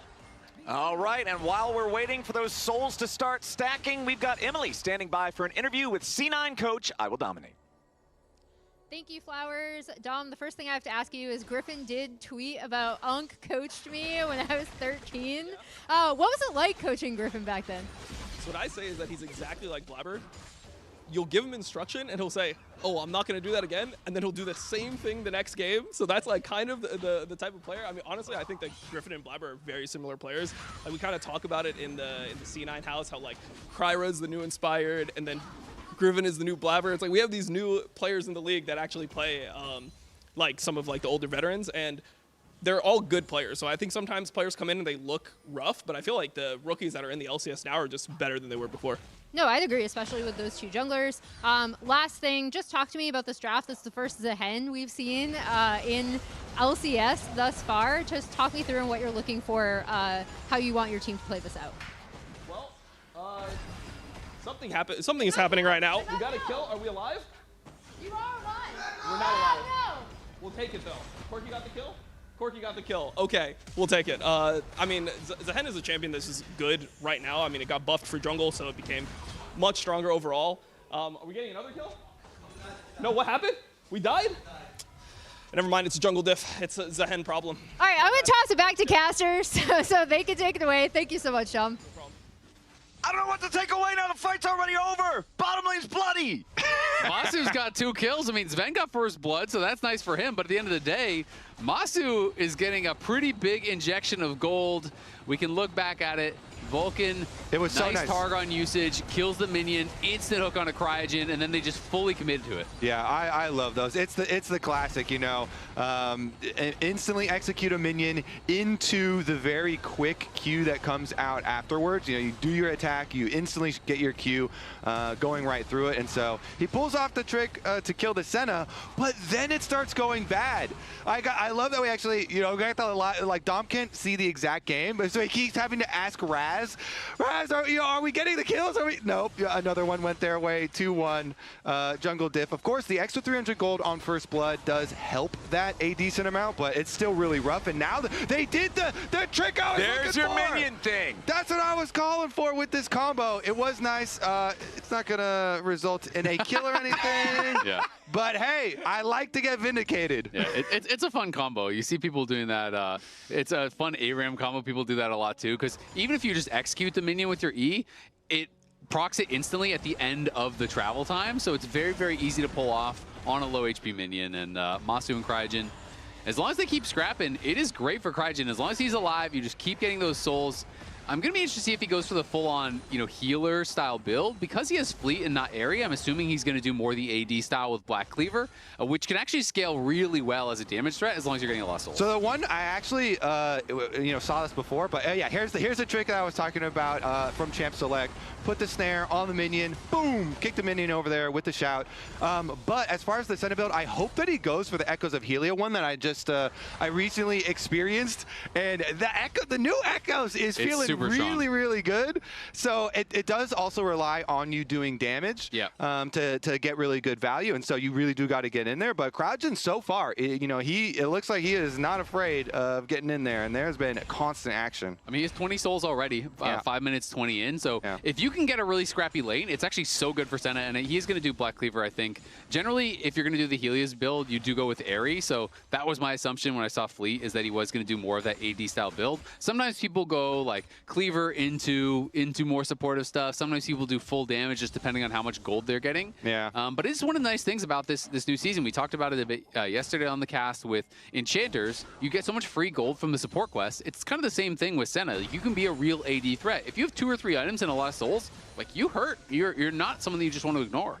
All right, what about the crab? Nobody wants to ignore crabs. This is Cloud9. Not Blabber. Definitely not Blabber or Griffin 80 flash. Yeah, Blabber's going in. Now, hold on. C9's ready to take the fight, and Griffin is in some serious danger. He's going to get popped and dropped. C9 grabs the kill. Blabbers, crabbers, where you at? I know Jack is in chat. Plug in the merch right now. They literally have printed shirts for this thing. Sven getting a decent amount of damage while he's under the tower alone at the moment. But that is the most Blabber and the most Cloud9 play. I'm sure Dom is also smiling back there, flashing in, and you get the crab, and you're able to chase down for the kill.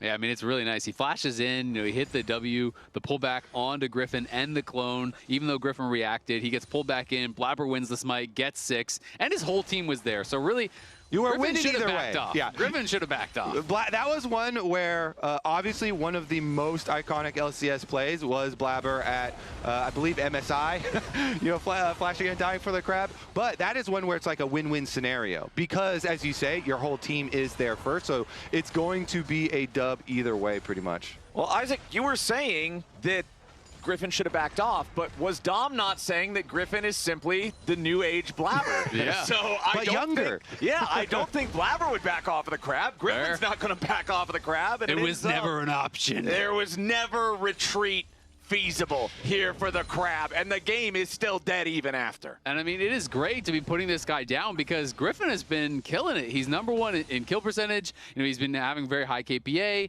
His damage stats are insane for junglers as well. He was like heavily leading the league as far as that is concerned too. This guy has come out, he has played fearless, and he has been really, really effective doing it. This is a player that I think people talked about a lot more as like, oh, you know, maybe in the future he's got to round out those rough edges and then he's going to be good. But he's kind of come in, played his style, and been great.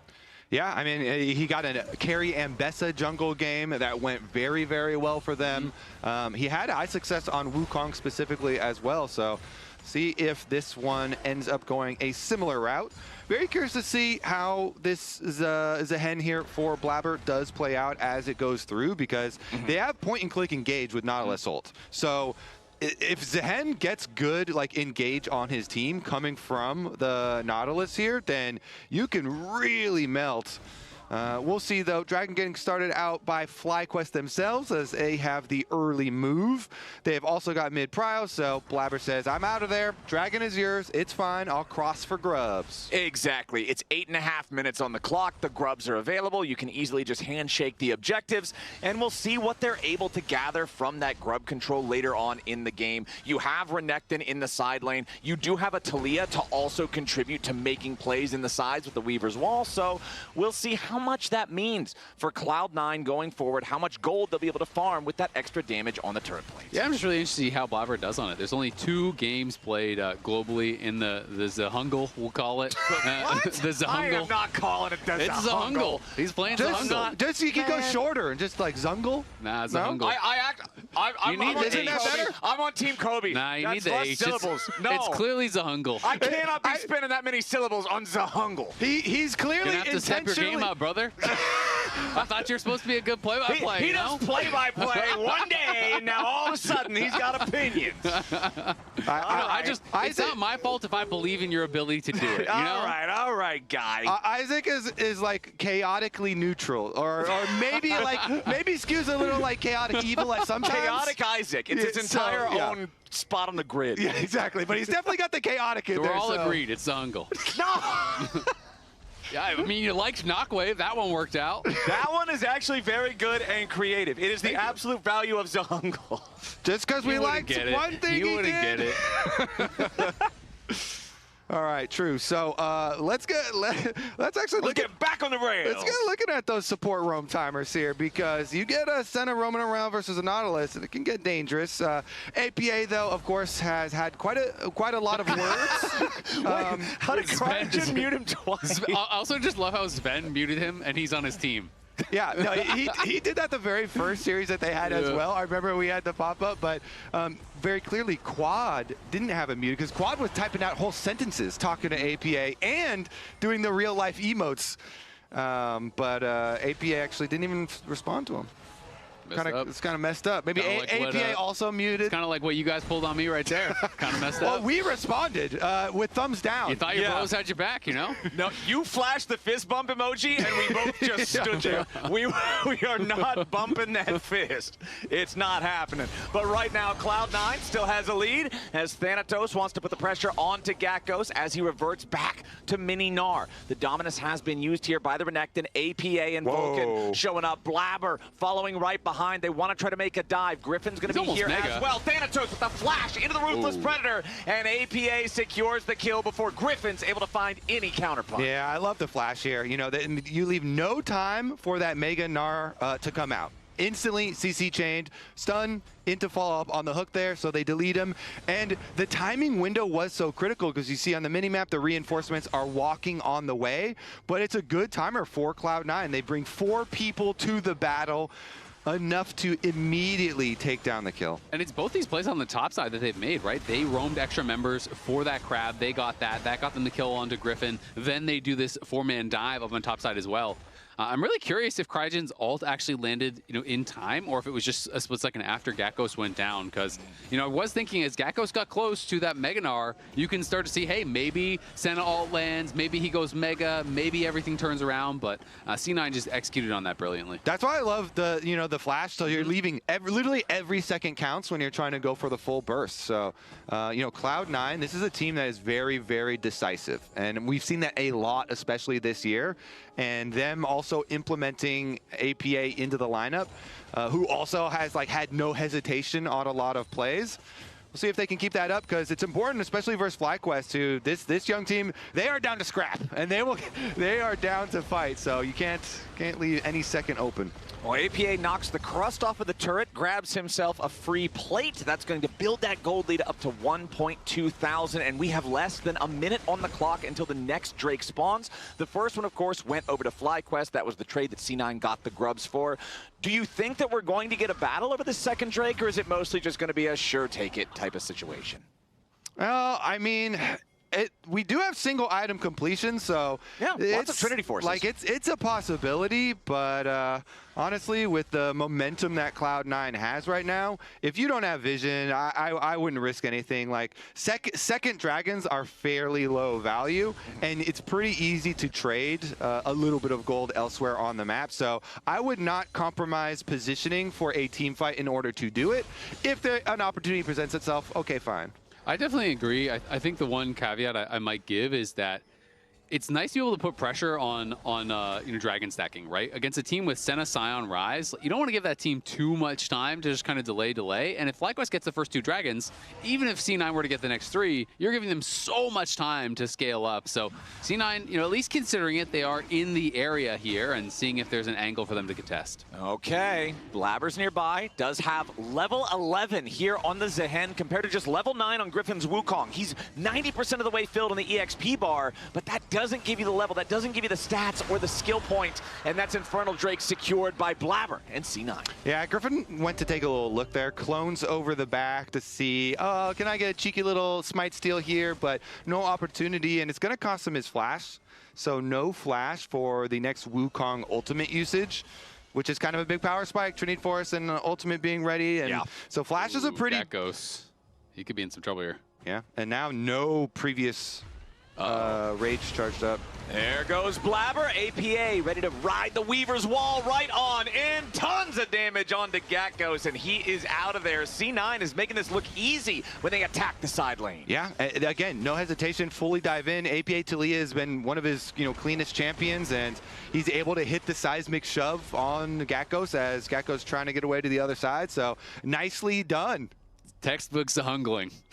Man, so I wish we could have a pop-up, a picture-in-picture of Isaac's face, because the whole time, as soon as the play started, you see this giant shit-eating grin on his face. Well, now you're gonna get fined, you and Griffin. Dear Mark Merrill, I would like to report Azale, not Kobe. He said the bad word, but because Isaac said the other word. The fans. Yeah. I feel like the fans are gonna be with me on this one. Yeah. They're gonna be with me on this one. I'm not gonna leave that fist bump hanging. Right, no one likes a bully. You guys are ganging up, But also no one likes a troll, and you are trolling. Yeah, you are living under the bridge right now. Chat, Isaac. who are you siding with? Would you rather have the troll or... Wait a second, we got Thanatos. Croc in the bush. I think... Okay, hold on. Crocodile in the bush. Yep. It didn't turn out to be a whole lot. No play gets made there, but the follow-up play might be ready. Vulcan coming around for the pincer attack. Drops the depth charge, but there's not enough burst there from APA's TLAW to finish off the kill. Quad survives. Yeah, nice roam by Cryogen, able to help out Quad in that situation. If they had kept Thanatos, but Gakkos on the bot side's in trouble. Yeah, Gakkos again going to be the target, and there they go. Plenty of damage between Thanatos and Blabber to secure that kill. Meanwhile, topside, here's the dive. There's the payoff. They end up securing the kill as now the turret shots aiming to take down Vulcan. Masu shows up, wants to get something back here onto APA. Cryogen takes the Vulcan kill. He wanted to remain there and execute himself, give that kill over to the support versus a more valuable member of the enemy team. Still a 6-3 game for C9 with nearly a 4,000 gold lead. Yeah, Cloud9 attacks on side lanes. Wait a second. We're not done just yet. Nice seismic shove coming in from APA over the wall as Blabber leads the charge towards Griffin. Zven's there ready to cut him off. And this is just a slaughter for C9. And Blabber looked like he pulled him back instantly on the clone again there. Griffin is trying to get away with that clone when he sees Blabber coming in, but he just gets him with the chain, pulls him right back, and is able to knock him down again. Cloud9 are looking on point in this game. They are crushing it. 5K gold lead at 17 minutes. That is going to be tough for FlyQuest to do anything about. Cryogen's dead too. A max range dredge line from Vulcan. Locks up Cryogen, but he does manage to escape by spending the flash. Yeah, I mean, the mechanics on that one were clean from Blabber. His Zen mechanics, quite nice as he got the surprise over the top side. Meanwhile, Cloud9's gold lead is just going to the moon, fellas. There's not going to be a lot. Let's go past that. We're going to Mars. There's going to be a lot of time in this one. They are destroying the side lanes, and FlyQuest just feel like because they're losing so much across the map here on both sides, that leads to those plays where, you know, they get a little bit desperate. Griffin's trying to go into enemy jungle. He's like, oh, well, I got to get something back from a losing play. But sometimes a losing play, you know, it's just like sunk cost fallacy, and you just kind of have to take the loss and then start trying to limit losses rather than go for more and go for something else on the other side. And it's kind of interesting to see Masu as well. He's kind of going more the Bruiser style build that Whipple used to always love. He has the Tunneler, he has the Iceborne, so he's not going like Sunfire into Jack Show. Yeah. He's going to be going into, you know, a much more Bruiser style build with a Titanic, very likely. And we'll see, you know, if he's going to be able to get something done. Obviously, he's still in a pretty good spot individually, but I mean, the game is kind of getting completely out of hand.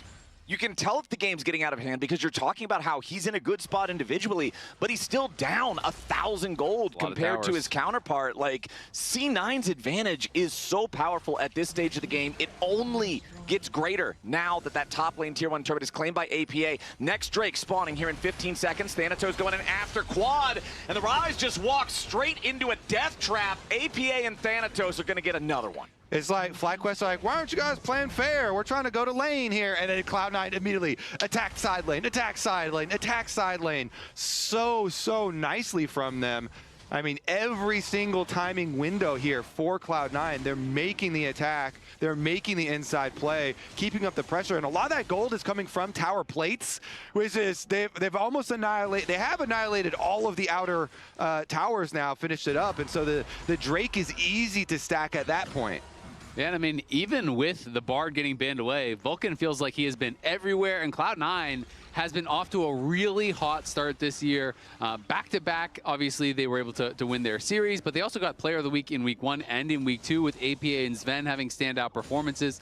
This team just feels like they are clicking immediately and looking like the top dog. Yeah, I mean, just look also at the previous teams that they have defeated to get here. Everyone came in thinking, all right, Team Liquid also did a Korean boot camp, and so they've got a lot of time together. They've been crushing people in scrims, and so they thought, Team Liquid, look at that. That was going to be a really tough opponent. Boom, Cloud9 take them down as they destroy the jungle right now, too. And this is what's going to happen when you have a big lead like this. Take over your jungle in addition to those side lanes, but, you know, Lyon as well, expected to be a top team. Cloud9 take them down. Meanwhile, FlyQuest, very good performances from them, but DSG and Shopify definitely not expected to be as high caliber of opponents, and so very curious to see how it plays out. Interestingly, though, you know, even though DSG wasn't expected to be a top opponent, they went 2-1. They're in playoffs. They're really in the upper solid bracket. Yeah. So Shopify, though, we gotta call Kangas and see what's up with that. I was gonna say, if you're reading the Kangas tier list, Shopify also a team that they played. Hey, Kangas put them #1. Yeah.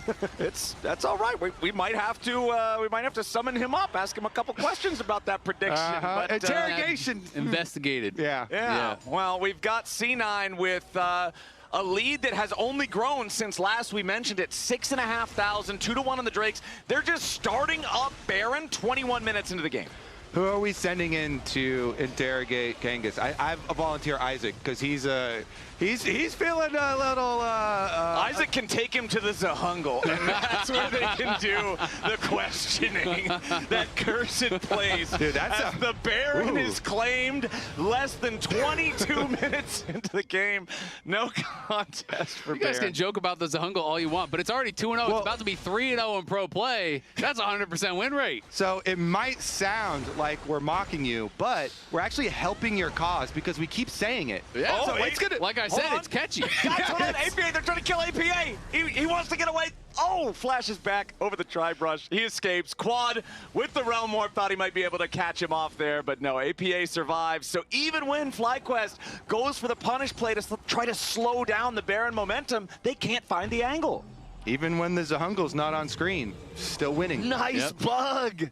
Oh. I wonder what happened. Yo. If it's just that's a meme, or if he thinks something weird did happen there. Yeah, I'm not sure. Either way, Tadia's not tell dead. me it's just a meme. Yeah, but that's my guess. I feel like both of these teams are pretty meme heavy. Yeah. Especially in a game that is 9,000 gold difference at the moment. It's hard not to meme in a 9K. That's when both sides are like, oh, all right, we can chat a little bit. Yeah. That's the most important mechanics. Yeah. Oh, man, Actualizer even done now for APA. Zahungle's on the attack. And Griffin is on the retreat. He tries to use Cyclone to get away, but a nice use of the Dreaded Return to pull him right on back.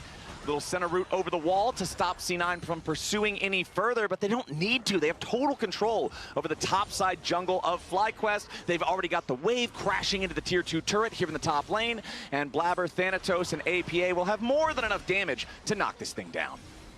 Yeah, going to be hard for FlyQuest to really do anything realistically in this game. You're hoping for some massive throws, some sort of incredible engage, and they're going to go for it here. Here's the TP. Yeah, that's the send from FlyQuest. Vulcan's going to be your first target. Flashes away.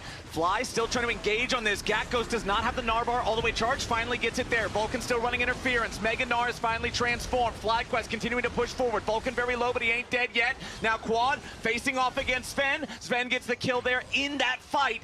As FlyQuest tries to make their move, but they've already lost 2 for 1. Blabber continuing to look as APA goes forward here on the Weaver's wall. Cryogen just barely hanging on, and Sven flies forward into the enemy base. Griffin comes back and gets one in return, but the Dreaded Return takes him down. FlyQuest are aced. C9's in the base, and game 1 is erased. This one was quick work for C9. You can say that again. C9 stomping the kids out here. FlyQuest immediately getting put back in their place. Griffin had quite a few words in the opener, but looks like Cloud9 all business here. Yeah, I mean, this is one of the most one-sided games we've had all year in the LCS, for sure. Cloud9 coming out and standing on business. They are crushing it here against FlyQuest. A really good start to the series, and FlyQuest is going to have to see if they can really bounce back, because this one looks like it's pretty much all wrapped up. FlyQuest decide, you know what, we're going to full send it. I like the choice. You may as well go for it, but APA is so ridiculously fed. Just look at the chunk on Gatghost through the TP shield, by the way. Yeah, and their reasoning for going for this, by the way, Renekton didn't have teleport, so this is their best opportunity. It's a 5-on-4, guaranteed. We'll teleport out here, and yet you get outplayed immediately, and APA is just absolutely masterclass on this Talia. I mean, another big burst right there, takes him down. Also with his dying breath, I like the hook from Cryogen. You know, he's like, okay, fine, I'll die, but then Sven can at least kill you, and Cloud9 win the 4v5, while Renekton was just pushing bottom lane since he had no teleport. So if I'm FlyQuest, I'm already just thinking about game number 2, because I don't think that a 13,000 gold lead is really playable at 25 minutes into a game of League of Legends. Luckily for them, we have seen video evidence that, you know, they have very good mental. So they'll be, we see them laughing it off and stuff. Yeah. You know, look for round 2. Maybe at times like the easy play the game of like, all right, we just put a target on one person's back, and we'll call it a mental win if we can just kill APA one time. Let's just, everybody full send. There's no like Zonias or anything. APA is full damage. So I don't know if they can actually pull it off, but if you get one kill on him, then maybe that's like a bonus for next game. Well, here comes the Weaver's Wall. Just going to stop FlyQuest from defending. Masu takes a big chunk of damage. Unfortunately, the Scion Senna combo with the cool minion root thingy did not actually end up being They did that one to... time, though. They can put that in like a YouTube short or something, We got a replay of it, but that's about all we got. As C9 are now pushing down the top lane, they're going to knock down the last remaining inhibitor, and that makes this a 3-inhib game. Double super minions in every single lane here for the next 2.5 minutes. That's when those mid and bottom inhibitors will respawn. FlyQuest have to try to defend, and unless C9 just completely straight up run it down mid, it's pretty hard to lose from this position. Blabber gets himself away with the Grim Deliverance, delivering himself to safety. Okay. He's got some good ability names. He really does. Dreaded Return is a cool one. I like that a lot. Dreaded Return and Grim Deliverance. This is like the absolute value of Yunara. Yunara's abilities are all junk to say. Zehen's are so cool. Aureate Rush for his E is also sick. It's just not programmed into my brain enough to say it yet, and we also haven't had a lot of super close fights in this one. But yeah, Zehen has really good abilities. I hope we get to have more of him. Even his passive is epic. It's like Cultivation of War. That could be like a fantasy series title. Okay. Yeah, that sounds like a cool book. That's really hard to say in a cast. Well, yeah, I guess you don't have to say too much for the passive. Just talk about reviving or not and stacking up all that extra AD. He should be dead, but he's not dead because he cultivated war. All right, well, they're cultivating Baron and war. And now there's nothing FlyQuest can do about this Baron, too. The first one was free. The second one was free. The whole first game is FREEC9. It's looking pretty much wrapped up. Triple inhib, Baron buff, double supers are coming down through bot lane. They're going to push in through mid as well as top. And they just got to keep this Baron buffed up, and it's pretty much an impossible defense when there's this many Baron minions that you have to deal with. All your focus goes to clearing them, and you can't defend the enemy champions. All right. Just pull the Scion root play off one more time. All right, that's a dub. Let's see if they can get it. Wheeler's wall flies out. Super minions crash into the Nexus turrets. First Nexus turret is about to drop already. Second one deteriorating very quickly. Masu flies into the fight, donning Shadow over the top, and it doesn't do a whole lot. And now C9's ready to end the game. They've already killed off 2, and they want even more. Griffin tries to get away. Blabber's in pursuit. Cryogen's the next target. Try to return, pulls him right on back. Triple kill APA. Can they get the Penta for the C9 mid laner? Quad and Griffin both back all the way to the fountain. They want to deny the Penta Yap, but they will not deny the win. C9 stop the first game. And as usual, APA up and immediately out of there. He's walking fast. Lounge, what do you got to say about game number 1? What do we have to say? We have a lot to say. Give me more Dig Shopify. Yes, sir. Wow. This was too one-sided. APA was too strong in this game. That's not what I was going to say, despite the fact that APA was strong in this game. Let's talk about how he got so strong by revisiting some early plays. Specifically, we're going to start at our old friend, your friend, my friend, definitely Blabber's friend, the crab, which spawns on this top side. We are going to play through here. The big thing is that APA is going to be coming up from here as we see Blabber going on to the crab. APA and Vulcan are all going to be here to support Blabber in his crab contest. So as Griffin starts this up, you see they're both level 5. Blabber goes in. He has all the support in the world here to end up killing off Griffin. They get the crab. They get the level 6. Woo, we're cooking. This is just a really quick play on top side. Gakdos's Narbar has actually just run out. And so he is going to be pushed up here as Thanatos pushes in this wave on top side. Again, APA is going to roam up here. We have the little gank squad all heading in this direction for this top lane dive. And it was these more coordinated plays that really helped set APA's TLAW up for success, set the entire map up for success. I think TLAW is one of APA's best champions. It's between the TLAW and the Ziggs. And the way he's able to spread pressure, help support the team. Also with roams from Vulcan, I thought this was a really nice little coordinated plays they were making on the top side. And if they get their comp, it's been the same thing since Kespa Cup. They will play it. So if you're giving them their best shot, especially the TLAW play as well from APA, and surprise, surprise, guess who's the player of the game? It is APA. Let's throw it up here. Very well deserved. 10-0. 0 and 3. I thought he 1,000 damage a minute. Yeah. FlyQuest did keep fighting, even though they were down a bunch of gold. Fun fact: he's played 2 champions this split.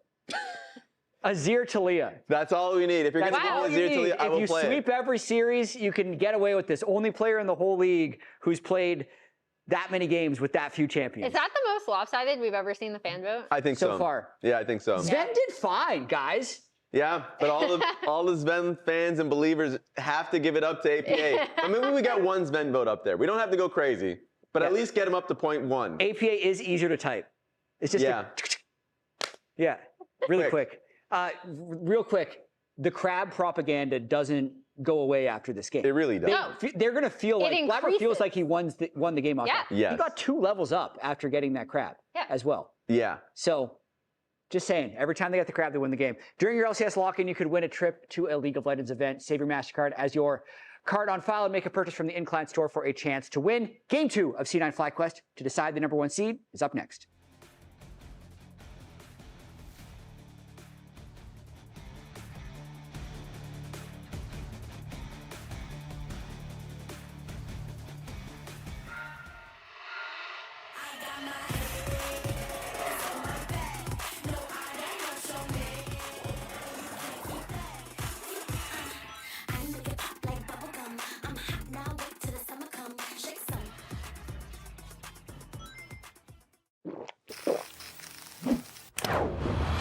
Red Bull gives you wings.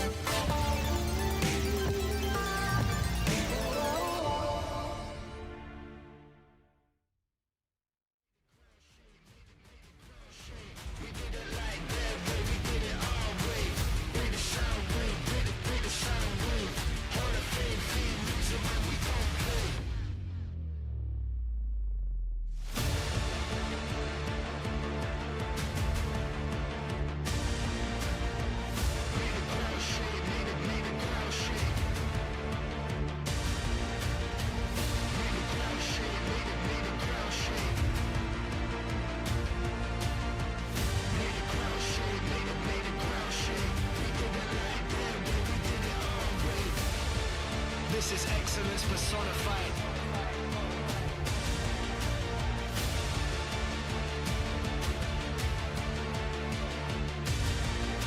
Tell coach put me in, call my number, I'ma show up. And they ain't no stopping all the shots that I'ma throw up. Been the man since the boy, but now the boy is all grown up.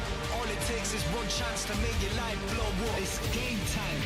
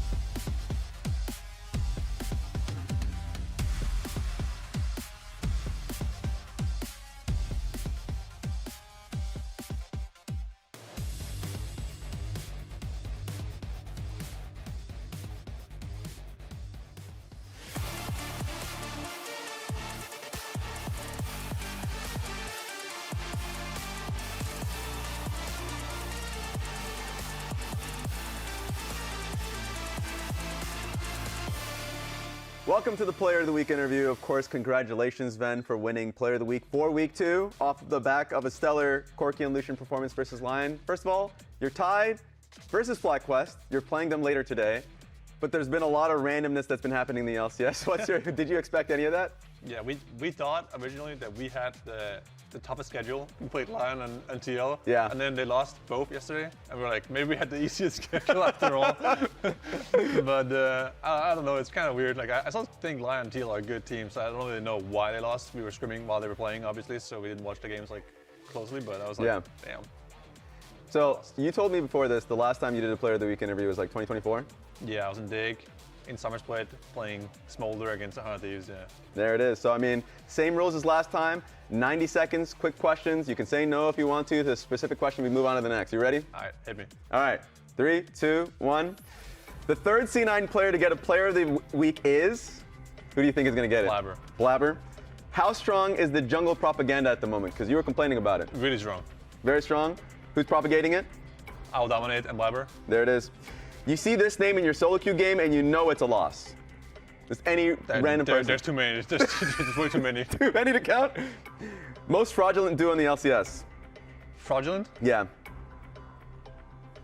Don't know. Pass. Current gripe with the meta.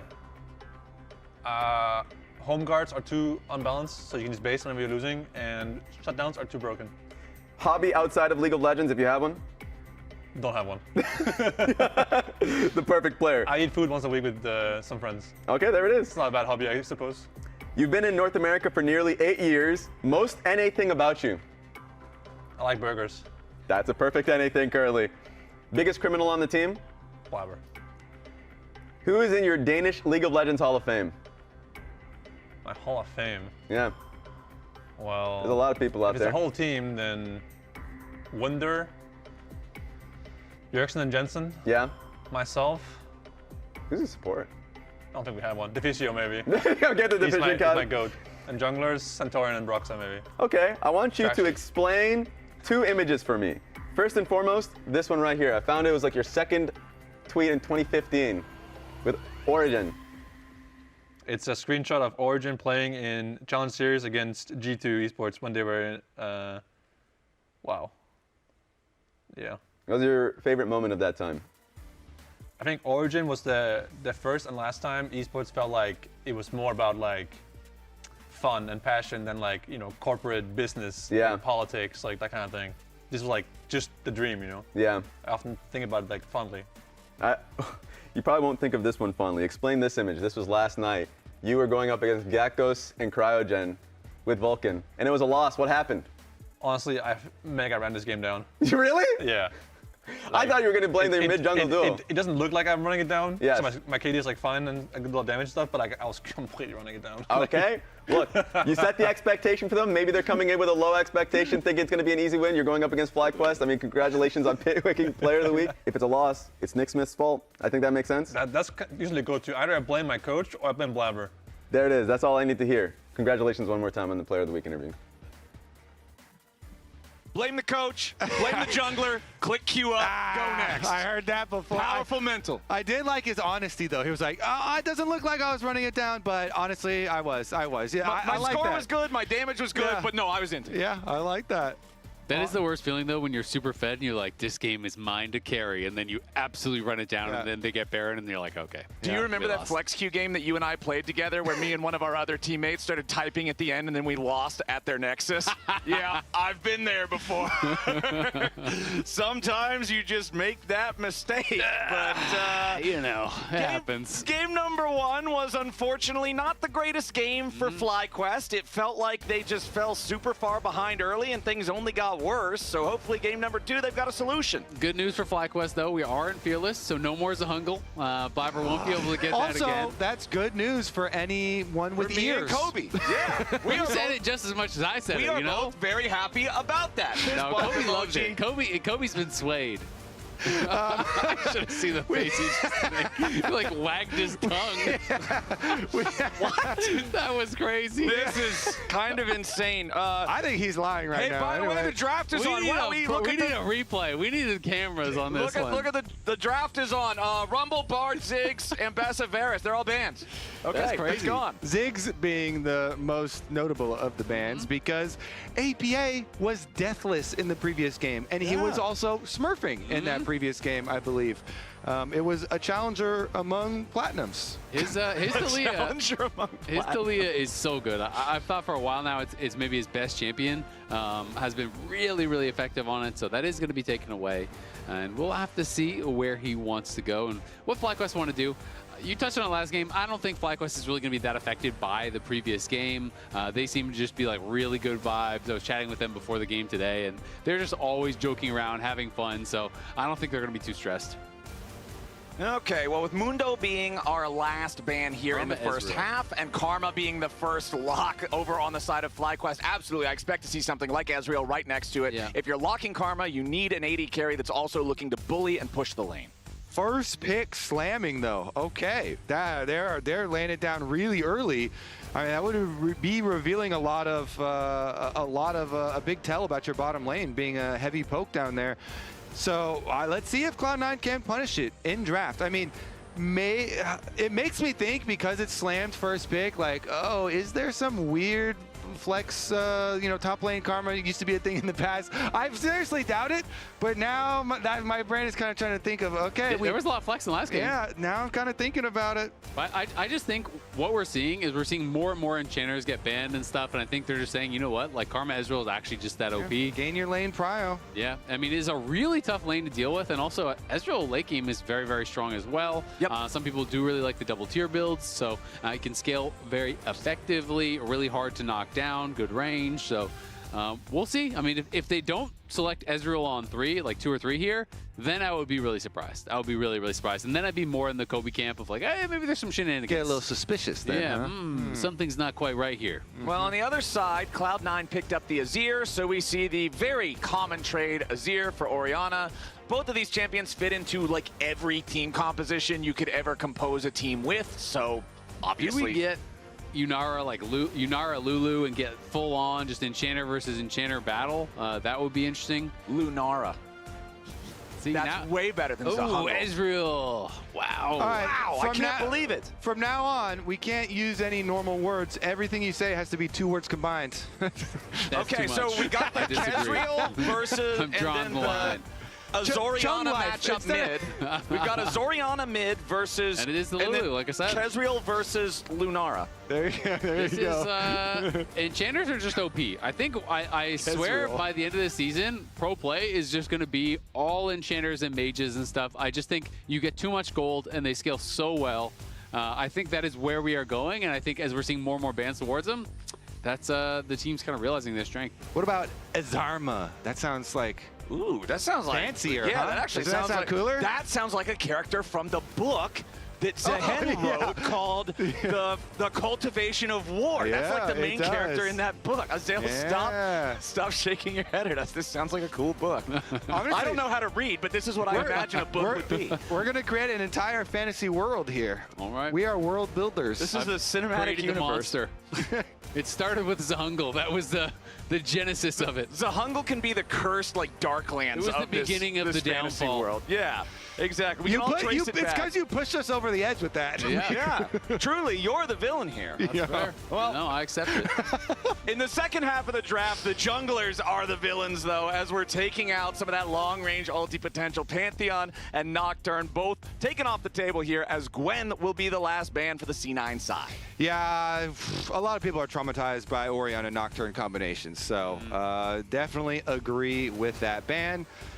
Meanwhile, the Pantheon and the Jarvan are 2 of the premier, AD jungles that are left, but like Xin and Vi, that's what I was just about to say. I'm with you.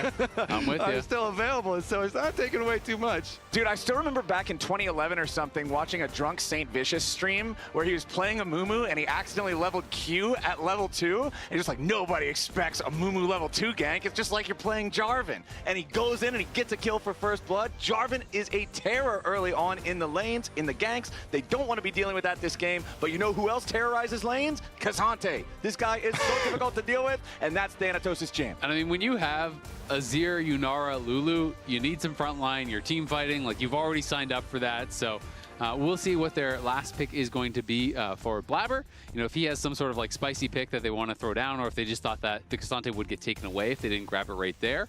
Because Thanatos is going to be blinding it, so Gakkos has the opportunity to go for a bit of a counter. I mean, the Zhongle was a spicy pick, so if he's already shown spice, maybe he got some more Why in not the twice? Do you think it's going to be Jace jungle or Jace top? I mean, since we already had a lane Jace yesterday, then my mind is more open to it. But Jace into Kazante, it's one of those situations like Renekton and Sion where you're like, are you really going to get that much value out of this, buddy? So I think it's going to be jungle. Trundle was recently buffed, and you can go just straight into the Kazante here. Very good into tanks. So Trundle stocks have been on the rise. And it's also really nice playing skill shot champs with Trundle because you throw down the pillar, they're mega slowed. Karma, you know, RQ, the Ezreal Qs come out, the J Shock Blast. It's very hard to dodge that if you don't have a dash. So champions without a dash have to be very, very careful to not just get knocked down. And it is going to be Blabber. I think it's going to be the like Echoes of Helia heal style build. Yeah, okay. And I think it's going to be used, because I saw your face flowers, it's not going to be used to just like dominate. I think it's going to be speed clearing, counter ganking the Trundle, and then heal and poke, answer what the poke style is on the other side, and just kind of heal through that with Luden's Echoes of Helia. That's my prediction. I like that better. I think he's going to do it exactly like he did it versus TL. Because they had Azir on that team as well. So I think it's just maybe without the getting solo killed by Orianna. He'll skip that part. They nerfed Phase Rush, so maybe it won't happen again. It is a QUD mid laner. There's one letter different. You know, he got solo killed by Quid. Yeah. I feel like my brain just short-circuited. I was like, what does QUD mean? He got solo killed by Quid Orianna. You think it's like some Latin abbreviation? I thought like it was QED? like quick utter destruction or something. I'm like, what does this stand for? I know practically every acronym in this game, but I've never heard this garbage Maybe before. you're just losing your touch. Didn't know the acronym. Yeah, I'm You're too slow old. on the Zhongle. You're not quick on the uptake with the QUD mid laners. Yeah, I guess I'm just slipping. Well, the clue was the last time that they played this versus TL. Quid Orianna. Yeah. See, Kobe's got my back. He's trying to slip me the answers to the test underneath my desk. Just be like, just answer this stuff. Kobe's just like, all right, Grandpa, let's get you to bed. He just wants to settle you down, you know? Well, we'll see if Cloud9 can put FlyQuest to bed in this one, or if Fly is going to fight back. Last game went so south, so quick for the FlyQuest squad as C9 got their advantages early. So this time around, let's see how well what we're expecting the Echoes of Helia Nidalee, how well that can play. How well that can perform. It looked very nice the last time he did it. His sustain was quite good. Bottom side, though, their sustain not so good. Oh, wow. Yeah, that's barrier and still down to 200 HP for Masu. I think we say this literally every single Yunara game, but level 1 Yunara with your Q, she's nasty. You get your Q stacked, and you can just let her rip. I mean, I loved how they played the initial trade. But you don't want the extended fight, right? Like, they land a couple Qs, they get the chunk, great, you force out a potion, you're winning. But then his Q's fully stacked, he gets lethal tempo running. You do not win that, or even close. So, I mean, to pick for a first pick Karma, to go Ezreal Karma, 4 lane dominance, and then to lose barrier, heal, 2 potions, well, 1 potion each, 2 potions at level 1, and now you're going to get pushed in.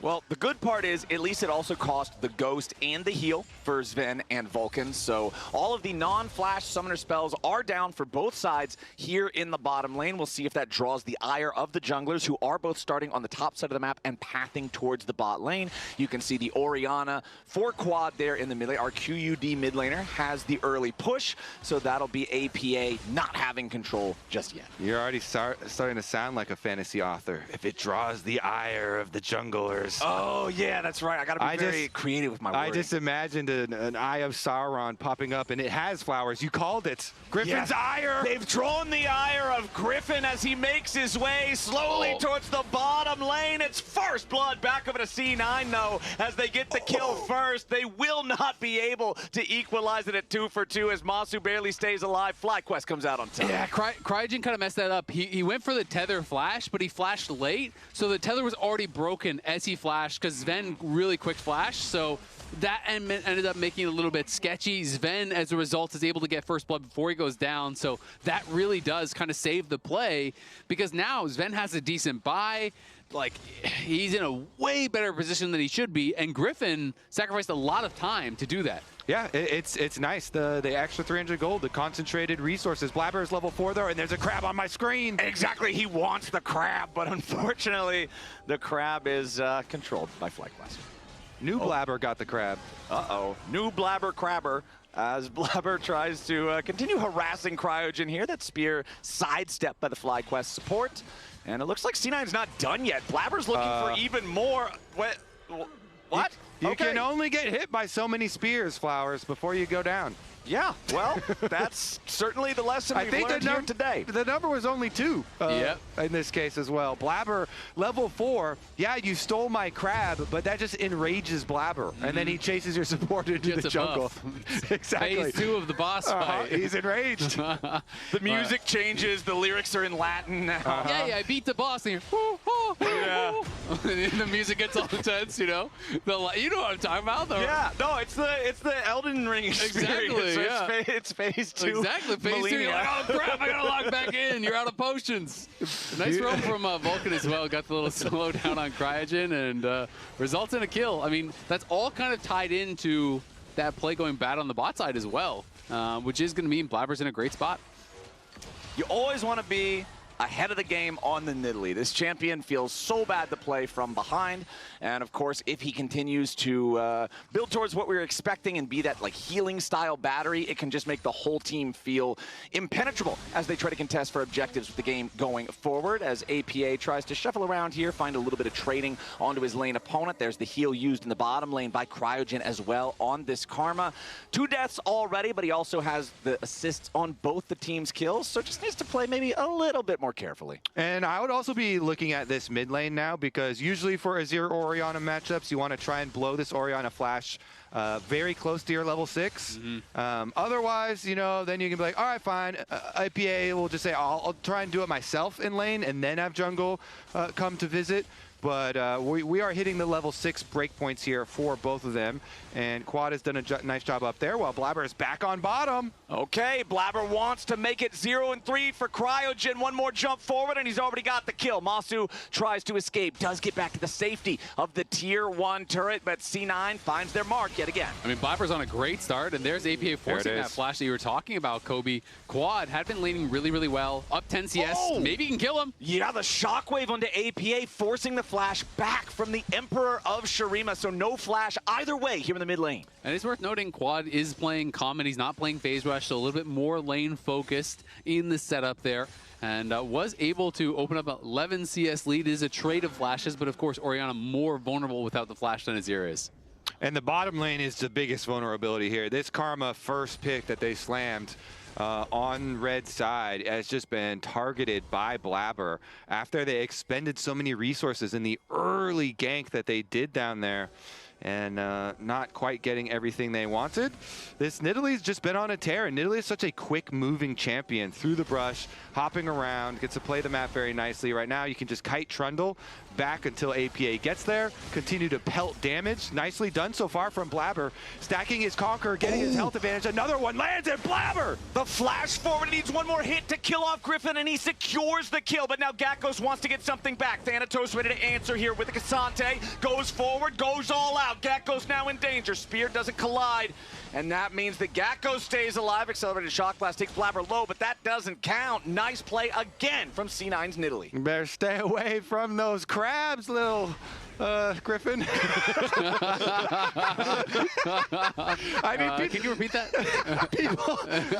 people were calling Griffin, you know, the new Blabber, right? Yeah. But it looks like old Blabber's the one who's the king of the crabs. Yeah, I mean, Griffin was joking around, talking some trash. Well, it's looking like Unk's still got it because Blabber is running the show in back-to-back games. This one, he has just been everywhere on the invades, nails the spear, flashes in, kills off Griffin, and then Gatkos has to flash out and honestly could have gotten taken down here if things went a little bit differently. C9 already running away with it in game 2. Yeah, Blabber just lands every spear on Griffin. He kites back nicely, stacking up the Conqueror. Like, these extended fights, you kind of pointed out versus a Yunara, who's also stacking lethal tempo, but then Blabber stacking here too, and the mobility on Nidalee, he kited so nicely, using his teammates as well. So Cloud9 and Blabber specifically having a big one.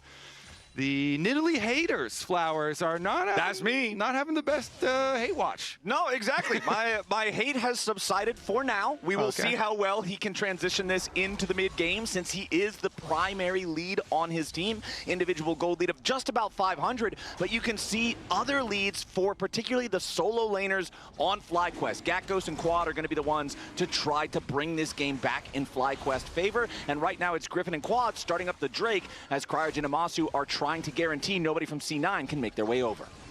All right, well, they pull the Dragon out, so they're not going to be any cheeky like, oh, I'm going to try and, you know, throw some crap over the wall. Yeah, exactly. Get some random steal. So nicely done there. At least FlyQuest do secure themselves that Dragon. Uh-oh, is Thanatos going to get a solo kill right now? Gat goes down to 58 HP. Thanatos will force him away, but he won't force the kill. And if you remember Thanatos' Cassante from last time, he's stacking chain vests. Last time he was stacking chain vests and cloaks. Now he's just stacking the vests. So is going to be really effective. You just have so much early armor. And as funny as it can look, really, really powerful against the Jace, especially when he is going lethality. Yeah. And already he is kind of running that lane, so Gatkos going to get put down. And even though the gold is very close, I'm very scared for FlyQuest because you're looking at Cassante, Azir, Yunara, Lulu, so much powerful scaling. And plays like that are rewarded in the new patch on the new year, because even though you don't get your solo kill, you're guaranteed money from the crystals on the turret plate. So it doesn't ruin your tempo. You just, oh, I pushed him out of lane, and yeah, I didn't kill him. I wish I would have killed him, but at least you can very quickly get one. Ooh, and they're going to get Quad right now. APA goes in for the shuffle. Quad flashes away, and he stays alive. FlyQuest ready to reinforce their mid laner and turn things right back around. Nicely played as Cryogen and Griffin show up, save the day, and get 2 kills for their trouble. Oh, the Avengers assemble. Quad barely saved there. He flashed at the last moment with maybe 100 HP, probably even less, and the heal plus the shields here come in from Cryogen, and the counter gank is there. Yeah, he's going to be able to barely survive. But this was so nicely set up. Azir wall perfect into the spear while he's still in the air. Yeah. And then Quad, his flash comes up as he used it. Just came up right there. And that was way less than 100. That was probably single digits. You see a tiny, tiny HP there, plus a red buff burning him.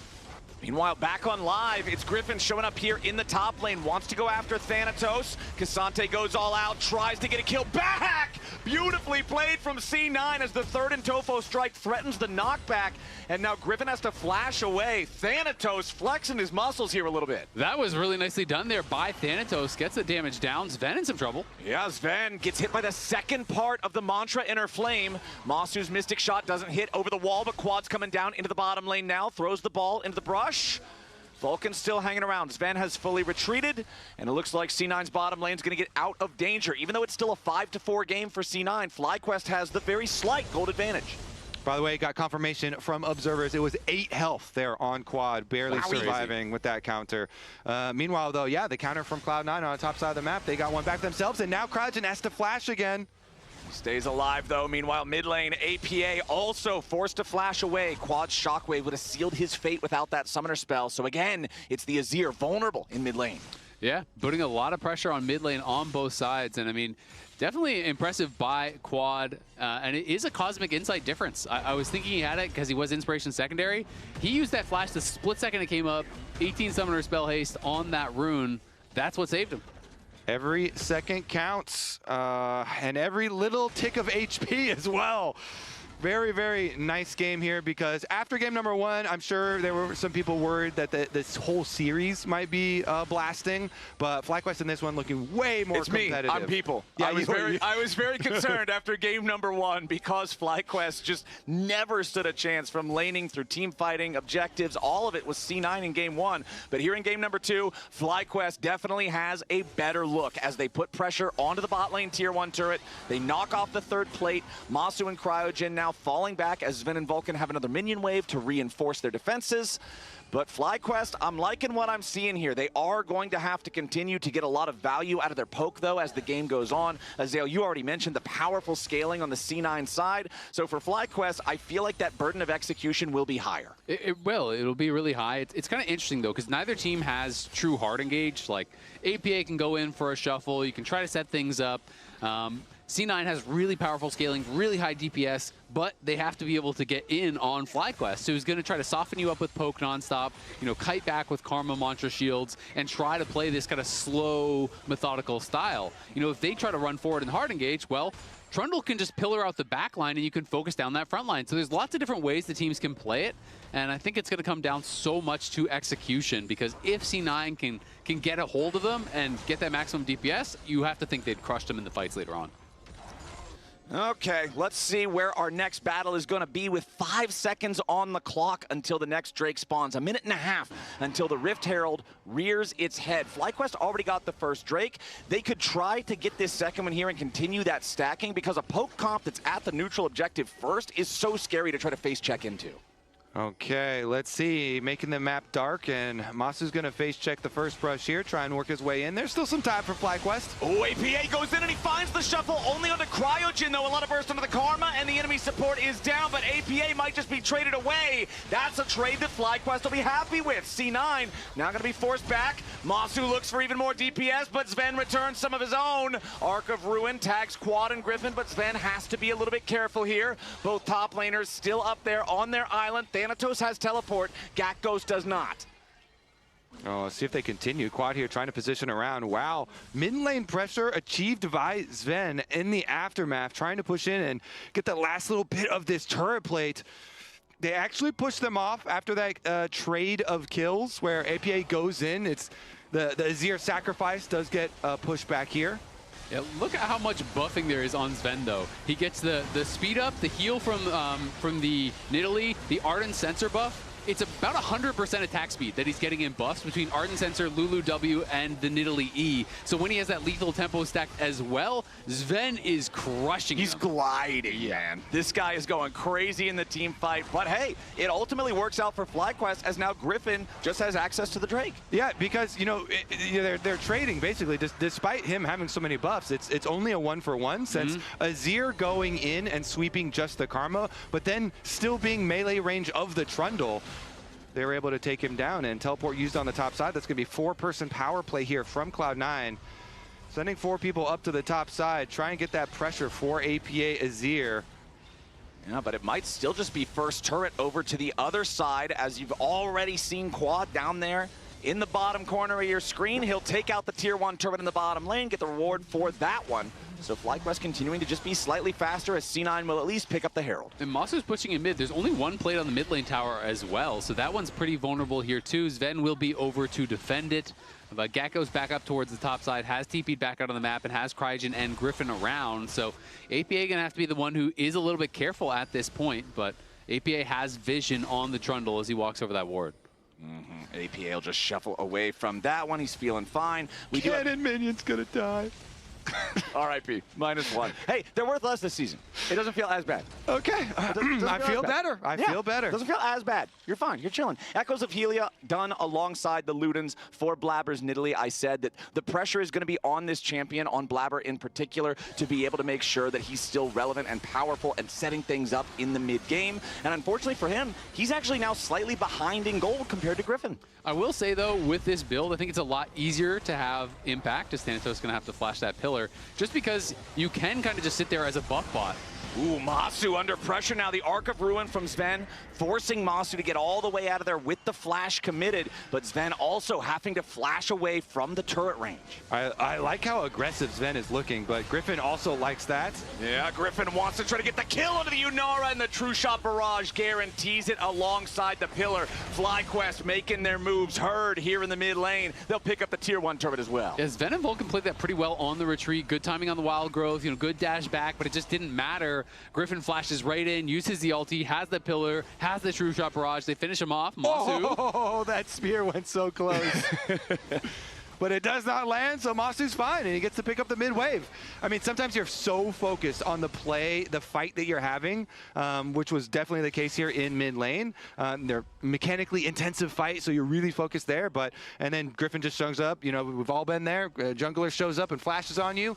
Take him down and allows FlyQuest here. 2 dragons, a marginal gold lead for themselves, but they also have a lot of the poke really coming online now. We have the Muramana transformation for Ezreal. So, when you got your 2-item power spike, your Trinity Force, and your Muramana transformed, maybe now we'll get to see the power of the Jace plus Ezreal and Karma poke actually come together and make use of the Trundle pillars, slow people down so you can land that poke, and they can actually get some big health trades beforehand. FlyQuest are also just building up a lot of move speed. When you think about Trundle, you have Frozen Domain, he built Swifties, he's going towards Deadman's, you have Acceleration Gate, and you have Karma speed ups with his shields. So they're going to have a lot of move speed to kite in, chase down, utilizing those pillars as well, utilizing the speed ups even from the Orianna. So they have a lot of tools to try to navigate these fights, and I think it's going to be really exciting to see how they're able to do it. Sven is just bloodthirsty again, going back after Masu. Arc of Ruin once more used, means he's already transcended, so the ulti down for Yunara should dissuade C9 from looking for larger fights until the cooldown's ready again. And they actually collapse from topside too, so that leaves Jace alone at the tower.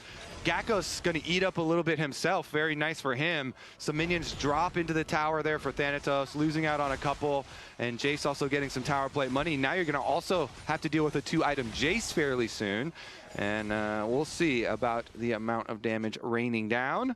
Flashes, though, are coming at a premium. And Sven still looking aggressive, jumping in constantly onto Masu's Ezreal. Neither of them have flashes. Bottom side, though, APA can just remake his own tower. So even with a lot of people down here, it should feel pretty safe. Okay, 38 seconds on the clock until we get the next Drake. Even less than that until the Baron. Remember that in game number 1, it was C9 just forcing a Baron uncontested at 21.5 minutes on the clock. I don't think we're going to see the same thing here in game number 2. I mean, may have just jinxed it, but it was like a 7K gold lead at this point last game or thereabouts. So we're in for a much better game 2. And potentially a game 3 if FlyQuest can bring us there. As you can see, Vulcan taking a bit of poke, and this is how FlyQuest wants to play it out. They need to play it slow. They need to slowly whittle them down, utilize their move speed, don't allow C9 to get in on them. And we'll see how strong Blabber's healing is at battling the poke, because this Nidalee that they were able to pick up after seeing a lot of the poke, does have the Echoes of Helia done, so we'll see how much sustain they can bring to the long standoffs. It looks like they're trying to threaten that Baron Flowers because of the dragon opposite side of the map. Cloud9 trying to pull the rest of FlyQuest resources and threaten, but FlyQuest, they're saying, nah, go ahead and start it. We're going to keep Trundle on that dragon until we finish it. Yeah, I mean, trying to do Baron against 4 pokers, go ahead. There's no shot. Nobody's buying that bluff. That's exactly what I was going to say. Trundle is great at soloing down the Drake. Everybody else just has nonstop projectiles to pelt you with in the Baron pit. I can see what C9 was thinking, but I also wouldn't think that myself. Yeah, I will say, though, if they get a little bit of alone time, with the amount of attack speed buffs they have for Yunara, the amount of DPS that APA is going to do on the Azir, they will melt that Baron. So it definitely is something that FlyQuest have to respect, but they were well aware of this one, and there was no shot C9 was going to get away with it. So how are we feeling now about the state of things with 3 Drakes to nothing, favoring FlyQuest? Masu again shifting away from Sven. 4.5 minutes from now, Cloud9 is going to have to stop their opponents from getting the Drake, otherwise it's Ocean Soul. Yeah, I think 100% will get there early and ahead of time. So that you can definitely look forward to that one. Okay. as far I want to see a good fight. As far as the team fights go. Until then, I guess one of the big questions is going to be this constant mashup of AD carries in mid lane. Sven constantly is getting the push onto Masu and forcing Masu to back off. So it's slowly giving him some alone time on the tower. And slowly but surely, Cloud9 are wearing away at that mid lane defense. Of course, FlyQuest already took their mid lane tower, but we'll see if anything comes of this before the very epic Dragon Soul fight that we have. There's possibilities of like chasing down in the long lane on the side lane, or these AD carries fully committing to some of these fights. They both have flashes back up now, though. I do really feel like if C9 doesn't stop the Soul, though, they are probably just cooked. It's we're fighting that for sure. Yeah, like you have got to be able to not only just try to fight that, but win it for sure. So, so much comes down to the setup. I think both teams are going to be here very early, fighting for vision, fighting for mid lane prio, which has been the story of these last couple minutes. And, you know, the last Dragon, C9 kind of quickly gave that up. They ate a Shock Blast or two, and then they just kind of backed it up. This time, they're going to have to force their way in, whether they like it or not. You've got to try to fight. You can't give over Ocean Soul to this team, or it's just going to be nonstop. I don't think they're going to have enough to actually deal with it. And this game has been so close for all 22.5 minutes of play. Masu trying to get away yet again. Thanatos wanted to flash third in Tofo strike there for the knockback, but Masu evades it. So C9 will at least grab that tier 1 turret they've been working on for so long, but Thanatos does spend a very valuable summoner spell that will not be ready to go again before the Drake. Yeah, and Quad, meanwhile, just splitting top. I mean, he is getting quite strong himself. Has a Shadow Flame, has the Ludens, has the tier 3 Sork boots, so is going aggressive. And is going to have a ton of damage on that Shockwave combo when he's able to get it in. APA, a bit behind, you know, still on those 2 items, but it is a Rylai's, which is obviously that cheaper item, a bit more about the control, which I think makes a lot of sense in this kind of composition. He has the Oblivion Orb, he has the Rylai's. You just want to make sure your team is hitting. Like, they have enough DPS. You just kind of utilize that control to maybe get a little bit something extra. Yeah, make some more time and positioning for Yunara. Yeah, you've got the Oblivion Orb to cut down the Trundle healing, since that's really the only potential frontliner on the enemy team. Seeker's Arm Guard also completed here for Blabber. Big potential item for that upcoming fight that is now less than 2 minutes away. Muramanas are fully evolved for both Gakgos and Masu, too, on the FlyQuest side.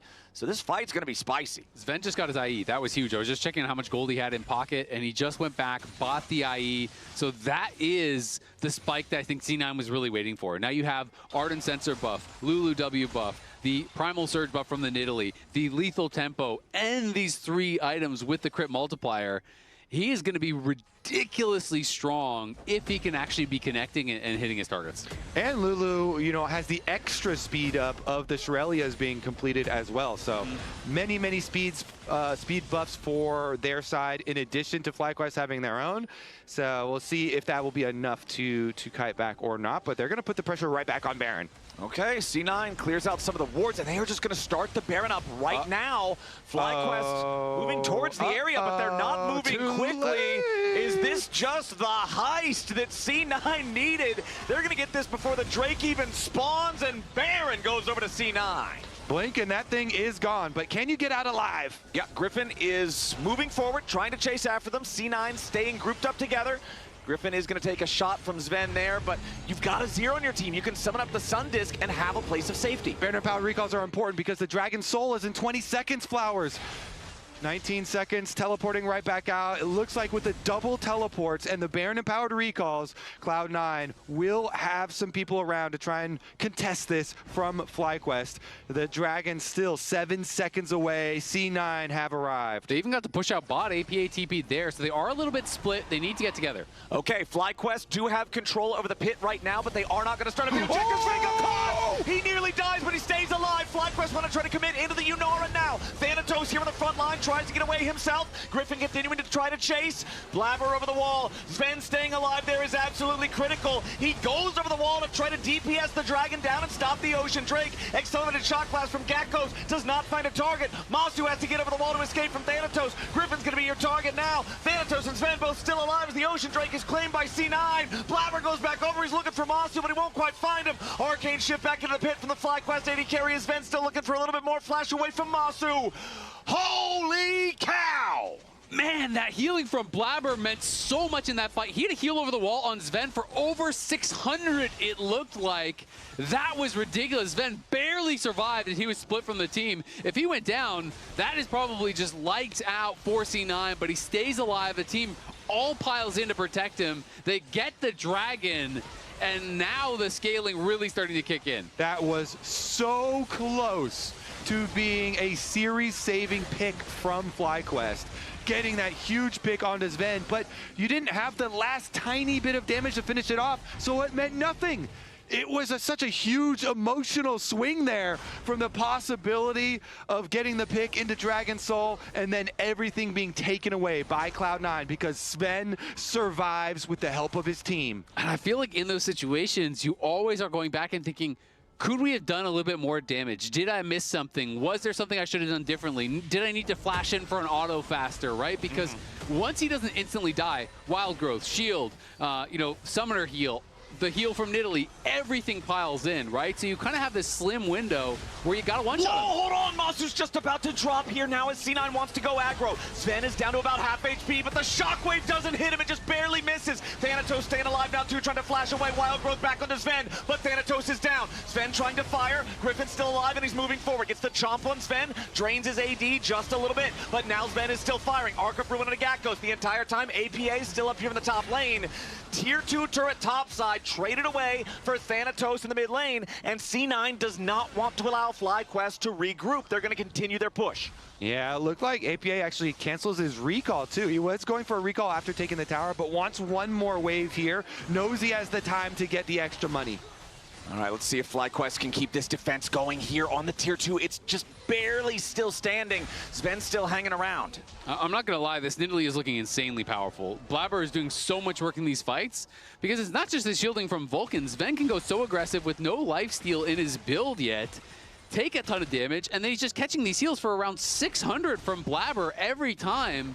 Buffing him up, healing him back to full, and it is meaning so much of this poke just isn't really doing that much.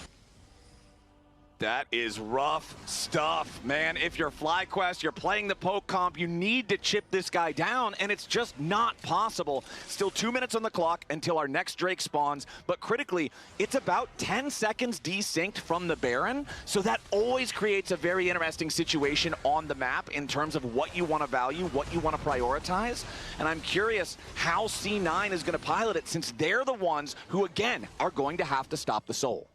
Okay, early warding and vision here. Cloud9 moving in to take over this setup on this bottom side. They can push between mid lane and bottom lane very, very safely, controlling the jungle, putting some extra pressure here, making it hard for FlyQuest to maneuver. Yeah, Masu also getting the Endless Hunger, which a lot of people see as kind of more of a snowball-y style item, but does have a lot of Omni-Vamp on there, especially you start getting some kills. You really can kind of ramp up, and has been a very aggressive back-and-forth game, lots of trading, so maybe just feeling it's worthwhile to go for that instead of getting an earlier Cyrildas or Shojin or something like that. All right, FlyQuest, it feels like things are getting a little bit scary right now. They are mostly confined to their base as Quad tries to push out the bottom lane. Less than 1 minute on the clock now for Baron. Very similar time frame on the Drake. And it's C9 with control over the bot side river. And look at all the wards, all the vision they have placed in the enemy jungle leading up. They want FlyQuest to be a little bit paranoid, a little bit scared about approaching. All right, so that Blabber heal on himself looks like it basically negates an empowered shock blast worth of damage. Kind of crazy. And then since he also had been hit by the Ezreal ult, then just one more heal for himself and basically topped right back off. No problems for them. Mid-wave control, this push getting taken by FlyQuest first, but the double teleports from Cloud9 have arrived, and they're ready to tango. Okay, Blabber takes a little bit of poke right there, but again, the heals are going to make sure that C9 stays healthy. Sven gets away from the pillar. FlyQuest has control over the bot side river.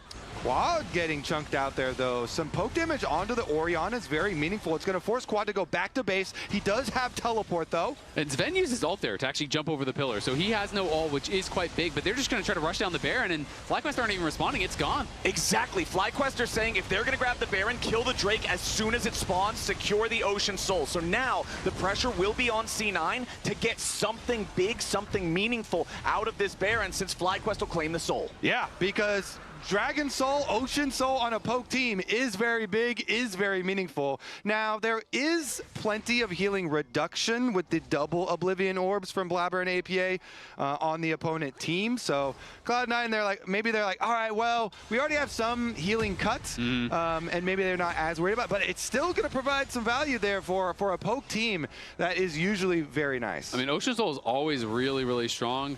They do have incredibly high DPS, so they definitely can DPS through it. The Trundle's going to be, I think, the real difficulty because he is pretty tanky. If the Azir and the Yunara do get on the Ezreal or someone like that, Ocean Soul's not going to save them, so maybe that's kind of the thought process. Big chunk from the spear there. Blabber knocks Masu down to about half HP.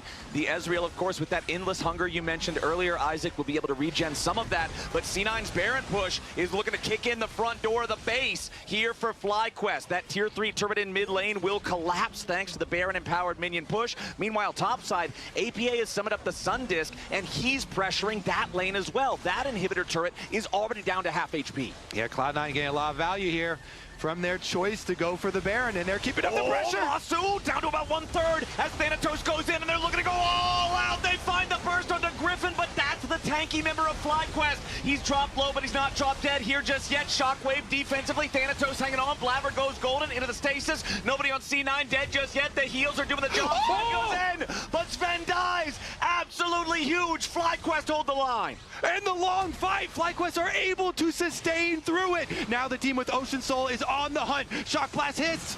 Okay, APA, he's going to be your target now. Pops his stasis, but there's no way out. Both carries dead on the C9 side. That was so crazy. Sven goes in, trying to finish off Masu, can't quite do it, gets burst down, and then this is where the Ocean Soul is going to be huge in these long extended fights, and this is where all the move speed from FlyQuest really comes in clutch as well. Deadman's, Frozen Domain, the Pillars, the Karma Shields, everything, meaning you can't get out of the losing fight. So this was really risky here. Sven decides, you know what, I am going in, but he's getting hit by Gakkos and Masu at the same time, and he just gets burst through everything. Blabber and Vulcan weren't really with him in that moment to keep him alive. Yeah, he's been going ham at Masu the entire game, constantly jumping at him, but FlyQuest now marching back, fighting their way back into this game and into this series.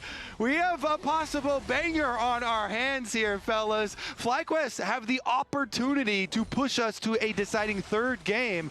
Cloud9, of course, they want to end it now. They want to finish this series before FlyQuest have a chance to extend it. Oh, look at that damage from Sven in the last team fight. Over 7K, he was pumping. I mean, this game is a certified banger. This one's going to be really fun, and I think it's very likely to come down to an Elder. And we'll have to see. I mean, Ocean Soul's not going to do a lot against Elder, so a lot of the advantages that FlyQuest have built will be nullified by that if C9 is able to secure it. But it's, again, going to be so much about the setups and can they stay with Sven, because he is working now towards that BT. That will help him a lot to be able to stay healthy, in addition to everything we've already been talking about with this Lulu and Nidalee buffing him up and healing him. All right, FlyQuest still defending right now. They managed to hold the base with losing only a single inhibitor, so it's not like there's a ton of pressure just flowing in through the minion waves, considering we're 35 minutes into the game. It's... I don't remember the naming nomenclature anymore, but it's like, it's season 2026. You have a lot of power at 35 minutes into the game. One wave of super minions is very easy to deal with for this FlyQuest squad, but that does still mean, though, that C9 have control over the enemy jungle. They're going to place down this vision, and they want to keep the pressure on.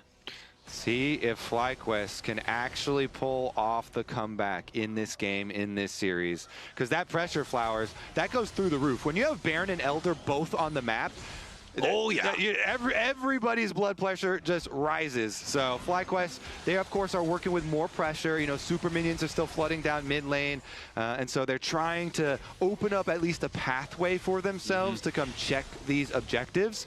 And both epic objectives will be arriving shortly. It's always really interesting too, because I think that, you know, if you do an Elder for Baron trade, often the Baron team can just clear the waves and just kind of delay, let it run out. But FlyQuest don't necessarily have that advantage because their base has already been cracked, right? You know, they don't necessarily have the ability to just kind of sit back and turtle.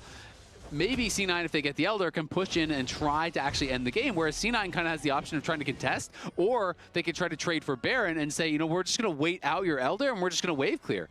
So we've also got Abyssal Mask completed for Thanatos to help magnify the magic damage of APA and Blabber, and also a little bit of Sven because of the Yunara passive, right? So I like this choice here to just guarantee that they don't have the same type of situation that FlyQuest did, where you feel like you just miss out on the kill that could have ended the game by the smallest of margins. But it's less than a minute now for both of our super buffs. C9 are prioritizing that Elder. They have control over the bottom side river. FlyQuest have made what very well might be their final purchase for this game. It's also worth noting that FlyQuest doesn't really have any offensive heal cut. They have the Thornmail, but I'm not seeing any other ones. And now with the BT and the Nidalee healing, that's kind of problematic. FlyQuest just kind of barreling down mid lane right now. They're just taking total control over the push. Meanwhile, push on bottom side, Azir is still pinging forward. APA is signaling, I'm going to keep split pushing. There's still time that we have before FlyQuest really get to a pressure scenario. Rest of Cloud9, actually, they come back. They're trying to defend. Okay, mid laners both in the bottom lane. Griffin steps forward again, leading the charge for the FlyQuest side. Teleport coming in from C9. It's Thanatos. Vence here on the front line. Down to half HP, immediately healed right back up. FlyQuest has everybody joined in the fight. APA is not there for C9. He's just pushing the enemy base instead. It's a 4v5 for C9 here with the Elder. Thanatos again on the front, trying to keep everybody on FlyQuest busy. C9 is pushing in the bottom lane. FlyQuest trying to go for the Elder, go for some kind of a game win here as C9 continue to fight them. APA is DPSing the inhibitor, but it's very slow. Blabber jumps in, but the Elder goes over to Griffin and FlyQuest. Blabber is dead for the next 60 seconds. Sven wants to find a kill, but he can't quite finish off Masu as Griffin continues chasing. APA has made his way onto the Nexus turrets, and the first one will fall. The second will not be felled in time as Gakos returns to the base. Yeah, they make a really good call here from FlyQuest. They say, fine, we're going to go for the flip. We still have teleport for Gakos. He'll get back after the fight, and now with Elder Dragon buff on FlyQuest, can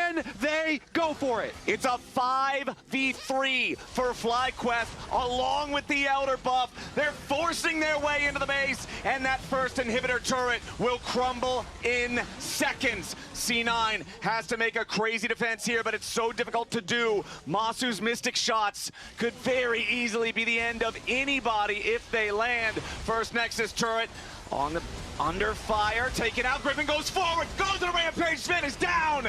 Ladies and gentlemen, FlyQuest, they find their way in. They take the Nexus, and we're going to game 3. The Shockwave combo there with Quad and Griffin. Griffin flashes the Shockwave in onto Sven's head. They finish him off. C9 made the risky call. We're not going to team fight. We're going to try to end the game through the split push. It does not work out. Griffin nails the smite, nails the flash for the Shockwave combo, and we are going to game 3. What a turnaround from FlyQuest. Yeah, what a defense there from FlyQuest. And under pressure, the young team actually holds strong at the Elder fight. They get it. Lounge, are you pumped up?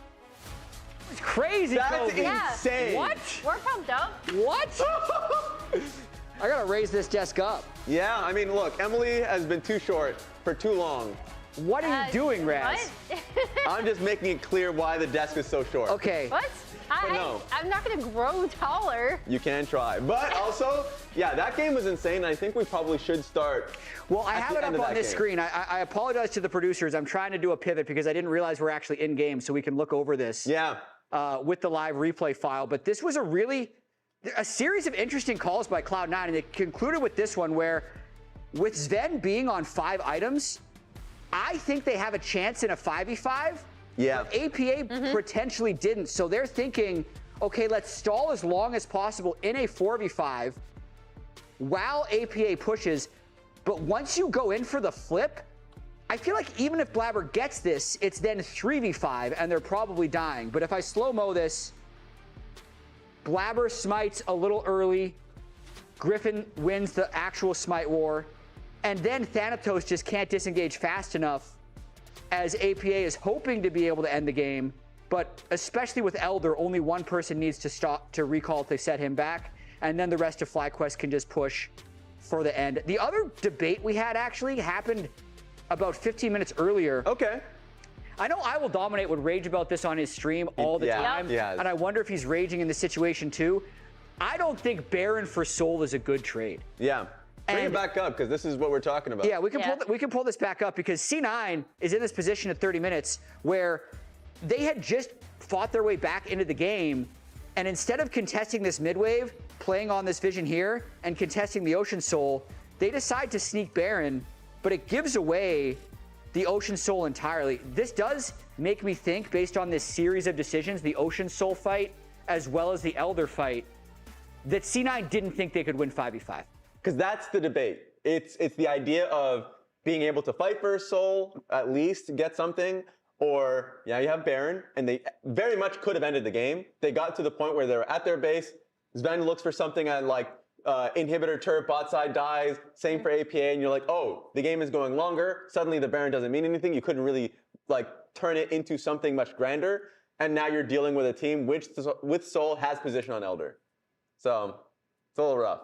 Yeah, I mean, I was kind of going over because it felt like I think they could have potentially fought that. I definitely think they could have. Not only the Elder, but I'm going back to the Ocean Soul point absolutely. fight, or the Soul fight. Just because, especially with how they did seem to be playing around Sven, how much those heals from Blabber were still working. It was basically like... Ooh, I wanted to check that. How much did Blabber heal? I'm actually curious to see how much healing you did too. Yeah. But it was basically like having your own mini Ocean Soul for the team in terms of how much they were getting topped off. And giving, I mean, Cass already covered it, but giving that Ocean Soul over to a composition that already is so heavily poke focused and allowing and giving them that massive buff, I think is really risky. Yes, and I do want to rewind it a little bit back to the Elder discussion. You're the tech guy, Raz. If you can find the healing, I can do it. You can do it. Sure. And while we're talking about the Elder just a little bit, because I like the decision that they had around Elder Dragon. Because like, APA has TP. So I think that call of being able to say, if we do actually need you for the fight, then great. Also, if you look at FlyQuest composition, you have Karma, Trundle, Jace. They can't really force the fight. If you end up getting the proper flip on it, then you're not going to get really... There's not going to be much trouble of them hard engaging on you and beating you regardless. So I actually think you like this play if they win the flip? If they win the flip, I enjoy it. And if they do need help, then APA can always TP through. But they can always just like, But if they win the flip, what happens? It just, you think they run away better 3v5? Because I don't think they're killing. I mean, Masu dies there. There you go. Masu's dead. That was a personal decision he has made. Oh, we have comms of that final fight, actually. Let's take a listen.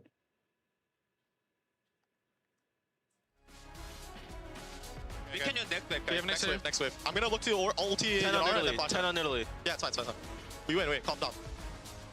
I'm walking up. Yeah. I'll let you know. Go flash. Big. Nice. Kill. Go. And then. I'm dead. Oh my god. Holy shit. Good job. Okay, one more. How are you dying on Crab again? Bro. Wait, how did I die? No. It's okay. Dying on Crab again. It's just the way it goes. Okay, player of the game, a pretty hotly contested vote here is going to be Quad. Yeah. Orianna kept him in the game. I voted for Griffin. You two voted for Quad? I voted for Quad. I voted for Quad, yeah. Okay. Both of them are so good. Explain yourselves. Like, consistently throughout the game, you can already see it here, but like I felt like, especially in the mid lane play that happened really early on, he had played exceptionally there. Team fights really good from him too. Masu's getting a lot of credit from the fans. I think that makes sense. But I do think, for me, it was closer between Quad and Griffin. I just thought that Griffin held them in the game. You're just a floating head by the screen. Yeah, I mean, I think for me, it's also, I was actually wondering, Quad on this new team, how he was going to play side lanes. Yeah. He side lanes really, really well, and I actually thought he applied a similar amount of pressure that APA did on the Azir, like in some of these mid-game fights. And then to Raz's point, I thought there were a few team fights where he helped really save his teammates, and I thought it was really important. We are now out of time after a chaotic segment to follow a very chaotic game. I can't wait for Game 3. It'll be on the other side of the break. Thanks for joining us.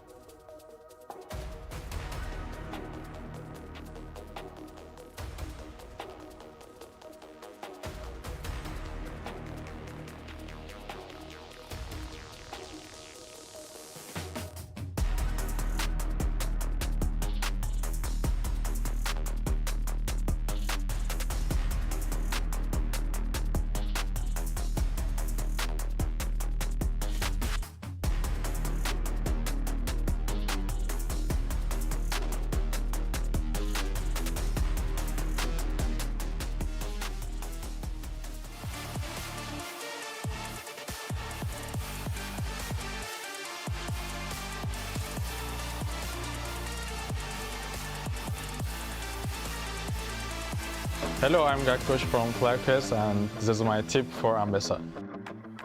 So there's an Ambessa combo that I see most of the players don't do it, and it's pretty easy, so I want to show play. So you ult the enemy first. I saw it from Griffin actually. You ult the enemy, and then you right-click him before you go, and then you press S, and you do extra auto after your ult. Most of the players do Q after ult, but you can do one more auto if you do this combo. So you ult them and press S. So after your ult, you do right-click to enemy, you ult, and you press S, and it works every time. It's so easy actually after you learn it. Yes, like that, so simple. And you EQ, combo. Yeah, that's it.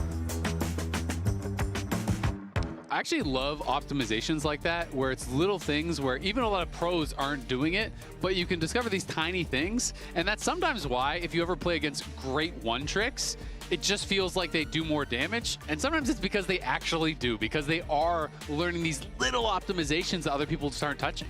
Back when Skarner was purple, my Skarner did a lot of damage. I'll tell you that. It did. I'll tell you that right now. That was driving around with as many bruiser items as you could buy. All the bruiser items, those were the best.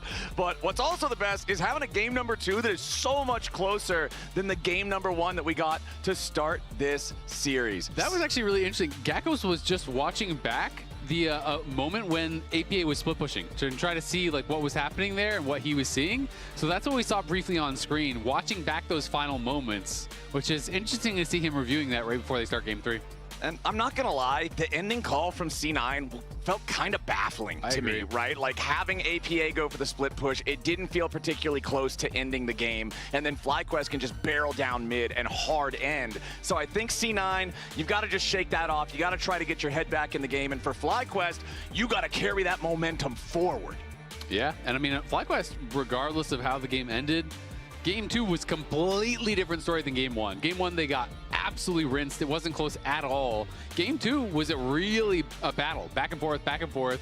Yes, you can question the call from APA or from whoever made that shot call for APA to split push instead of taking that fight, but FlyQuest was in it the whole time, and this is going to be an exciting one. Certainly is.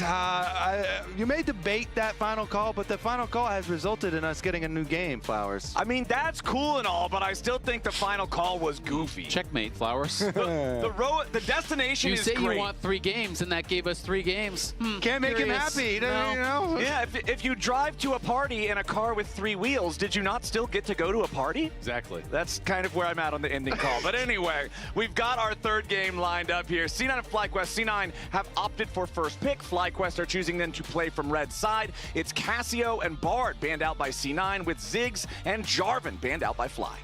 Okay, so what are we going to whittle down to here? Everybody always talks about APA's champion pool, and they did continue with the Ziggs ban here from FlyQuest, so that respect is at the very least getting paid to him. But can they actually take advantage of it? I know between APA and Quad, there is so much respect. APA, whenever asked, he always lists Quad as the #1, power ranked mid laner in the league. And so plenty of respect there. And yeah, so far this split, at the very least, APA has only played Azir and Talia. Yep, and that is true for this series as well, right? So hasn't yet gone beyond that. The Ziggs is going to get banned away. I wonder if they do another sort of target ban towards him, or if it's just more AD junglers. It's going to be the Pantheon. So the Ambessa taken away, you could say that's from Gakkos, but Griffin's also shown that a lot of AD jungle focus as that does get narrowed, but it means Varus is up. Xin Zhao is still up. Varus going through the bans in Game 3 is a bit surprising to me, so FlyQuest must have some sort of a plan that they're going to respond with in the bot lane, and I'm really kind of curious to see what that's going to be. Yeah, I definitely think it's a powerful pick at the moment for Poke, as well as on-hit options for him. But another powerful pick that went through that is a pretty good trade is a Rumble. Everybody likes building comps around Rumble here. And it looks like they're discussing what they want to go with it.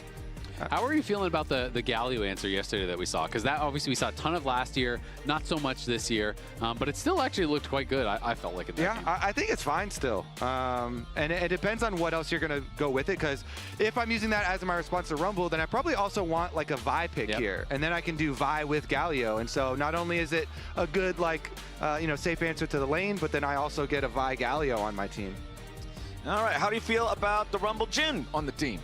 It's a very common combo because Jhin can fall for such long range and Rumble Equalizer also. So it's something that is very common for a good reason. Jhin also, will get some lethality in there. Rumble puts a lot of magic damage pressure. So I think it's a good core to work off of. Yeah, and Jhin is also a safe laner, a strong laner to be able to deal with the Varus. Thanatos has liked this Aurora answer as a counter pick. Okay. Did bring it out as early as week 1 into Morgan. Honestly, didn't do as well as I expected him to in that matchup that week, but he is definitely our strongest laning top laner. He has the counter pick. We'll see what he can get done against Gatgos. And you can see the stats there at the bottom of the screen. Win-loss 5-0 for Aurora so far this split. The champion's very powerful. Especially in Thanatos' hands. He's been very aggressive with it. Then bottom lane, to complement this Varus, we need some lane power. That is a lot of lane power. Like it. You get the Nico Varus. This is a very, very reliable combo. So much poke damage, so much threatening. So many threatening positions you can get yourself into. Especially when you think of like what FlyQuest wants, and generally with Rumble, with Jhin, you want some sort of hard engage support, right? But if you go towards the Rel or whatever, you're gonna get probably slapped in that 2v2. Rel, Alistar, both fit the comp, but do not do well in the 2v2. So they're gonna have to just kind of make that sacrifice is their decision. They're gonna have to seed the 2v2 or maybe hope for jungle pressure to be able to punish it. And you need that lockdown for the Equalizer and for that Jhin to be able to follow up with the Deadly Flourish. So that's a trade-off, but I expect C9 to really have pressure in that 2v2 bot side. And since we have mirrored picks on either side of the rift, bottom lane duos locked in, top laners locked in, let's see what we get in terms of those mid-jungle bans here in the second half of draft. And there's the Galio ban to try to protect the Rumble. So another common one, along with the Galio, that provides CC as well, that is an answer into Rumble, has been the Ornn. And so you could do stuff like that. But since they've got the Aurora, I have a very strong feeling that the Aurora is going into Thanatos' hands. Yeah, you can still have the respect, and clearly FlyQuest 2, where they're like, hey, you could rotate it. We don't know what APA's been up to, so we're going to respect still ban the Galio. If they're still thinking along those lines, though, again, there are other like CC things that you can put up there if you feel like your team still needs, more engage on their side too. But with Aurora and Nico, that's pretty good engage. Yeah, absolutely. I mean, it is interesting. I literally hadn't even considered that it could be APA piloting it. I just don't see Aurora as an APA champ. Same boat as me. They are. Yeah, they are obviously giving that respect over. The other thing that made me think of immediately was when I think back to Nico, when it was actually popular as mid lane, guess who played it a lot? APA. So, there is possibilities that they are getting clever. They are going to be swapping things around a bit. Xin Zhao going to be taken out. Vi is still up and available as far as some of those kind of premium AD junglers. Jarvan was banned out earlier. Pantheon was banned out earlier. And we saw, the Wukong and the Trundle already played. So is going to be a much more limited pool, but there's still things like Lee Sin. You can't fully ban out all the AD junglers in a 3-game Fearless. Yeah, it's pretty tough to actually get that deep into the pool, but we do have the Syndra and the Mundo banned out by C9. Galio and Xin Zhao, like you guys have already mentioned, banned out by FlyQuest. Now, what will be pick number 4 for the FlyQuest side? I'm assuming you're going to wait until 5th and final pick for your mid lane. I would think so, especially with the expectation that APA is supposed to have this weaker pool. You take a premium AD jungler, you take the Vi. I think it makes a lot of sense. They banned 3 AD junglers for FlyQuest, right? So you want to take one away, limit what Blabber is going to have even more so, and then also get counterpick for quad in the mid lane.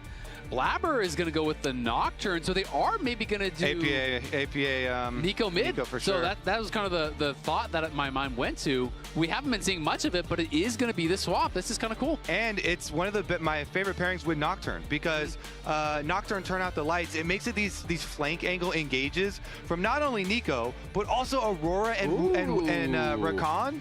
This is very, very intense engage. Sylas ults, a lot of ults here to steal. A lot of very good ults for Silas to steal. Yeah, there really are. I mean, there's a lot of, like, great. There's all these good engage ults on C9. Well, now they're all on FlyQuest too, because Quad is going to have access to them. So a lot of power on both sides. Some cool tricks, it feels like, in the draft throughout this series from C9. They've been very flexible, trying to showcase that this Nico was going to be going bot, but APA going back to something that was a tried and true pick from in the past. And the only thing you're sad about picking a Silas here is you can't steal your own Alistar's ultimate. That's honestly the only sort of, man, in this case, but I still think they'll be happy with how things are looking. Which one of these comps would you guys say has the edge? I think they're pretty close. I mean, I like both sides. I like the strengths of both sides. Like I say, Nocturne ult completely changes all of these engage attempts. Like, Nico's already very hard for people to deal with as far as the engage, but when you also have the Recon, you also have the Nocturne here, these can be just snap kills from Cloud9.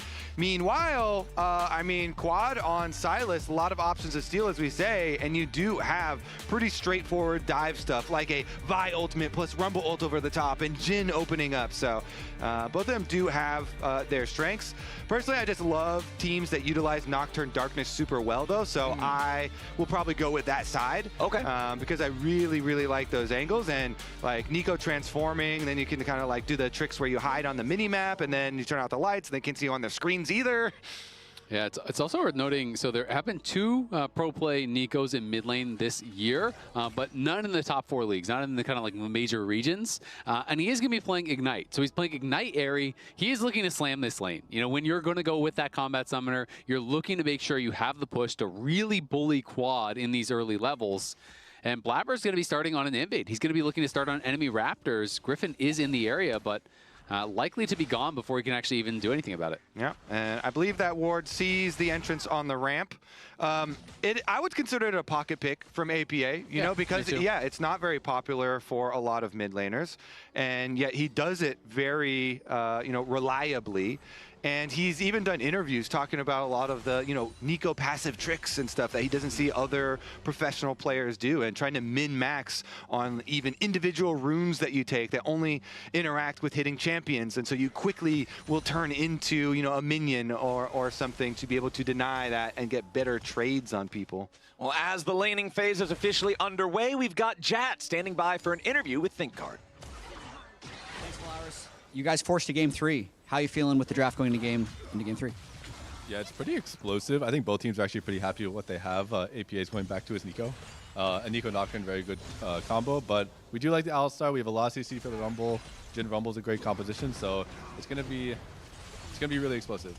What do you think down the stretch of that game 2 when you had the Soul for Baron trade, but then also the inhibitor for Elder trade? I think it's pretty good. I mean, I don't think teams can usually end the game with a Baron at that point if you have Soul, and as long as they honestly don't get 2 inhibs, we're in a pretty good spot. So I like the guts to be able to make that call on stage. And yeah, we were a little bit behind in the early game for game 2, but we locked in and we bounced back, and that's kind of what you want to see out of the young roster like this one. All right, I want to let you get back to the game, but what needs to happen to win this game 3? I think Gakkos needs to neutralize the Aurora, because Thanatos Aurora, you can be a little bit oppressive in lane. And besides that, I need a crowd to have a good game. All right, thank you very much. ThinkCard, back to the casters. Yeah, we've definitely seen Thanatos Aurora be very oppressive. Griffin here makes a little pass around mid lane. Don't know if he's going to go for anything deeper, but is still stuck on the 12 CS and just has cleared on this bottom side. So pings already from Blabber. He's re-pinging the timer on those Raptors that we saw him start on. Now we got the pings from Griffin. So Blabber level 4 is presumably going to recontest these. And since his mid laner is a Nico with Ignite, unless Quad is actually able to do something weird here, I mean, he already used his teleport for a reset. So those second Raptor spawns, they're already up, and Blabber's a little bit further away, and Quad already knowing, hey, we got to defend these. They're coming for them. Okay, Vault Breaker back backwards from Griffin. Wants to make sure he doesn't put himself in a compromised spot as Quad uses the abduct going forward into the chicken camp. Bottom lane, 200 HP on Cryogen. Quad down to 300, but his Blabber even lower. He flashes back on the wall. Griffin wants to follow him, but he can't quite get there. Duskbringer, first blood for Blabber and C9. Yeah, Blabber just forces it. He's like, we have the advantage. We have the power. And once APA comes over with his Ignite, Flash following, they just fight it out. I love the confidence from Blabber, from Cloud9. Blabber also flashing kind of a little bit down from Raptor Pit, and then Griffin trying to flash up and over there. That is so bad for Griffin. FlyQuest are very, very down. They're so far behind here. Big hole in the jungle. And I mean, Blabber didn't even have Smite when he went for the invade, so he was just looking for the fight. He knew that he was spotted. He knew that he was going to have this strong mid lane here with the Ignite, so they just commit to the play. And you can see the CS gap now in the jungle, 37-22 right now. Blabber has just been skyrocketed ahead. Yeah, and with the kill here is a first blood boosted kill. So it's a 700 gold, 800 gold difference for jungle at the moment, and it's a Nocturne. A Nocturne that is going to be also a level advantage over a Vi. It is just like crazy jungle gap, and yeah, maybe I'm an overreacting jungle at the moment, but things like this literally will just win you games. You know, if you're in Blabber's shoes, like you're a jungler, you're like, okay, we win this game. Like, he is so accelerated. You're going to get your level 6 early. You can put the pressure onto the laners as well. It's just a huge, very, very good feeling and huge advantage there for C9. It really isn't, and a lot of people obviously have talked about, you know, they're surprised that FlyQuest has made it here, has been a 2-0 team, and wasn't the expectation coming in. But it wasn't just us who were surprised by this. You know, take it back all the way to the draw show. Masu is saying, you know, Fudge is saying he thinks that we would think we're better than them. He didn't think they're better than them. He thinks they need time to grow, and, you know, they have been so much better than people expected right out the gate. Okay, bottom lane, we could have some more problems here for Cryogen, who's below half HP. APA moving over towards the Drake, and Griffin once more has to vault break backwards because Blabber and C9 have control over the objective, over the river, and that is Paranoia unlocked for Blabber. Yeah, it's just, it continues to snowball for jungle. It's such a strong feeling here for Blabber, and this is why you really like, you know, mid laners like Ignite Nico. That's why Blabber has so much confidence here in going to these objectives and just forcing them. You saw on the minimap that whole time, yeah, Blabber is doing Dragon while throwing Qs over his back towards the brush that he's like, well, if Griffin is there watching, you know, I'm going to keep chucking these Qs over towards there. I'm still going to get my boosted AD while attacking this Dragon. And I know that APA has mid lane priority. He'll roam over first, and that's a Nico with ultimate ready. So, like, I'm covered here. Yeah, absolutely. And I mean, it's 20 CS lead right now for APA with more minions for him to farm, right? Yep. He is slamming this mid lane in the 1v1. You know, he's allowing Blabber to get a bit more aggressive as a result. And this is going to be tough for Quad because now you have this really accelerated Nico who still has that short cooldown of the Ignite. This is the difficulty when you're fighting against these combat summoners is, yeah, you have your TP to come back once, but the Ignite is going to be up multiple times during that window. And meanwhile, topside, the Thanatos Aurora is doing exactly what we expected him to do, and there's no relief coming from the jungle. And part of the reason APA has this CS advantage also is because he went to the play with Blabber after pushing mid lane. So Quad is like, you know, I'm trying to help my jungler. Like, I know you're in a tough spot, buddy. But then every time you go to a losing play like that, you're losing CS, and you're also losing time with your boosted quest experience for being in lane. So it also feels really bad for you. Yeah, I mean, that is honestly the worst feeling when you sacrifice your lane to go help your jungler, and then it's a losing fight anyway, and now you can't win your 1v1, and your jungler's behind, so they can't help you. And then you're like, all right, where do we go from here, team? We're scaling. When Kobe first said boosted, I thought he was going to say helping your boosted jungler because it feels really bad when you're this far behind. But Blabber moves into the enemy jungle again, just trying to keep the pressure onto Griffin. Masu and Cryogen are honestly not doing so hot down here in the bottom lane. Piercing arrow interrupts the recall from Masu. Blabber's going to step forward, but he might just get chain CC'd. It's a full commit coming out from FlyQuest, and Blabber decides to commit the Paranoia going in after Masu. They get the kill and it might just be 2 for nothing. Blabber's still trying to escape. Griffin gets out. Cryogen still running. Sven gets the long-range snipe. It's a 3-0 C9. There's 2 snipers on Cloud9. Sven and Blabber hit the Q on the other kill, trailing there to kill Alistar and Silas. And I mean, that's another picture perfect. Like, I have confidence in my winning lanes. Blabber's like, okay, yeah, I know. I'm face checking a level 6 Vi. I just saw you get level 6 on this blue. I don't care. my bottom, don't matter. Yeah, my bottom lane is pushing. I will face tank this. And APA moved, right? And Quad was just staying mid lane. He TP'd back to mid lane and was just pushing that wave out. So yeah, APA gives up a plate, gives up a wave or two. Even after giving that up and roaming, he's up 24 CS. And Blabber is just so far ahead, already has his first completed item. Yeah, the experimental hex plate versus Tunneler plus Dagger is not even remotely comparable here, as Blabber now has control over the top side River 2, guarantees an easy 3 Void Grubs for C9. This is a 3,000 gold lead at 9 minutes. This is nightmare fuel for FlyQuest. Yeah, it truly is. The entire FlyQuest team will be feeling the paranoia very shortly, because the extra gold gives you more ultimate cooldown. And here's another look at the face check. Again, he has so much confidence because his bot lane can move up, and you'll see the heal comes. Vulcan flashes to get into distance to follow up on this play with Blabber 2. And here's the first snipe, the Q I was talking about. Boom, Blabber hits that one. Takes down the Jhin, then they follow up with the other ones, and I like the follow from Vulcan too, because you better go follow up on Blabber plays. Yeah. And yeah, like he's like, oh, I got a flash to get in range. He does flash and he gets there and they pull it off. I mean, it was a great play from C9.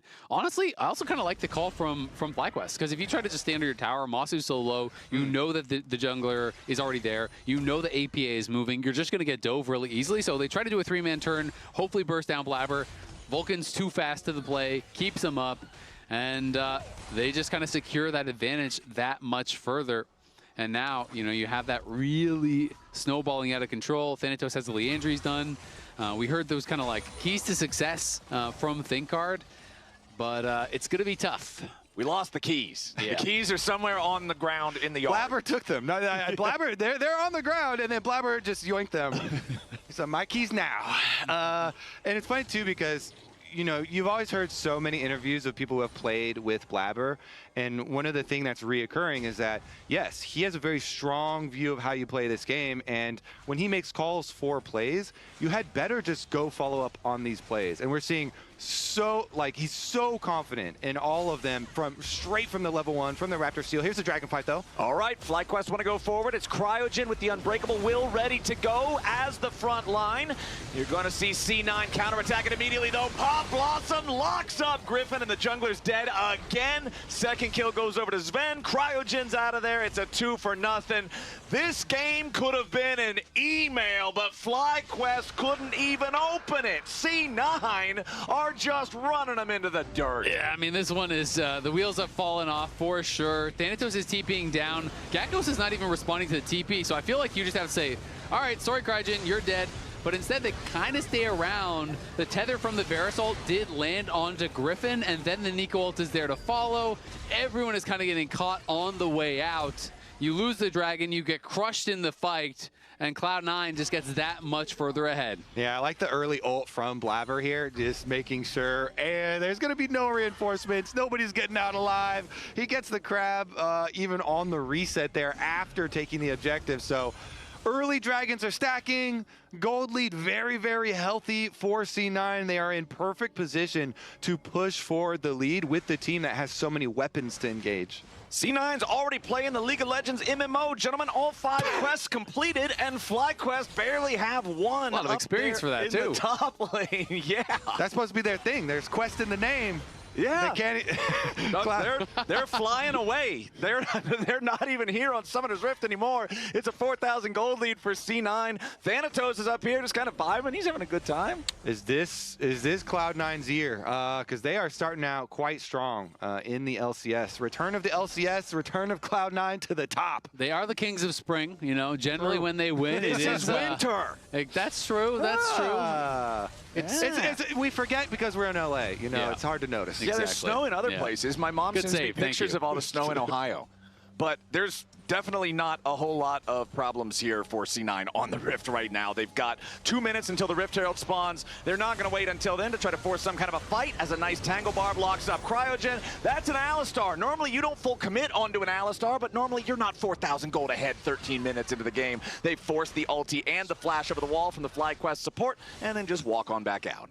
Speak for yourself. I usually do this well. You know, I do pretty well. This is a common Kobe Volleybear game? I'm a 4K average gold lead at okay, all right. 13 minutes. Don't check on those stats. I checked the ladder. It's going to say Kobe at rank 1. There you go. Okay. Okay, we got a quad going in. Okay, quad trying to make something happen here, but immediately it's C9 ready to respond. I respect FlyQuest trying to get something, but at this point, it's just so hard to deal with C9 at all. FlyQuest have already lost their jungler. Now it's a double kill back over to Blabber. Gakos wants to at least get one back on him here, and he will do just that. Fly finally on the board, but it comes at the cost of 3 of their men. I mean, Vulcan is just responding to these plays so well. You know, he gets in, immediately blocks the Q flash from Griffin coming through, has his charm already up, so they're insta-charmed on the engage. Like, just look at how he responds to this. The E comes through, he sees incoming Vi, E's forward, blocks the Q flash, charms them both up. Like, that's just picture perfect from the support. And he has been there, it feels like, every time his team has needed him quietly throughout the entire series. You think about the earlier invade, he's right there with Blabber going behind the tower. You think back to even the Lulu Nidalee game. He's right there on the invade with Blabber. Right place, right time, pretty much every damn time is Vulcan this series. Yeah, very nice from him. And in the end, even though they do claim the bounty from killing Blabber, you know, Gakos also had to flash for that to get into the bush. And now attacking bot again. Good night. Yep. Honestly, before you even finished the sentence, that was the end of it right there. It's another black and white screen for FlyQuest. 6,000 gold lead for C9. APA ready to pick up this bottom lane tier 1 turret right after. Wait, what was that Teemo emote there in Flash? I need a replay. There the double Teemos eating burgers or something? It was like its eyes were knocked out. Double Teemos eating burgers. Let me get a replay. Let me see those emotes. They had synergy. It was same time. Did you guys see those? I wasn't paying attention. All right, well maybe the one I've been noticing is I think APA is spamming something that looks like Smolder's in jail. Yeah, I saw. What did that dragon do deserve to get locked up? I don't know. Yeah, maybe it's something from Scrims. I don't know. We'll see. I'm not sure. But look at these emotes. Those are some emotes. I like the oh man, the disgruntled LCS one from is it Sona? Oh yeah, the Sona Hermf. Yeah. Well, I feel like FlyQuest is a little disgruntled right now. They tried to make the move there on Thanatos. He drops the R, walks through the portal. He's immediately out, no stress whatsoever. I'm seriously struggling to find any sort of angle for FlyQuest in this game. The game feels just entirely lost already at 16 minutes, and it all snowballed from Blabber's early invade. Stridebreaker now completed alongside the Hex Plate. Griffin has at least finally completed his first item with the Sundered Sky, but it's just a molehill in front of a mountain. Yeah, I mean, it feels honestly very similar to game 1. All you can do in a position like this, keep sending it, hope that they mess up, hope that you find a perfect engage, equalizer across everyone. It's got to be the miracle play, right? You're just so far down, and we'll see if they can find something here. They're going to show up and hope they can collect some bounties. All right, FlyQuest looking to contest Dragon number 3. Vulcan going behind enemy lines. He's tanking up a ton of damage here from the Flame Spitter, but Griffin is already dead. Stolen Nico ulti, not gonna do a thing. APA killing spree there as Quad falls for the 3rd time. No enemy jungler means no Dragon contest. JDG, it said. It's a JDG burger. Yeah, JDG burger. JDG burger. Yeah. Okay. But, yeah, okay. Well, we'll get the lore on it afterwards. I know there's a lot of memes surrounding burger eating. that sounds ominous. How did you make burger eating sound ominous? Yeah, that was... Burger eating is just a fun time for everybody. American pastime. Get Raz on the phone. Sometimes Raz, for no reason, will just talk about how, man, I love burgers. I actually never met anyone that loves burgers more than Raz, but Sven and Vulcan with the double flash of it, so. That's JDG, right? It's JDG. No, you're right. Double JDG burger, but now we've got Thanatos again, just trying to get away from Quad and Griffin. Hits him with the weirding, gets hit by the abduct. Doesn't really matter because I don't think he's going anywhere he doesn't want to be. Thanatos now going to collect his 2nd kill of the game. He's got to catch up. Honestly, he's falling behind. Yeah. Everybody else Where's has way the more. hustle, man? You're not wrong. Come on. Where's the grind set? Masu's trying to catch up. Okay, let's see what they can find here in the mid lane as Vulcan goes in for the quickness. Man. APA's ready to follow up with a full Pop Blossom. There's just... There's no way home except a body bag for FlyQuest in this one, man. Vulcan does at least finally drop. Cryogen's going to claim the second kill of the game for FlyQuest at the cost of a 5-digit gold lead for C9. Nobody on FlyQuest is worrying about any costs at the moment, Flowers. Stop the count. Okay? There is no cost if you ever get a kill for any reason. That's good. It's all good. That's good. All It's always a thumbs up. Worth it. Are you fist bumping on that kill? I'm bumping that kill. Me? Yeah, I am. It's an ironic bump, though. Same. Yeah, I'm in there. Yeah. We got him. You don't fully mean it, but that's all right. Interview with Blabber after this game. We have to put the asterisk there because technically a meteor could still fall and hit the C9 PCs, but that's most likely not going to happen, and this is pretty much guaranteed. Yeah. Or a giant burger. A meteor that's also a burger. Maybe, you know, Masu, remember last year when he spilled the coffee on one of their own computers? And it like blew up the computer because as he was cleaning up, their game was finished, but he like dumped an entire coffee into a computer. And APA was the one who had to play next, I remember. Yeah, true. So APA got the sabotaged computer. So they had to replace the whole computer. So maybe if Masu can sneak over to the other side and dump a coffee into APA's computer, we could have something happen here. Well, we've got something happening in top lane. Pop Blossom's already set up the first kill. Can't finish my sentence before the second one comes through. Sven is on a rampage. Quad is dead. And the tier 2 turret is under pressure. It's 11,000 gold in under 20 minutes for C9. Baron is spawning, and I don't think he's going to live very long, boys. I concur, Flowers.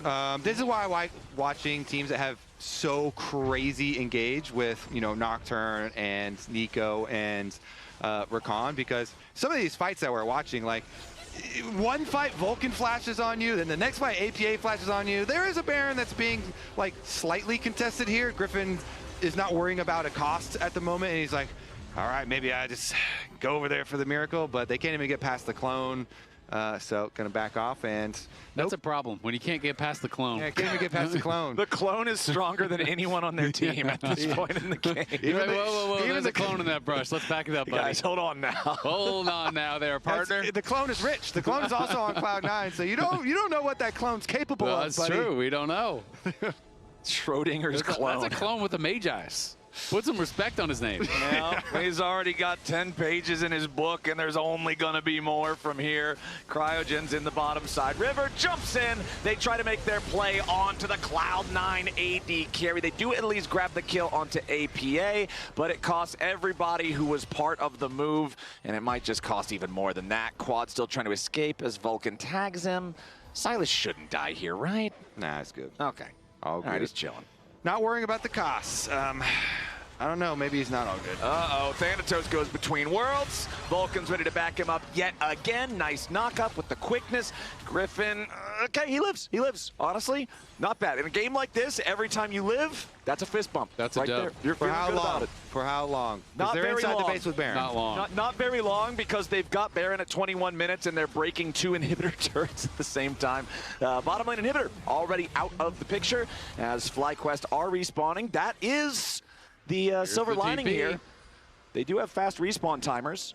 TP showing up as the equalizer comes down. C9 now having to try to deal with Gakdos. The burst goes through and Thanatos falls. FlyQuest get a pick as Vulcan wants to see if they can get anything else back. Piercing arrow over the top, followed by the auto attack. Sven's gonna get one there.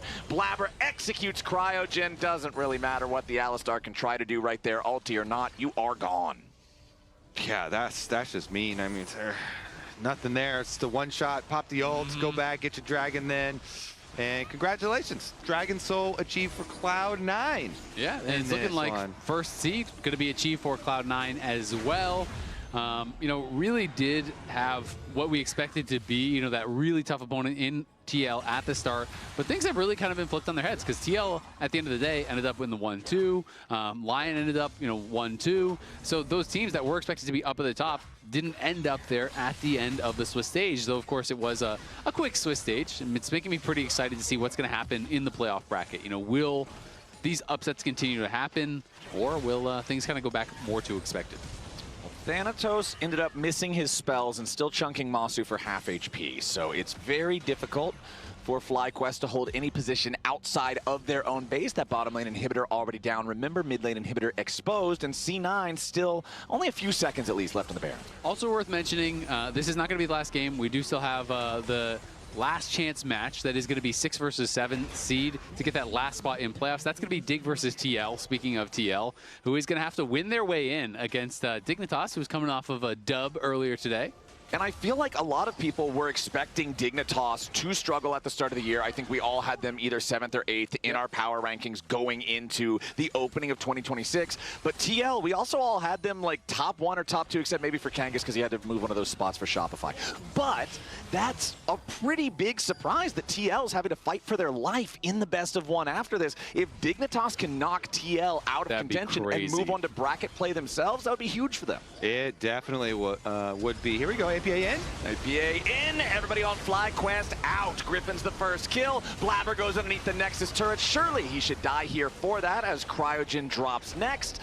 FlyQuest trying to just keep anybody alive somehow. Blabber is not yet dead because the Guardian Angel he had previously purchased resurrected him. You don't normally expect to see the jungler with the GA fully complete at 24 minutes, but C9 is going to slam this third game even harder than the first. They will average more than 1 kill per minute, and they will claim that 3-0 spot heading into the bracket stage.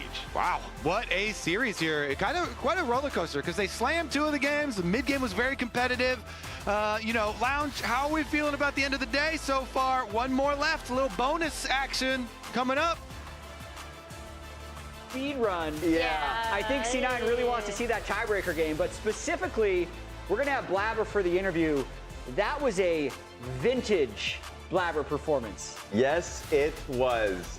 When Blabber initially came onto the scene, that was somebody that had no fear, would take plays like that, and for somebody as new as Griffin to the scene, you don't know how to react to it. He's probably gonna look back at the VOD and be like, what the hell, I could have done this, I could have done that. Yeah. Damn it. And now he'll know because Blabber caught him. But yeah, it does, this is like very vintage Blabber in terms of just knowing exactly where he can take advantage of specific tiny things. Yeah, I want him to answer for his crimes. Yeah, in his early pathing, he's about to answer for his crimes. Yeah. But yeah, it does remind me of like what I really loved about him as a juggler when he first stepped on. Here he is! Blabber, you have to answer for your crimes. Sit down here. Dude, he put Griffin into the dirt. It's like he was... I mean, honestly, he just doesn't know that on red side, the ward in the bush doesn't show me. So yeah, let's watch this. Yeah. We have it all on file. It's the replay. He wards here. You're saying he doesn't know that you can't be seen here because you hugged the wall. The way it works is on blue side. Can you show my ward? Yeah, the bot side ward, and the bot line bush. This one? This one? The bot line bush. Yeah. Yeah. So this one will show on blue side, but it won't show on red side. Ooh. And he just doesn't know that. So he's just screwed by information gap. Yeah. How did you find that out? I figured it out on my own. Okay. Yeah. Well, did you realize that right now, did you think he was going to go off red? Well, in a scrim, he would never get off red. But on stage, he's probably shaking a bit that I'm going to come behind him and solo kill him. Because he doesn't know if I smited the chickens or not. Because he hasn't seen me. He hasn't seen me at all. So, I mean, if this was a scrim game, he for sure would not have got it and just died and probably said remake if I went to kill him. Yeah. But because it's stage game, I mean, his game is just completely over from what happened level 1. And now you're also planning the reinvade into his Raptors to truly end the game. Yeah, I mean, I knew he was on bot crowd the way their bot lane was playing. I mean, I didn't know exactly, but the way their bot lane was playing, it was very obvious he was behind them. And I think I misplayed this a bit, but when Silas uses E like this for like distance, I knew I couldn't die. I mean, I think if he lands his flash auto here, you probably die. I might die, yeah, but that's because I W'd nothing. Got it. Like, I played this ad bad. I didn't W Silas W, I didn't W his Q, I didn't W by Q, so. Yeah, and then at this point, I didn't play this well at all. Yeah, I mean, how much dopamine are you getting at this point, though, with all your camps respawning perfectly? Oh, I knew the game on Dragon? I mean, I knew the game was over level 1. Okay. Level 1, I already knew that I was going to run this game and that we were going to win in like 25 minutes. Because, well, if he didn't get off red, I didn't know that, but when he got off red, I knew the game was over. Yeah. From my point of view. Just insane. 22 CS by 6 minutes. All off the ward, not spotting you. Incredible. And I want to kind of go back before the game even started, because you had that interview with Griffin, kind of like the storyline of how he got passionate about League and started playing it, when it was just that vision of you on stage, like being able to win it all. And then you just slapped him as an unk. Game 3. So how does that feel for you, knowing that was his inspiration, and then for whatever reason just spitting on it still? So talk to me about it. Yeah, I mean, I honestly think like Griffin's a very good player. I think he was like, you could see all the respect bans that we were banning his champs. I think he has a unique champ pool, and I don't think he's as good at champs like Vi, for example, or Xinjiao, but I do think he has his own unique champ pool, and yeah, I think he'll be a really good jungler one day. I mean, I think he's already pretty good, so it was fun playing against him. Your coach, I Will Dominate, actually compared him to you. True. Basically said like he is you like several years ago. Would you agree with that in terms of like overall jungling style? Yeah, I mean, I think his playstyle is much more similar to mine than other junglers. I think he's very like, when you watch him play, he does really love farming, which is something I really love. And he loves playing champs that farm fast. He loves crab. Yeah, you can see from his champ pool, but he also like fights a lot. Like he'll take fights. Like he does a lot of things that I did in my early career, where like he'll take a lot of fights that you can't win just because like he feels like the game is lost. Whereas like I don't think they can ever win that 2v2 at their chickens, for example. I'm coming level 4, I have red buff, he has blue buff. His style is speed the chickens to close the gap. Like those situations are like things that I would do a lot in the past. I mean, honestly, still do it. But yeah, I think he'll be good. Yeah. Game 2, you had a very strong middle game. It goes kind of crazy. Talk to me about the Elder Dragon decision, because like it was basically APA splitting on side. You guys were looking for the flip there. And also, did the coaching staff talk about the idea about trading Baron for Soul? I mean, just the way, I think we misplayed a lot of situations where like neither team could really face check the other team. Like we don't have engage and they don't have engage. Yeah. So like we're walking into Ezreal poking us and Orianna pressing QW on our heads, and we have 0 engage. So it's like, it's really not possible to retake the zone. Yeah. And it's not like we wanted to trade Soul for Baron, but like we felt like if we walked into that Soul, that we would just lose. Like we just lose the game. We lose Soul and we lose Baron right after. So I mean, our mistake earlier was like we didn't take zone for the 3rd or the 4th Drake, or sorry, the 5th Drake, the 3rd or the 5th Drake. We just like took greedy waves or something. I felt like we should have been giving plates on our tier 2s or something, or like just not pushing out waves and sitting in the zone for a minute before. But yeah, I think just the way the comps worked out, it was not great having to retake versus them. That being said, taking a step back, you guys have solidified #1 top seed overall, and we would have expected the team to immediately follow you was Team Liquid. Everything is kind of going crazy right now in the LCS. What is your view on the next best competition? Do you still think it's Team Liquid? Lyon also had their class versus DSG. A lot is up in the air at the moment. I mean, I don't want to like say it again, but like in scrims, TL is by far the best team. Yeah. But on stage, just like, I don't know, the things they were doing yesterday was like it was just weird. Like they just get caught out at random times, like disrespecting their opponents low-key, like it feels like. So I don't know what's going on with them, but it's just like, it's hard to say that the second best team when they're like, they clearly have many issues on stage. So for me, it's hard to say the second best team, but in scrims are the best team. We're going to have to go to break because that game's coming up on the other side, but I do want to ask you about this year, your first in regular season again, but playoffs have been a struggle for Cloud9. So what's the approach like now heading into lock-in playoffs? I mean, I think we just need to stay locked in. I don't think that we're significantly better than the other teams. We are not stomping scrims. I felt like last year we were stomping scrims, and this year it's not like that. Okay. And I think everyone on our team knows, like, if we play poorly, I mean, you've seen all the other teams, like, DSG looked, I mean, honestly, I think DSG looked quite good yesterday. Yeah.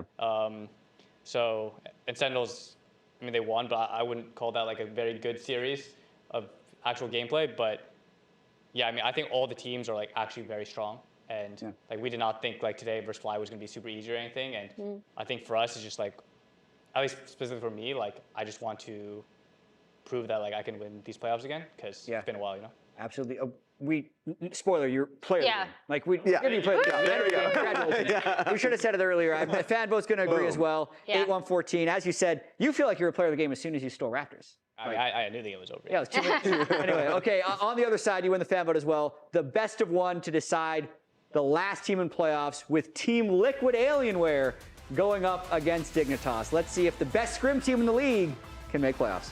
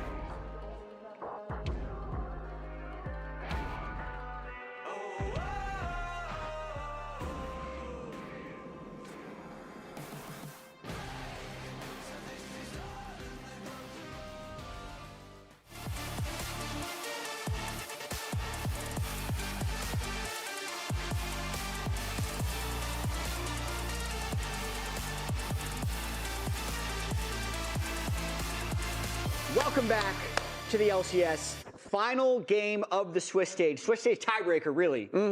Between two teams. One you might have expected to be in this game. Yeah. The other not so much. Not at all. Yeah, Team Liquid, at the start of the year when we were all doing our lock-in power rankings, aggregate number one. Aggregate number one, Raz. Yeah. Now, sitting at 1 and 2, and need to beat Dignitas, who aggregate 7th. Could still be 7th if they lose this. Still fighting for 6th seed. They're fighting to get in the playoffs. I don't think anyone, you're right, aggregate first. The lowest you could get a second in this, if you're talking about the expectations for Team Liquid. We saw them perform at Kespa Cup. We were basically really impressed by their play.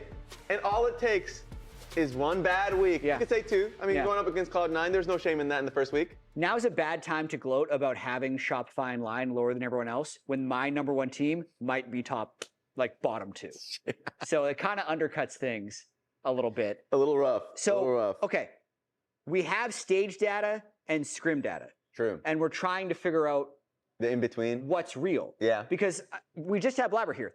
TL's still the best team in scrims. The king in scrims. But I cast the game yesterday, and Jan and Core JJ played with no connection to the rest of the team, just trying to all in at every single moment. Yeah. Morgan was turret diving impact Renekton versus Sion, taking turret shots and getting solo killed by Sion. Yeah. And they just weren't connected the entire time, potentially tilting, but they're still all smiles trying to keep things loose going into the game. And I'm interested in Dignitas' perspective here simply because they're the team that played at the beginning of the day. And are they warm? Are they tired? I saw both XU and Palafox walking around. Palafox was obviously chatting with us a little bit, so it seemed excited to play. But how long can you wait before you're like, let's just get it over with?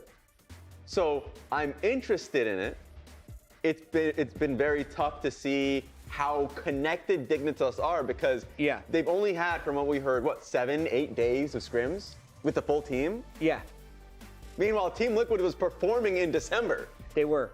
Not amazingly, though. Yeah. Scrims were great in Korea, but their actual play in Kespa Cup actually wasn't that good. That's true. Okay, I want to zero in on Jan a little bit because he had a great couple years on Team Liquid the last 2 years. They kind of rebuild around him. 53% kill participation for a player that they're trying to play around is way too low. That is true. They are giving him a lot of jungle ganks, but if you think about that, they're not paying forward that frequently. When they're winning, it's actually because Quid and Jose Diodo are the ones making the big plays on stage.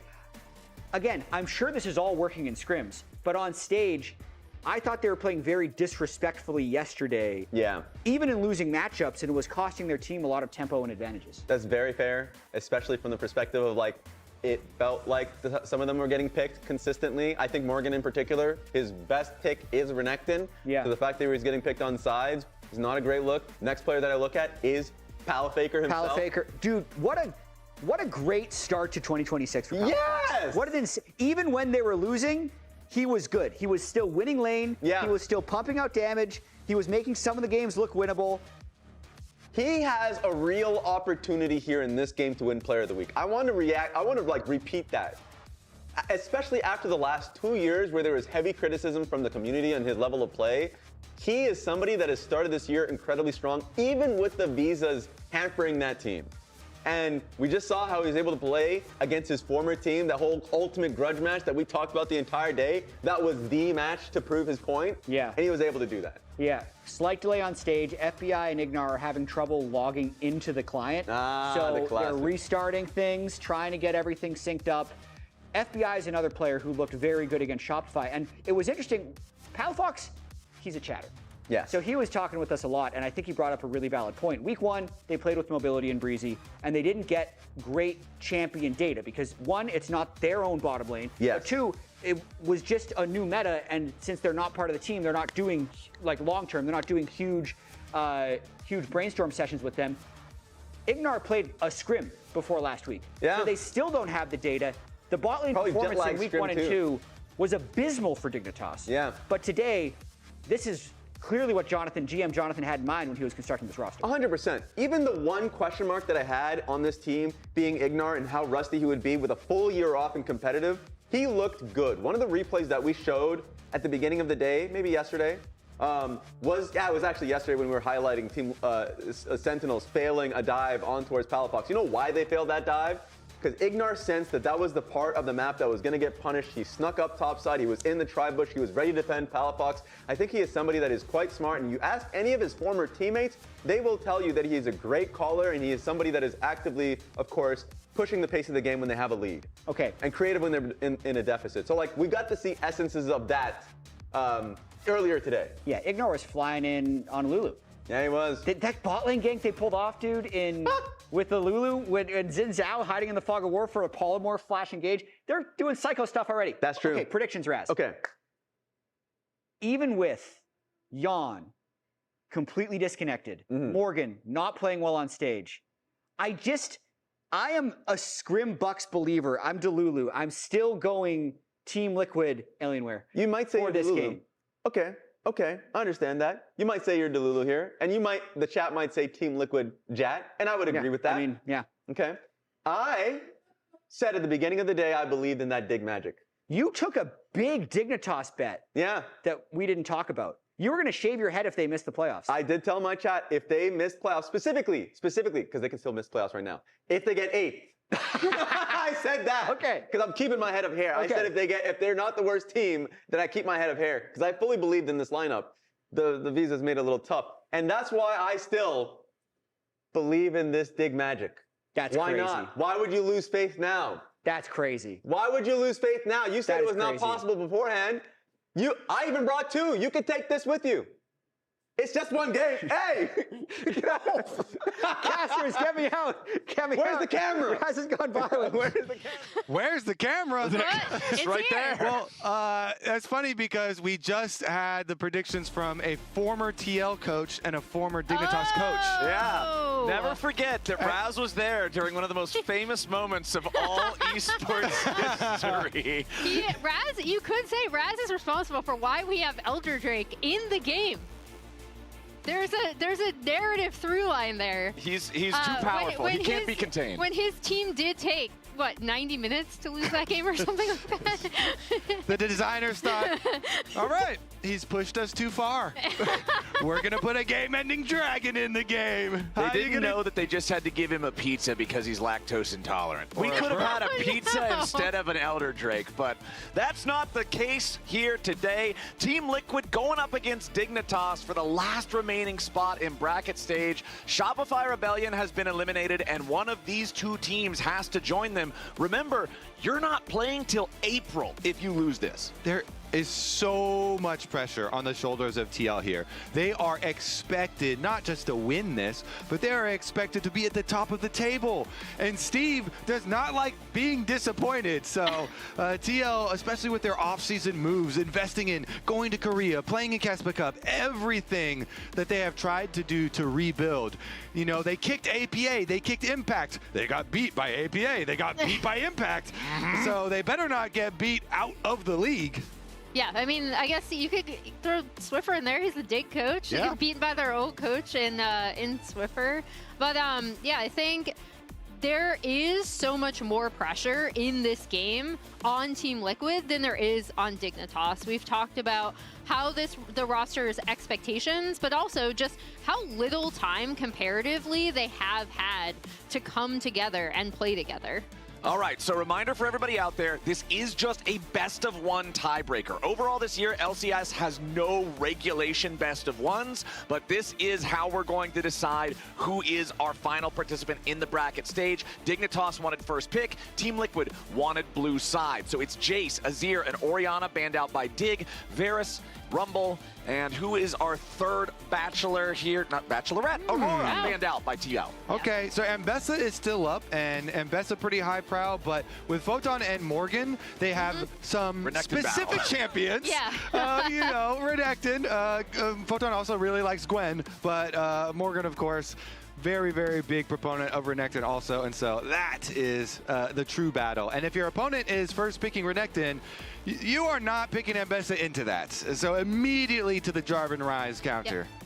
And I do like this J4 for Jose. I have really loved when we have seen him be able to sync up with Quid. The two of them have looked really good as a mid-jungle duo. I think some of that was on display in their game against Sentinels, and then some of it was also lost when members of TL kept getting picked around the map. As we see the TLAW locked in again for Pantheon or Vi here, would you like with that? I would love that, Kobe.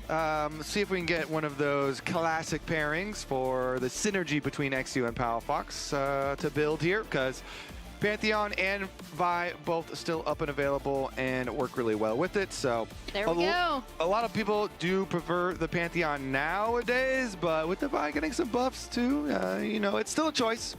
Yeah, I mean, they set up for each other super, super well. And we were talking to Palafox a little bit after when he was on the lounge, and he really gave XU a lot of credit. He's like, XU, you know, we seem to work really, really well together, despite the fact that we haven't had a lot of time together, where this is his next jungler after Contracts, who he spent so much time with for so long. And I thought Palafox had a really solid game on the TLAW just earlier today. As we see on the opposite side, that Scion going into the top side for Morgan. Yeah, and they did this versus Cloud9 also. They're like, all right, Morgan's fine. Very happy to pick Scion into the Renekton lanes. In that series, it was a Renekton and a Nidalee jungle. But this one also very scary, Renekton and a Pantheon. And so, all right, I just play my tank. I'll go down a little bit of CS early on. I'll be there for the team fights for the squad. All right, top half of the map has been drafted for both teams, so let's see what these AD carry and support bands look like, as it is supports the name of the game so far, and enchanters the name of those supports. Lulu and Nami taken off.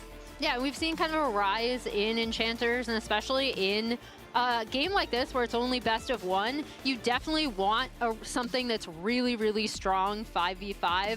Enchanter supports have been dominating these bot 2v2s as well. So seeing the Nami and Lulu removed, and then now the Nautilus, which is just, you know, really good CC that would follow up with stuff like the TLAW, the Pantheon, and the Renekton. And I think that goes tenfold, especially for TL's side, because they're running a Scion top side into a Renekton. So you don't want your jungler wasting a lot of time going up top lane to this Scion lane. So you want to play off of, you know, some pushing bottom lane, get some pressure down here, because you've got a Jarvan and a Ryze mid lane with Realm Warp, you know, lots of possibilities of making bot lane plays, bot lane focus. And what better of a bot lane champion to give you lane pressure and CC for setup for bottom lane plays, but Nico for Core JJ. That sigh was not because I don't think Nico is good, but because I'm sick of facing her in bot lane. You think she's too good? Yeah, exactly. And then we see a Felios Thresh immediately slam down on the Dignitas side. We have talked a lot, especially when FlyQuest actually brought it out first. I think it was Cryogen and Masu, how the Gravitum ties in really, really well, sets up for that Thresh hook. As we see the Ezreal hover coming over on TL side. I'm gonna let them run the clock down. They're clearly thinking of a couple of different options here to contest Dignitas in that bottom lane. Obviously something with some range you'll be able to deal with a Felios when he has Calibrum active, and there it is. Okay, Ezreal, Nico locked in. Who are we giving the edge to here in the draft? Because I feel like by default, whenever I see Scion versus Renekton, I always want to give the favor to Scion. I mean, I do like this side of the draft. I don't think it's some sort of overwhelming, you know, difference or anything, though, because Dignitas have plenty of utility on this side, plenty of ways to make picks and plays. Pantheon and TLAW, whenever you have this as a core, is amazing, not only for your own lane, but also later on. Global plays, very easy flash stuns into seismic shove, point and click, and I think the real tell for me will be which bottom lane is able to find success. Because if Dignitas are able to keep this Aphelios safe, and FBI is able to farm very healthily here and become a big threat and be capable of actually killing a Scion later on, then it's going to be great. But if TL can actually use all of these resources to go bottom lane, the Jarvan, the Ryze, going down there, and just have Scion doing tank stuff up on the top side of the map, then I think that they will find success this time around. Yeah, and when I think of like front to back, if TL can kind of be able to set up with that Scion frontlining as well, that can be really formidable. But like you pointed out, Kobe, all of the stun and CC chains that can come out from the side of Dignitas, it's really for both teams going to depend on execution and coordination, which we've seen both of these squads have and not have at times.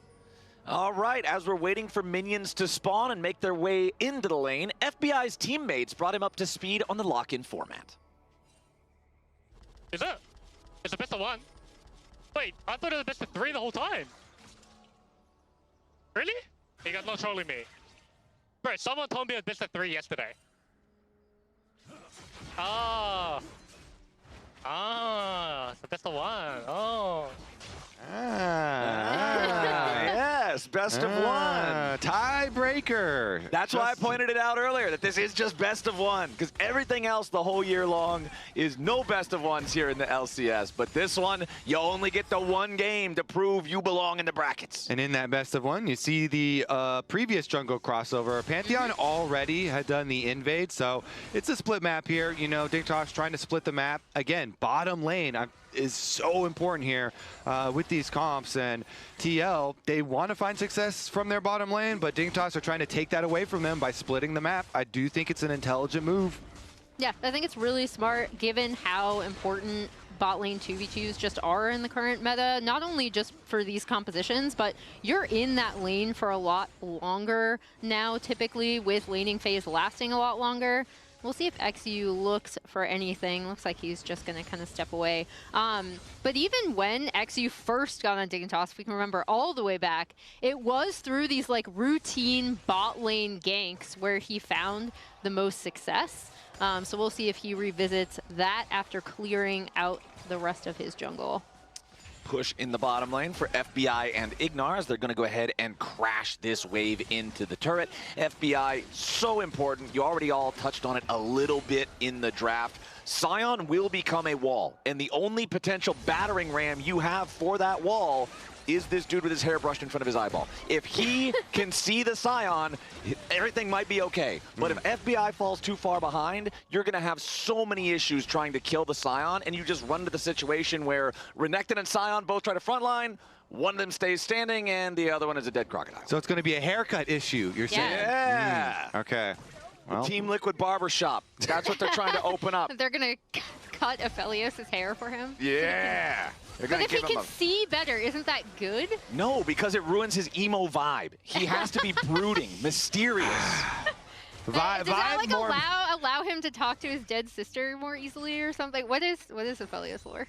I learned he had a sister like 2 weeks ago. Thanks, Twitch chat. You guys are the ones who taught me that. But Nice. Dignitas are now back. I learned only from you. Wow. Well, now see, we're all sharing our knowledge here together as XU wants to continue sharing the enemy jungler's chickens with himself. He goes for the re-invade here, but Jose Diodo is going to meet him at this point. XU will take all of the baby chickens, but Jose Diodo gets the big one, kind of just a handshake, half camp for half camp. Okay, there you go. Happy to steal away any of them at least. Now you've got respawning chickens on the other side as well. So question is, will Jose try and sneak those? Because it doesn't matter if you only take part of my chickens, but I'm not letting you get away with that. Jose's not letting you get away with that either. I was going to say, as you were saying that, he was immediately pinging it out. But Palafox and XU are here. Yeah, Palafox going forward, uses the seismic shove to knock the chickens back. The chicken flip right there. Yeah, they're sizzling. Just cooking them up a little bit. Skillet mechanics. Okay, well, they got the chicken secured on that side. Jose Diodo is going to grab the crab up here in the top side river as Morgan and Photon both trade towards low HP, but I don't really think anybody's under an imminent threat of death up here. Yes, might be looking more towards this area. Control ward has been dropped by XU on his path up around his little venture through this jungle. He's going to take a wide circle, actually, and his Krugs are up already, just kind of sitting there. So that little adventure from XU not going to result in anything else, really. Well, I was going to say, it kind of makes sense. Like, it seemed like he looked, oh, do I have a play mid? Meh, not really. Do I have a play bot? Meh. Morgan wasn't really pushed up far enough, and I'm not sure if they would have been able to get the kill on him anyway, so... Well, we've got our first Drake alive, but it's the Kim Drake, and nobody likes him very much, so he's usually not a big priority. I mean, people don't. He smells like on. chemicals, Yeah, he smells like the. He doesn't smell good. Day. It's been quite a journey here today, as we do still not really have a whole lot happening on the Rift. Pantheon and Jarvan are both very capable gankers, but there hasn't been any opportunities for either one of them just yet. Yeah, and I think, oh. Okay. Morgan and Photon fighting each other up here.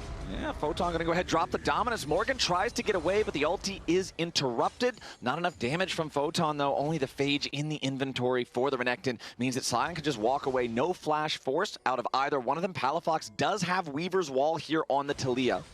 Chicken battle part 3. We love these chickens, but I still do like how it sets up this bot side of the map for Dignitas, right? Like, that's kind of where they want to go. I don't know if XU is going to be looking to necessarily make a play there or just kind of get bot side control. Jose the thing is, like, I want these chickens. But the thing is, they're distinct, you know, because they took those ones first. That Palafox and XU. They're on time for the delivery of chickens. Meanwhile, Jose is going to have to just call it after clearing the single control ward. Hate when my chicken delivery is not on time. That's the worst feeling. I mean, it's on you if you're not tracking them. if you're not home. Yeah. Oh, and they're delivering your chickens. Yeah, I guess he ordered delivery and then left. Yeah, you didn't plan ahead. Also, did you call your friend ahead of time? Because mid lane has a huge effect on whether you are allowed to receive the delivery of chicken.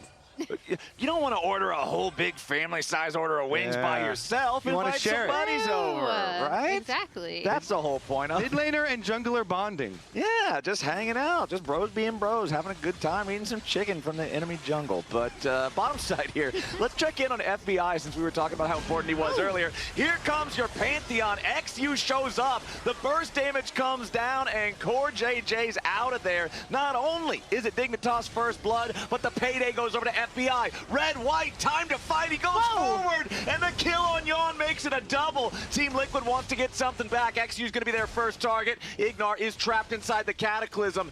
It might just be, okay, only the single kill so far, but FBI still trying to exfiltrate the hot zone here. Dignitas comes out on top, 2-1. Yeah, and that was really nice. We were wondering where XU was going to use that kind of first Pantheon ult. They'd been setting up on that bot side. We talked about how important bot side is. Up. Here's Palafox top side. Yeah, Palafox shows up, needs one more auto attack, but he can't get it to Morgan. Actually gets the kill. Dignitas over forces and photon fall. I think it's a little early on the dive. TLAW still had some travel time to get there, and because they started so early under the tower, photon dying to the tower shots, it actually goes awry for Dignitas on the top side of the map. However, on the bottom side of the map, it went very nicely for them. FBI says, Yawn, I'm not trapped in here with you. You're trapped in here with me after they go for the second kill. It's after this play. Nice pick from them, Pantheon ultimate. And then when Yawn arcane shifts into FBI, he goes on the attack, and we see the reason that he arcane shifted was because of the realm warp. The reinforcements were coming, but FBI just fights his way out of it. Red, white gun. Aphelios, he's like, fine, Yawn, you're not going to get away with that arcane shift. He flashes on him, and it serves both as I get to kill you also and escape. So they come away with a 2-for-1 in the bottom side for the side of Dignitas, and it required the investment of the Realm Warp from Quid himself to go down there, which presumably opened up a topside play for Palafox to use the TLAW ult. However, they then failed that play. Yeah, exactly. And the most important thing coming out of that is both of those kills are going over to FBI's Aphelios, right? Like, it sets him up in a really good spot. And we'll see what Core and Yawn are going to be able to do to kind of get themselves back into it a little bit.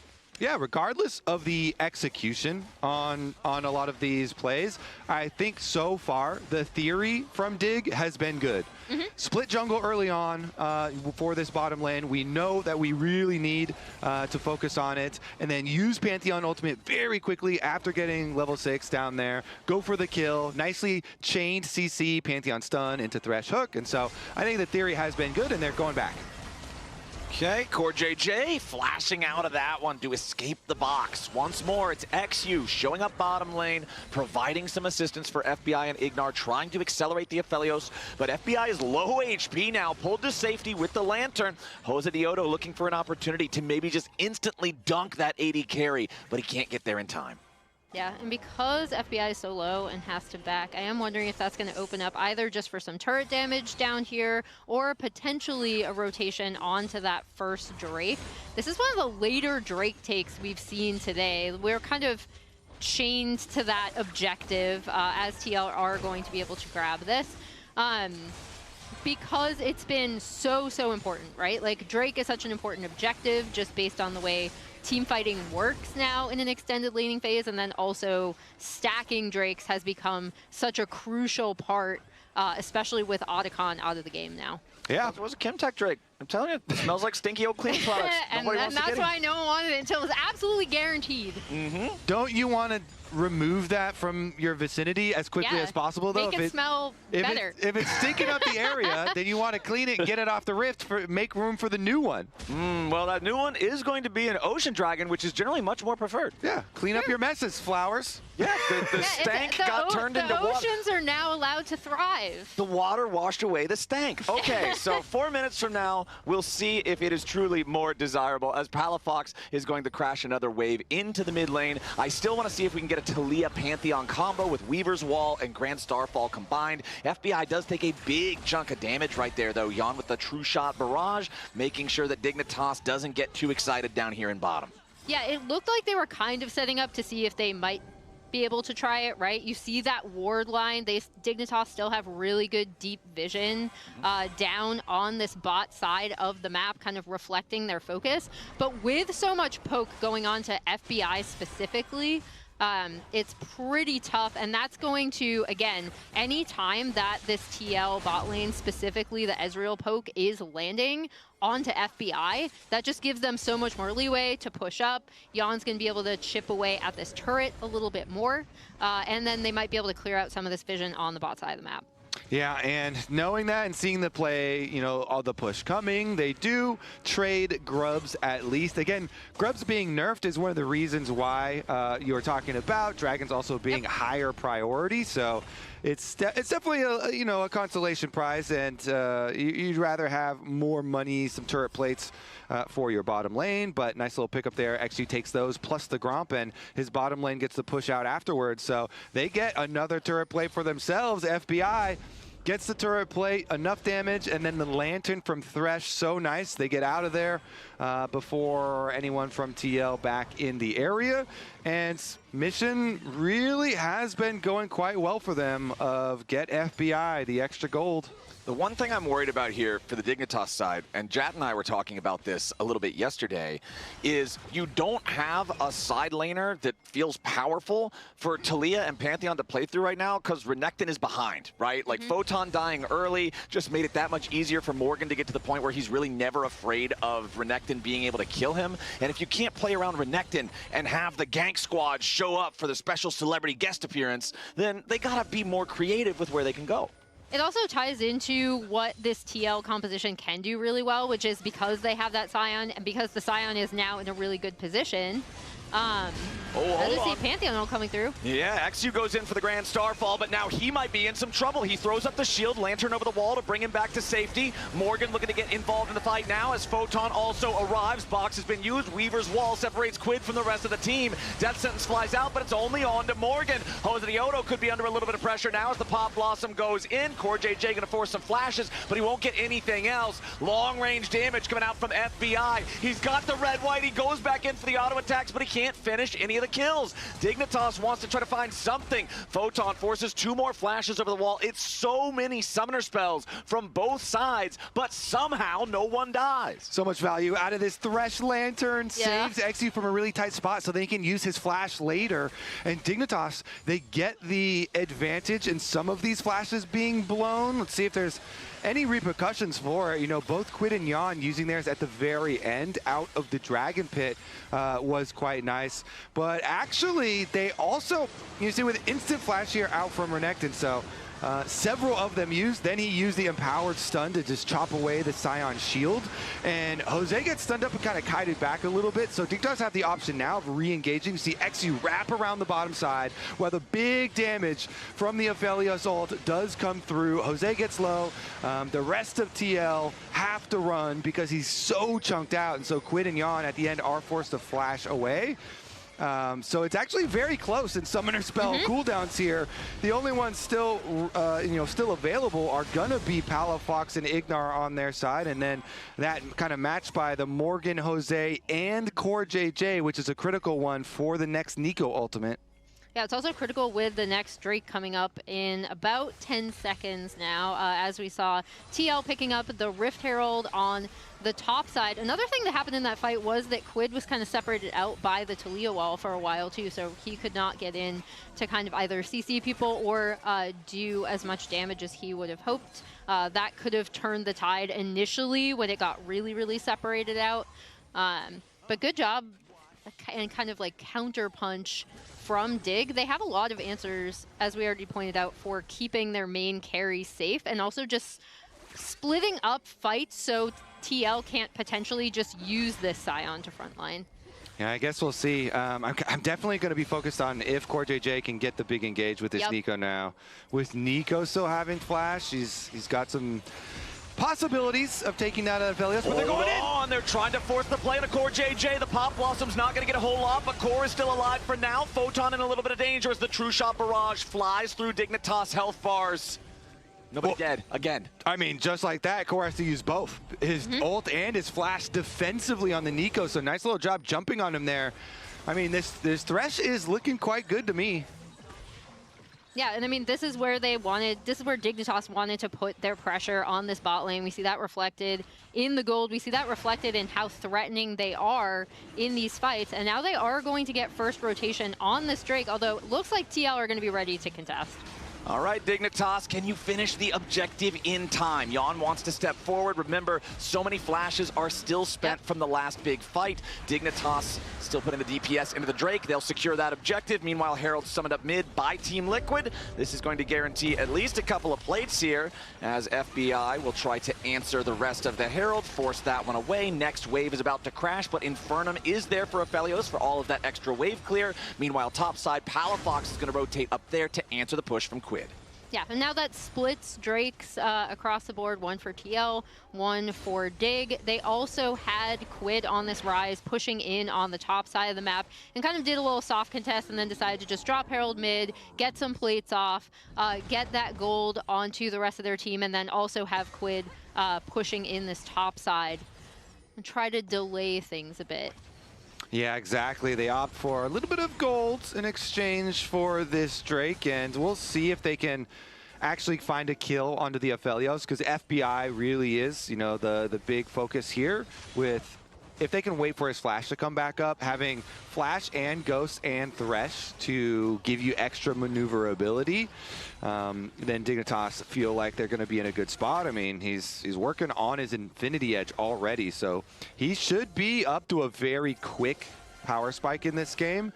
But he's got a little bit more farming to do, so they're trying to keep him safe in mid lane, blast the wave, Ignar hovering for possible lanterns here if any sort of... Jose. Yeah, XU's now trapped. He throws up the shield to try to survive away from this. Nice seismic shot coming in from Palafox. Jose Dioto now going to take a ton of damage, but it's Ignar who dies first. Jan's got the damage to take him out of the picture as FBI continues looking for a little bit more. Moonlight Visual tags Jan. FBI's on a killing spree, and they kill off Morgan. XU just delivers himself into the waiting arms of Team Liquid, and it's a 2-for-1 for TL. Oh, yeah, that was just too far. The rest of the team, they're still dealing with the Scion zombie form that had revived, and XU goes in with very low health. Delivers back an extra one. It had been kind of equalized there previously. Oh, and have FBI taking a lot of damage. Oh, flash forward coming out from Jan. He wanted to grab the kill. Hits him with the Papega Frog, a responsive Keck W Braum. The emotes are there. Yeah, I was going to say, it was almost looking good for Dig because FBI was going to be able to clean up on the back half of this fight. XU's unable to get out via the Thresh Lantern there, and then Morgan immediately on to Ignar, stuns him up, and then he dies. But then Morgan, again, this is where I really thought, Kobe, that Dig were going to be able to take this fight. And then XU goes a little too deep here, immediately just gets rooted, CC'd, and dies. Yeah. Off, though. That's the attitude you have to have, right? Yeah, he knows. A little bit too far. Sorry about that one. But the fact that they were able, because Morgan Scion ulted into the tower range to be able to, lock up Ignar and get that kill. The fact that they were already able to chop down that Scion, and that was pre-IE being completed. Now, FBI does have the IE completed here, so the crits will be coming through, and then he can start to work on armor penetration already next. Now, FBI definitely demonstrating the possibilities of DPS output with this champion. Problem is, of course, both summoner spells burned up again, and so you have kind of long windows before you feel super safe as far as your maneuverability, and they might rely very heavily on this Thresh, which means it's opportunities again. Core JJ, you have Flash, you are Nico, you have Ultimate. Can they find the big Nico play that they really want to bring? They're looking for it. Realm Warp's coming in. Jose Dioto, Quid, and Core JJ all dogpiling FBI, and that's exactly the kill that TL needed. If they can get some more, they might even feel empowered to go after the Baron itself. Morgan's going to lead the charge, and that's both bottom laners dead on the Dignitas side. Baron might just be the angle here for TL, and it looks like Jan is happy to start firing with Morgan moving into the pit to tank it. Wow, it's just like you drew it up, Cody. Like you were talking about how, You really wanted Core to be able to deliver. I love that they've been looking for these Realm Warp plays with Quid, with Jose Deodo. We talked about how important it would be for them to kind of be able to coordinate with the CC from Core. That was a really, really nice repositioning with the Realm Warp into Jarvan going into the Nico ult. Gets TL this really nice Baron, and now even with the Aphelios, like the Aphelios is the problem they have to deal with. But going in, let's take a look at this fight again. Yeah, Realm Warp from this side cuts off the escape from FBI over here, so they have to Lantern over the wall, and CoreJJ flashes it, makes that Nico ult really, really worthwhile. FBI had no more movement, and now Jose under attack, but he can slip out. Yeah, I think he's feeling just fine on this one. Ignar, however, caught by the Tangle Barbs, now might be in some danger. Yawn gets back over the wall, escapes into the chicken pit, as Jose Deodo ends up having the brakes slammed on that Jarvan follow-up there by the Unraveled Earth. Ignar finds a nice death sentence on the CoreJJ, but the only death sentence is his. Quid finds that kill, as now XU caught in the Rune Prison, decimating Smash, ready to follow it up. Shield's gonna block a lot of the damage, but not enough. Whoa. FBI gets one back, but he dies in the process. Both AD carries are out of the picture, but it's Dignitas losing more and more and more and more, and it's Team Liquid taking all of it. And this is what TL are really good at, is again, we talked about in that Sentinels loss, they might have gone too ham with their lead. I really do like, though, how they're playing out this composition, how they're using Morgan as the front line, how they're repositioning and getting catches, and also recognizing what a big threat FBI is, right? Like he kind of has this constant target on their back, on his back, and they're able to find ways to get on him. Here, XU is going to die first, but then immediately Jose Deodo onto FBI, even though FBI is able to get a kill back out of it.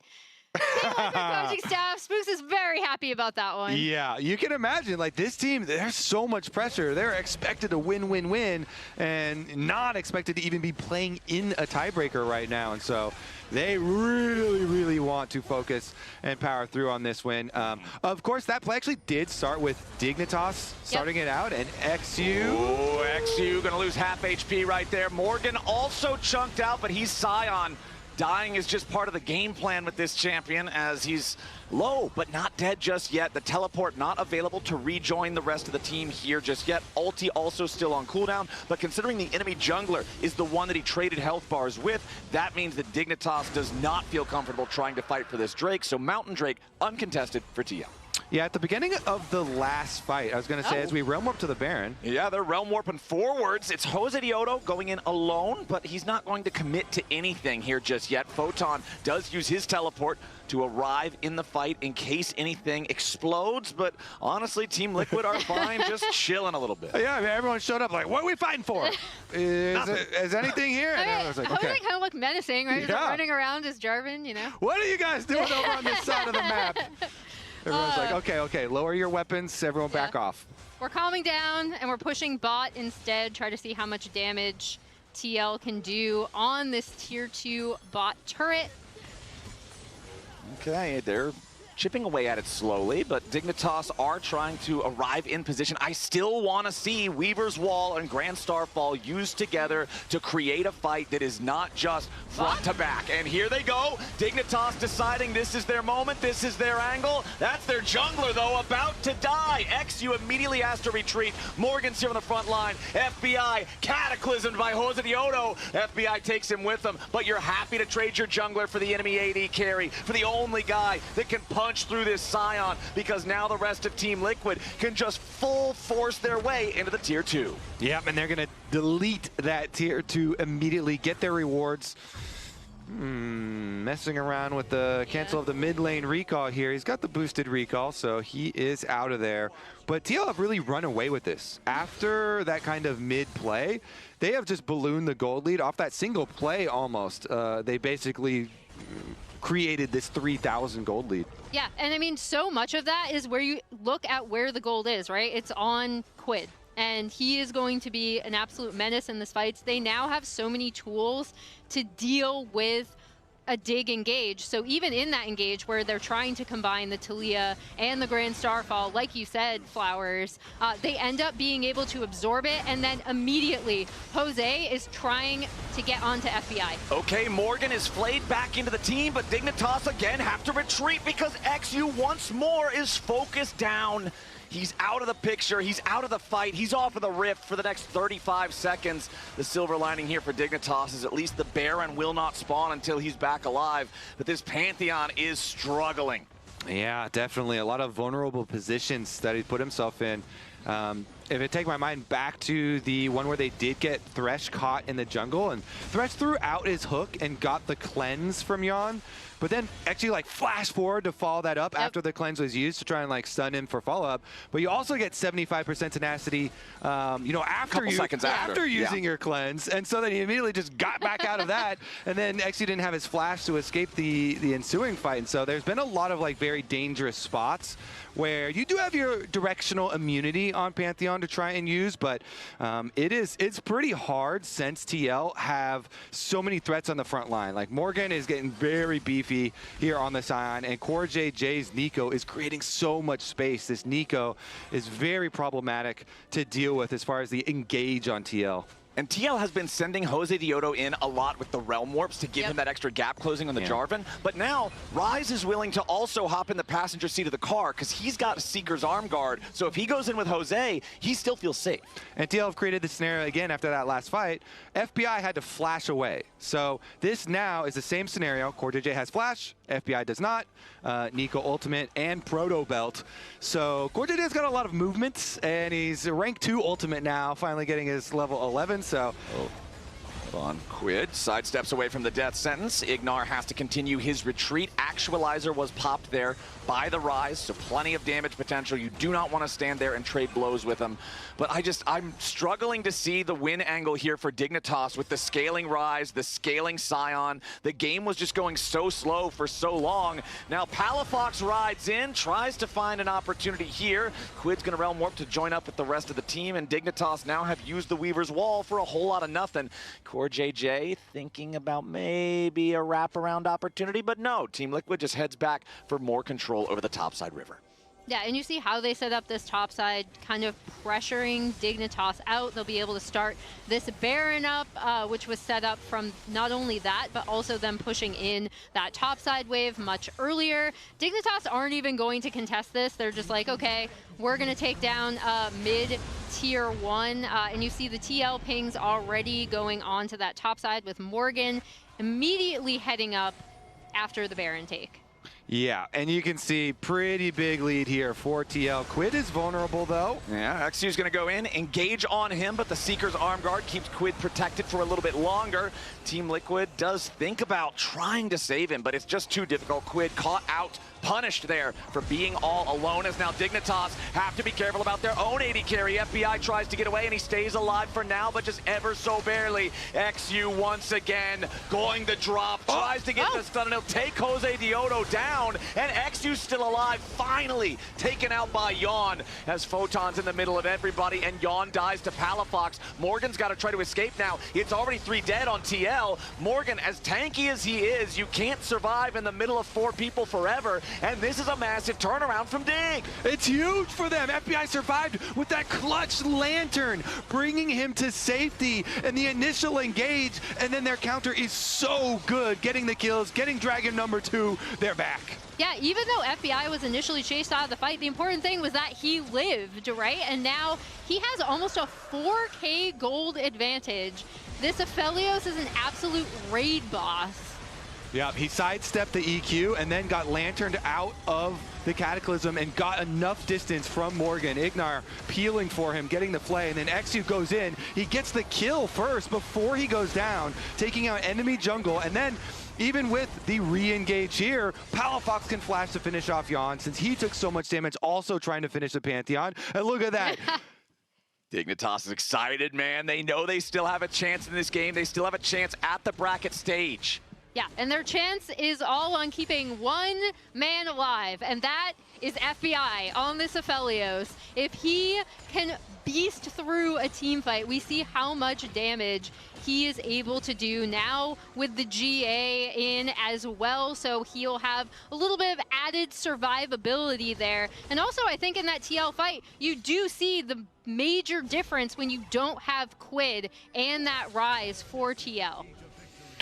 Okay, let's put it to the test. FBI has Flash back and available too, so it does help to stay alive when you have 2 lives and a Flash. I mean, he's got 4 summoner spells. Flash, Ghost, GA, Thresh. Yeah. He's got pretty much everything. Thresh has like multiple summoner spells too. Well, it's a bunch of things that happen from the same button. Yeah, there you go. Right? It's still the same key on your keyboard, but anyway, it's less of a gold lead by far than what it was just a couple of minutes ago, and it all comes back to Quid's blunder. Overextending alone in the mid lane takes such a heavy toll on the Team Liquid lead. And it almost seemed like they kind of were thinking about that play occurring too, and maybe they just didn't calculate enough and assume that not all 5 of Dig would be there, because they did have the wraparound as well. So you know they had the wraparound from Jose got there, Core got there, and they teleported in Morgan, but then it was still 5 Dignitas because Photon also teleported immediately, and so maybe they weren't expecting quite as big of a response, and it cost them dearly. Yeah, and it also took away the potential for them to be on Drake Soul, right? Like, it slows down the Drake stacking immensely. It's completely stymied anything they could have done with the Baron. So now it's a much more level playing field with the gold only 1k up in favor of TL. And you have Runon's Hurricane now for FBI's Aphelios, so he's able to attack the Scion, the Jarvan, the Rise all together. Maybe Nico, if she flies in, tries to make a Pop Blossom. That AoE damage potential is just massive if he gets the chance to shoot. We have 2 minutes until the Baron respawns, slightly more than that for the next Drake. Nobody can threaten Soul just yet. FBI finds a little bit of damage onto Morgan, but honestly, it's not much more than what Soul Furnace provides as a shield. Yeah, and then it's going to come down to how well can the Scion frontline for this TL team, and how well can Dignitas manage to keep this Aphelios alive. We already talked about the additional bits of survivability he already has in his build plus Thresh, but then it's, okay, are they going to be able, is TL going to be able to get Jose Deodo or someone onto him immediately, either through Realm Warp or just Jarvan ult? And then for Dig, it's about how can we just unleash this Aphelios damage on all of TL? Who's a bigger pumper, Quid with Actualizer on Rise, or Aphelios? You know it's the last game of the day when that's the question we're asking. Tiebreaker town, baby. All right. Team Liquid is... Who's got more DPS? Team Liquid is prioritizing the top river in a battle of rivers, where the bottom one, again, that dragon's not going to be sold for anybody. Palafox and XU, both level 16 now, so you have the most powerful versions of those semi-global ultimates. We'll once more see if they can find anything there. Palafox almost just finds a trip to the graveyard, as Dignitas got to be somewhat careful. FBI fires off the Moonlight Vigil. Palafox thinking about a recall here for himself. He and XU are both very injured, and the Baron's 20 seconds away. Yeah, and that's going to open up for TL to be able to push in this mid wave, take control of this top side of the map, and kind of have first look and first chance at this Baron. Okay, TP coming in from TL. Morgan's going to join up with the rest of the team, but there goes your Weaver's Wall. Palafox going to hop off early, does not want to jump right into Quid and Jose Deodo. Core JJ looking for an opportunity here for Pop Blossoms, but does not want to overextend himself either. FBI takes a little bit of poke, but nothing too serious here just yet. Does have a Vamp Scepter, so he can heal up again too. XU's under pressure. Immediately they try to engage on the Dignitas jungler. Guardian Angel's going to be forced. FBI's caught! The damage comes in from Yawn. The Guardian Angel's already going to get forced. Palafox with the kill. Back of the core JJ. The split fight has killed off Quid, and Dignitas is looking to find a little bit more. The death sentence back into Morgan, and Dignitas is winning the fight. Quid's dead, Core's dead, Morgan's gonna be dead, and Dignitas just got 3 for 1. Dignitas are doing it! The Baron's on the map. They can go directly over there with the Guardian Angel. They did not lose XU. He's still up. Dignitas all 5 alive. And it's huge. They lost both Guardian Angels, but that means dudes aren't dead. Yep, that's exactly what they wanted when they purchased these items. The most important thing we talked about for this Dignitas team was, can you keep FBI alive? Is he going to be able to do damage? And watch, even on the back half, XU goes golden from the GA, and then even though Core is able to get Pop Blossom on, as soon as FBI is resurrected, he is going to be able to take out Morgan on the back half of this. And yeah, just the fact that both XU and FBI were able to live off of those GA purchases, absolutely massive for Dignitas. Yeah, that was even with Core JJ catching Aphelios after Aphelios flash. He still caught him on the edge of the Nico ultimate, but then he just got deleted. You know, you put yourself right on the front lines, and so he got deleted, yet the peel was still there for FBI after FBI got back up, and now they not only got the Baron, but they got Dragon Soul Point. So next one will be huge for them, and TL trying to get the mid pressure while Dignitas are kind of going over towards their bottom side, but with Baron, they can just do really quick recalls and reposition pretty easily. They're going to go for the push, though. With the Baron, they can also push really heavily. Maybe they go for the race. Okay, Dignitas gonna just shove it straight down bottom lane. The crust on the tower immediately collapses, and that's gonna be a tier 2 for free. Dignitas gold lead still, honestly, not very big for this point in the game. 1,500. And it looks like Team Liquid has regrouped in time. They don't want to do any base race silliness. They're not going to leave things up to that level of chance. Instead, just going to regroup, defend against the Baron push, and try to slow Dig down. Down. Ooh, Quid doesn't get hit by the death sentence, and that is huge. Ignar has to continue trying to get away now as Morgan charges forward, and he finds a 2-man knockup. FBI not threatened here just yet, but the big Pop Blossom coming in from Core JJ. Dignitas is in trouble, but FBI's already on a rampage. Team Liquid has continued pushing forward. XU looking to put the pressure on Dion, but he can't quite kill him. Team Liquid, they just need the one more kill, and they'll have the ace. Photon still standing, but not for long. Double kill Yon, 5 for 2 TL. What an insane Realm Warp play coming out of Team Liquid, immediately recognizing this is our shot, this is our chance, we can get on FBI. We know how much was burned on him from the last fight, and now TL are going to be able to pressure this mid lane right here. Yeah, they're gonna push heavily. I think they just go for it. I think they just go for the win right here. TL, what a play! And Yon surviving at the end was critical. Okay, 5 seconds until Ignar is back alive, and then another 10 until you get FBI. They're gonna back off. Yeah, death timers are short enough. Wow. The game is not over just yet, but Team Liquid with a huge punch here. Yeah, and we think Quid is caught out, right? But then he uses the Realm Warp as Morgan is channeling on here. So Jose Deodo onto FBI, and even though he gets threshed out, Core is there. Yeah, Realm Warp delivering a Nico is one of the best strats, and they're able to pull it off, gets the big grouping. As you said, FBI, when he has no Flash and no Guardian Angel, then the Nico ult is able to lock him up. They're able to get the kill here, so huge engage from Team Liquid.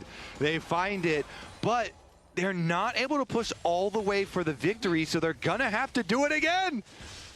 Yep, they're going to need another fight like that. FBI's Flash will be up shortly. GA going to take a bit more time. Now you can see the Guardian Angel just about ready here for XU, though, as Jose Diodos is also very far away from being off cooldown once more. FBI is true season 2026, 7-item full build AD carry now. This Aphelios is as strong as he is going to get. Final item completed there with the Bloodthirster for extra drain tanking in the middle of the fight, extra burst prevention. We'll see if that can be the difference that Dignitas needs. It's still all about FBI. It's been all about FBI the entire game. Still still has that 4,000 individual gold lead. 9 of the team's 14 kills. Less than a minute and a half now until the dragon spawns, and that'll be Mountain Soul if Dignitas can get it. And he just got his GA back, so GA and Flash available for him now. Okay, it's gonna be a banger. All right, we've got very close timers on the Dragon and the Baron too. So presumably, if you're gonna win this Dragon fight, that could result in a soul. That also is basically gonna be game ending. Baron will be on the map. I mean, we'll see how close it is because TL right now have taken control of the vision leading up to the Dragon. So they have the opportunity to take it away very quickly and kind of deny that from Dignitas. And Dignitas then could say, fine, we'll get positioning towards the Baron half the map. You know, there is a Scuttlecraft there, but FBI's... Jan was trying to bait FBI to move forward there because Team Liquid wanted to spring a trap on the Dignitas AD carry, but it's actually Jan who ends up losing a bigger chunk of his HP, and now Team Liquid has been forced back away from that Dragon Pit area. Yep, and as we see, they're both kind of...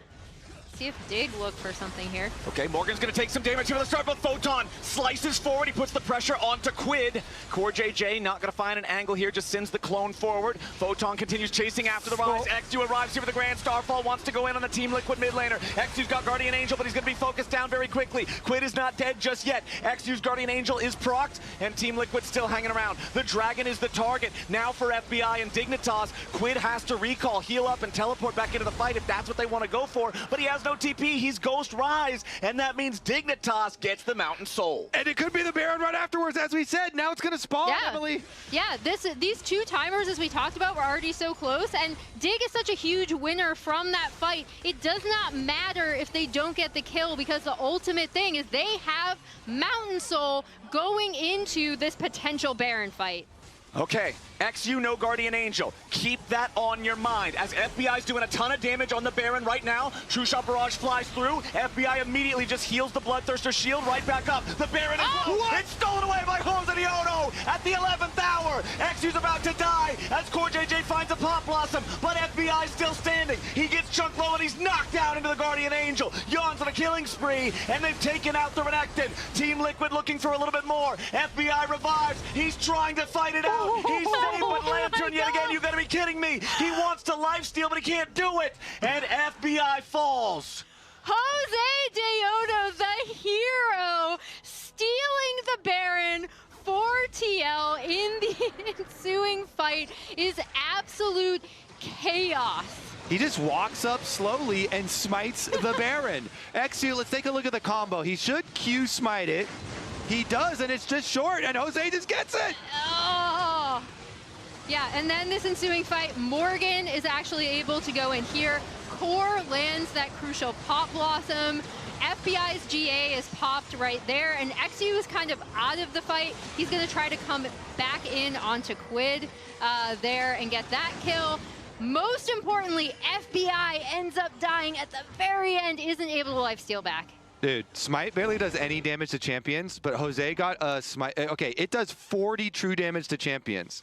You think that was enough? That got him low enough. He smited him as he was lanterning away. Oh my God, so close. You having fun, Quid? Literally. Okay, we've got a 44-minute banger on our hands. The Elder Drake will be spawning in 3 minutes and 45 seconds. The Baron will be spawning about 30 seconds thereafter. Palafox goes in for the Weaver's Wall, but the only knockback they find is Morgan. The Scion cannot be the target, so Dignitas get a whole lot of nothing. Okay, the Guardian Angel has been sold. FBI, you know, he used up the cooldown on the last one. Yep. He knows this game is so close to ending. Sell that thing. It's already broken. We've got the QSS Mercurial Scimitar upgrade here. So now he can try and use it to get out of some CC. Presumably Core JJ help him deal with some of that. But you would rather have a full extra life. Oh, yeah. So we'll see about navigating the next team fight. No Flash, no Guardian Angel for him, although he does have the QSS active. Okay, Ignar goes fishing yet again, but Morgan, when he's the only target, Team Liquid is very comfortable. Palafox trying to defend the tier 2 here in the top lane, finds a shove onto Quid, but nothing more. Dignitas has to be careful about their movements. Nobody can afford to be picked in the jungle at this stage of the game. Yeah, and this is why we're seeing TL kind of try to set up this two-pronged attack. They got in. Oh! CoreJJ with a massive pop blossom, but the follow-up isn't there just yet. FBI dies, and Team Liquid full sends it into the enemy base. Photon's about to die next. Palafox gets back to the safety of the Nexus turrets. Photon revives through the Guardian Angel. He's saved by the Lantern. Palafox dies to Quid, and Team Liquid takes out both of the enemy carries. XU trying to make the hero move and stop the wave. That's such a CoreJJ call. Like, that is vintage Core, and it's going to get TL ultimately this win and send them into the bracket stage. Okay, XU regrouping with the remaining 2 players on his team. Their carries are still dead. The first Nexus turret is about to fall, and Ignar goes with it. Photon again just trying to cut the minions. It's the only hope Dignitas have, and that hope is squashed. XU stands alone for the next 15 seconds. Team Liquid still looking to end the game. Yawn continuing to fire forward. XU jumps after him, but he's not going to find the kill he needs. Guardian Angel will bring him back, but it won't be able to save the Nexus. It was a bloody battle, but Team Liquid takes the win. CoreJJ Nico, holy moly, that engaged to win the game. Walks up as a minion, Jose's laughing. That, you can't ask for more out of a tiebreaker match, okay? That was back and forth. There was response from Dignitas. They almost came back. Banger tiebreaker right there, Lounge. All right, what are you guys thinking, chat and Rise? I was so stressed. I was so stressed on behalf of Team Liquid. I don't know, I shouldn't be, but I was super stressed on this one. That was insane. I don't know what to say, because we were stressed. I can't imagine how Team Liquid felt in this moment, because even as the C9 players were coming by us, everyone reiterating the fact, Team Liquid is the best Scrim team. They should be number 1, number 2, they should be there. And the fact that they were 1 game away, Jose Dio didn't even get Ben He missed the fist bump. He missed the fist bump. He's too locked in to the Baron smite. 1 game away from missing out on playoffs should never happen to a team as dominant as this in Scrim. A smite away, a soul away, a CoreJJ Miracle Engage away onto FBI, a Quid going mid lane, and the team running it down afterwards. Jose, how are you feeling at this very moment? Because our palms are sweaty. A bit stressed. I think when Rice died in mid, I was like, Ash, it's coming. It's a long one. But yeah, I mean, a bit stressed in this game. I don't think it should be that long when we had the battle. But happens. I think it's a best of 1 and anything could happen. So. I mean, you guys had the Baron, Rise died mid, then everybody else died too, and that's when the game got really hard. Yeah. Talk me through the Baron smite, the CoreJJ engages in bot lane and in mid lane. Like how, because this kind of seems to be a problem for you. Everyone says you're a great team in scrims. Even Blabber was just in here saying, like, it's weird. They're the best team in scrims, guys. But on stage, you're having some friction. What's the difference? I think it all comes from practice, mostly. Mostly because teams get a lot of windows in scrims compared to stage. They play a lot safer. Like, this game is like 2 kills at 20 minutes, and in scrims normally you have like 30 kills to 5. So it's like very weird to say. I also think it's based on how we practice recently. I don't think today was a special case. I think the stress was cutting up to us. Yeah. That was the biggest issue. But I think it's fine. I mean, it's good to practice the stress and having this type of games, because that's when team learn the most of like how to improve. So I'm not sad with this one. Speaking of the stress, because like this also stems from last week, like just the series versus, I mean last week, but the series versus you had Sentinels as well. So the expectation versus reality is there. How have you felt like you've been dealing with the pressure or stress just with the kind of like stage results as a whole? I don't feel pressure. You don't feel too much. it? Okay. I mean, I just... You are laughing still between every game. Yeah, I try to enjoy it the most we can. I think it's funny when you messed up in scrims or in stage, because you learn a lot. Yeah. And it's part of the process to make mistakes. So I just have a good time. You feeling it from your teammates at all? Because I remember just seeing Sam Spooks pacing left and right, and you could feel the stress from there. You feeling it from your teammates or anybody? Yeah, I can feel it, but I think everyone has their own point of view to stress, and sometimes stress make players play better. I think Core on the last engage was really like precise, and I think that was really good. And yeah, I think everyone handles the stress differently. I handled myself laughing and having fun, so it's just my way to be. Yeah, Core did win Player of the Game. I feel like this is a tricky vote. It's a rather messy game that we saw. So we'll roll Core JJ's stats from this game, and then also 6, 5, and 8. 56% kill participation doesn't look great on paper, but the clutch engages. Curious what the chat vote was as well. Ooh, that's since a good you question. did steal the Baron, which I feel like you don't necessarily win without it. You've been pretty dominant in the fan vote, I will say. You have a lot of supporters. If they started counting Tukey as well, I feel like it might go higher. Yeah, actually might. Chat. It might boost it as well if we do a double word search. But how do you feel? I mean, going forward into playoffs, you're saying it's all part of the process and it's good, which I agree, as long as you won this game, right? Otherwise, you have 2 months off, which now Dignitas does. Yeah. What are you going to be working on the most before next week? I mean, I think it's probably going to change in scrims how we approach certain scenarios. I think that's the biggest difference, because yesterday we had a long talk on how we want to play the game, because, of course, when you lose, that's when the problems are like more aware. Yeah. And I think in scrims we weren't losing that much, so we didn't have many problems. But I think when it happens in stage, it's more obvious that you have certain mistakes or different ideas. Yeah. And that's what we need to approach, and that's what we need to improve. That's what makes team better. Can you share any of the specific things that were different on stage that you talked about yesterday? I mean, partly was some fights that we didn't want to take because we were like, oh, this is too risky. And I was like, yeah, but in scrims, we will take these fights. So I was like a bit confused. Yeah. So I just thought, if we're going to take them on scrims, we should take them on stage because that's how we play. But in the end of the case, we're like, okay, in this fight, we want to do this instead. So that's better because we make a conclusion. And since in stage, we're doing bad, but in scrims it was working, we didn't have like a different opinion because it was working. So I think having the opinion in like what went wrong was good for us. Yeah. And it will help us, same as today. Like I think today, there's some scenarios that were like doubting of going in and going faster and stuff. So I think it's good to have this type of games at least.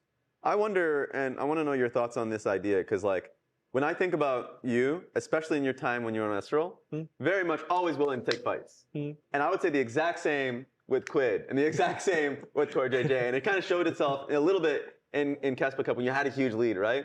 Would you say a problem would be to kind of like know when to reel it in and to kind of play a slower paced game? Or do you think that's not a problem at all? I don't think the fights itself are a problem. I mean, for me, it's really helpful when they say, in this time, we want you to go in and do this type of stuff. Because in other teams, I never had this feedback of like, you should go in this time because it's good for the carries to hit or stuff like that. Yeah. So it helped me a lot to watch how they want to play the fights on their positions. But I think the biggest issue we had like yesterday at least was like on how we want to play the map itself. So I think those type of scenarios only happen on stage. So we're going to try to do them on scrims too. Yeah. And see it more. So I think that's how we're going to improve more. So I think we have 2 weeks now to improve. So if I'm not wrong, sounds good. And at the end of the day, it's February 8th. You got a long year ahead of you, so plenty of time for improvement. Here's the player of the game leaderboard so far for LCS lock-in with the Swiss stage now being concluded. Got 2-time player of the games for these 4 players. I feel like APA. What is APA? Is higher than this. Yeah, there we go. Normally they start at the top of the leaderboard, not at the bottom of the leaderboard. We got APA at 4 and Griffin at 3. And we also have to announce the Player of the Week. There's a lot of C9 noise in Player of the Week. That's true, there is. I apologize, Jose. The loss yesterday disqualified all the Team Liquid players from our vote. It's APA, once again, for Cloud9.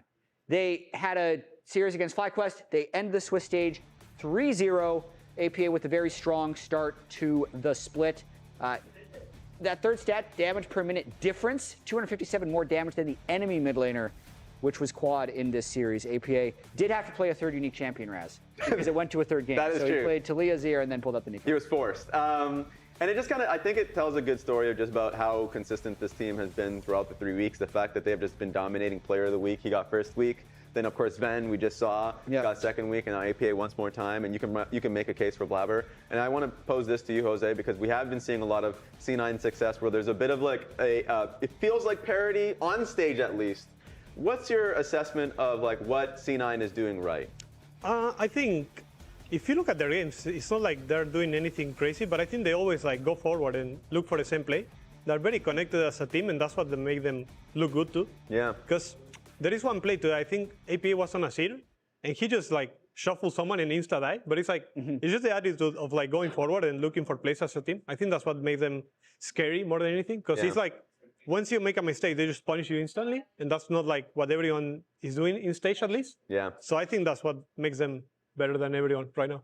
All right, thanks for the context. Here's the final Swiss standings after 3 weeks of LCS lock-in play. So as we said, C9 up top at 3-0. The 2-1 teams were Fly, Sentinels, and DSG.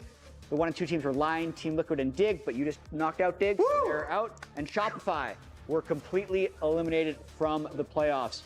We also have the playoff bracket. So the way this works is Sentinels. I just saw the note. Is actually second place based off the weighted strength of victory tiebreaker, which gave C9 the choice between FlyQuest and DSG, and they chose FlyQuest over DSG. So that means Sentinels will play DSG. And as you mentioned, Jose, you guys do have 2 weeks. You'll play one of the losers in that lower bracket round 1 on February 20th or 21st. Now that, look, you're with us on the couch. We're both couch potatoes. I'm looking at that. The idea of choosing FlyQuest over DSG, does that make sense in your mind?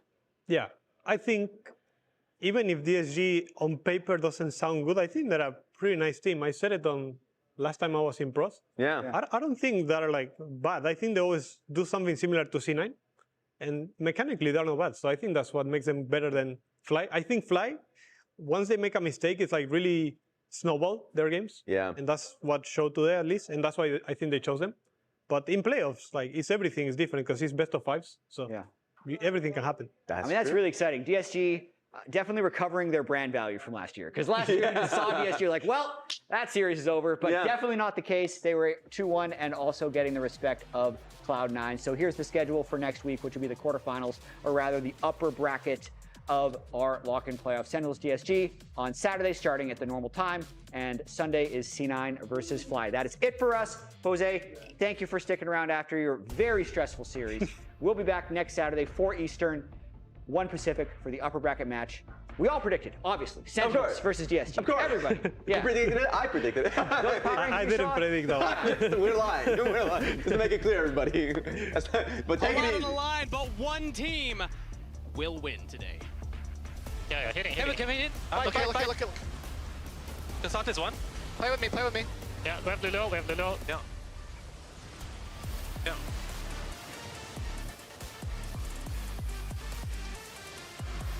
I'm out of the pipe.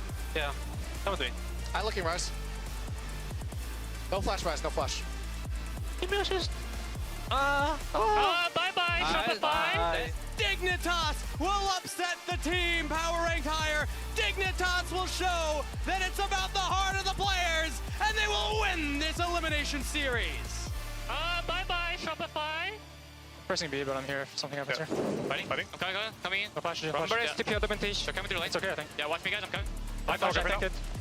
Kill that. Go in 3 seconds. Nice flash. Rumble TP. I'm first. It's fine, guys. Keep it. Yeah.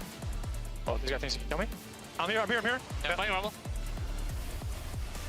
2 seconds. Ultiville. I'm trying to set blood. Jing coming. Yeah, we see. C9 is going to slam this third game even harder than the first, and they will claim that 3-0 spot heading into the bracket stage. It's fine. Nice We shot. can look. Throw.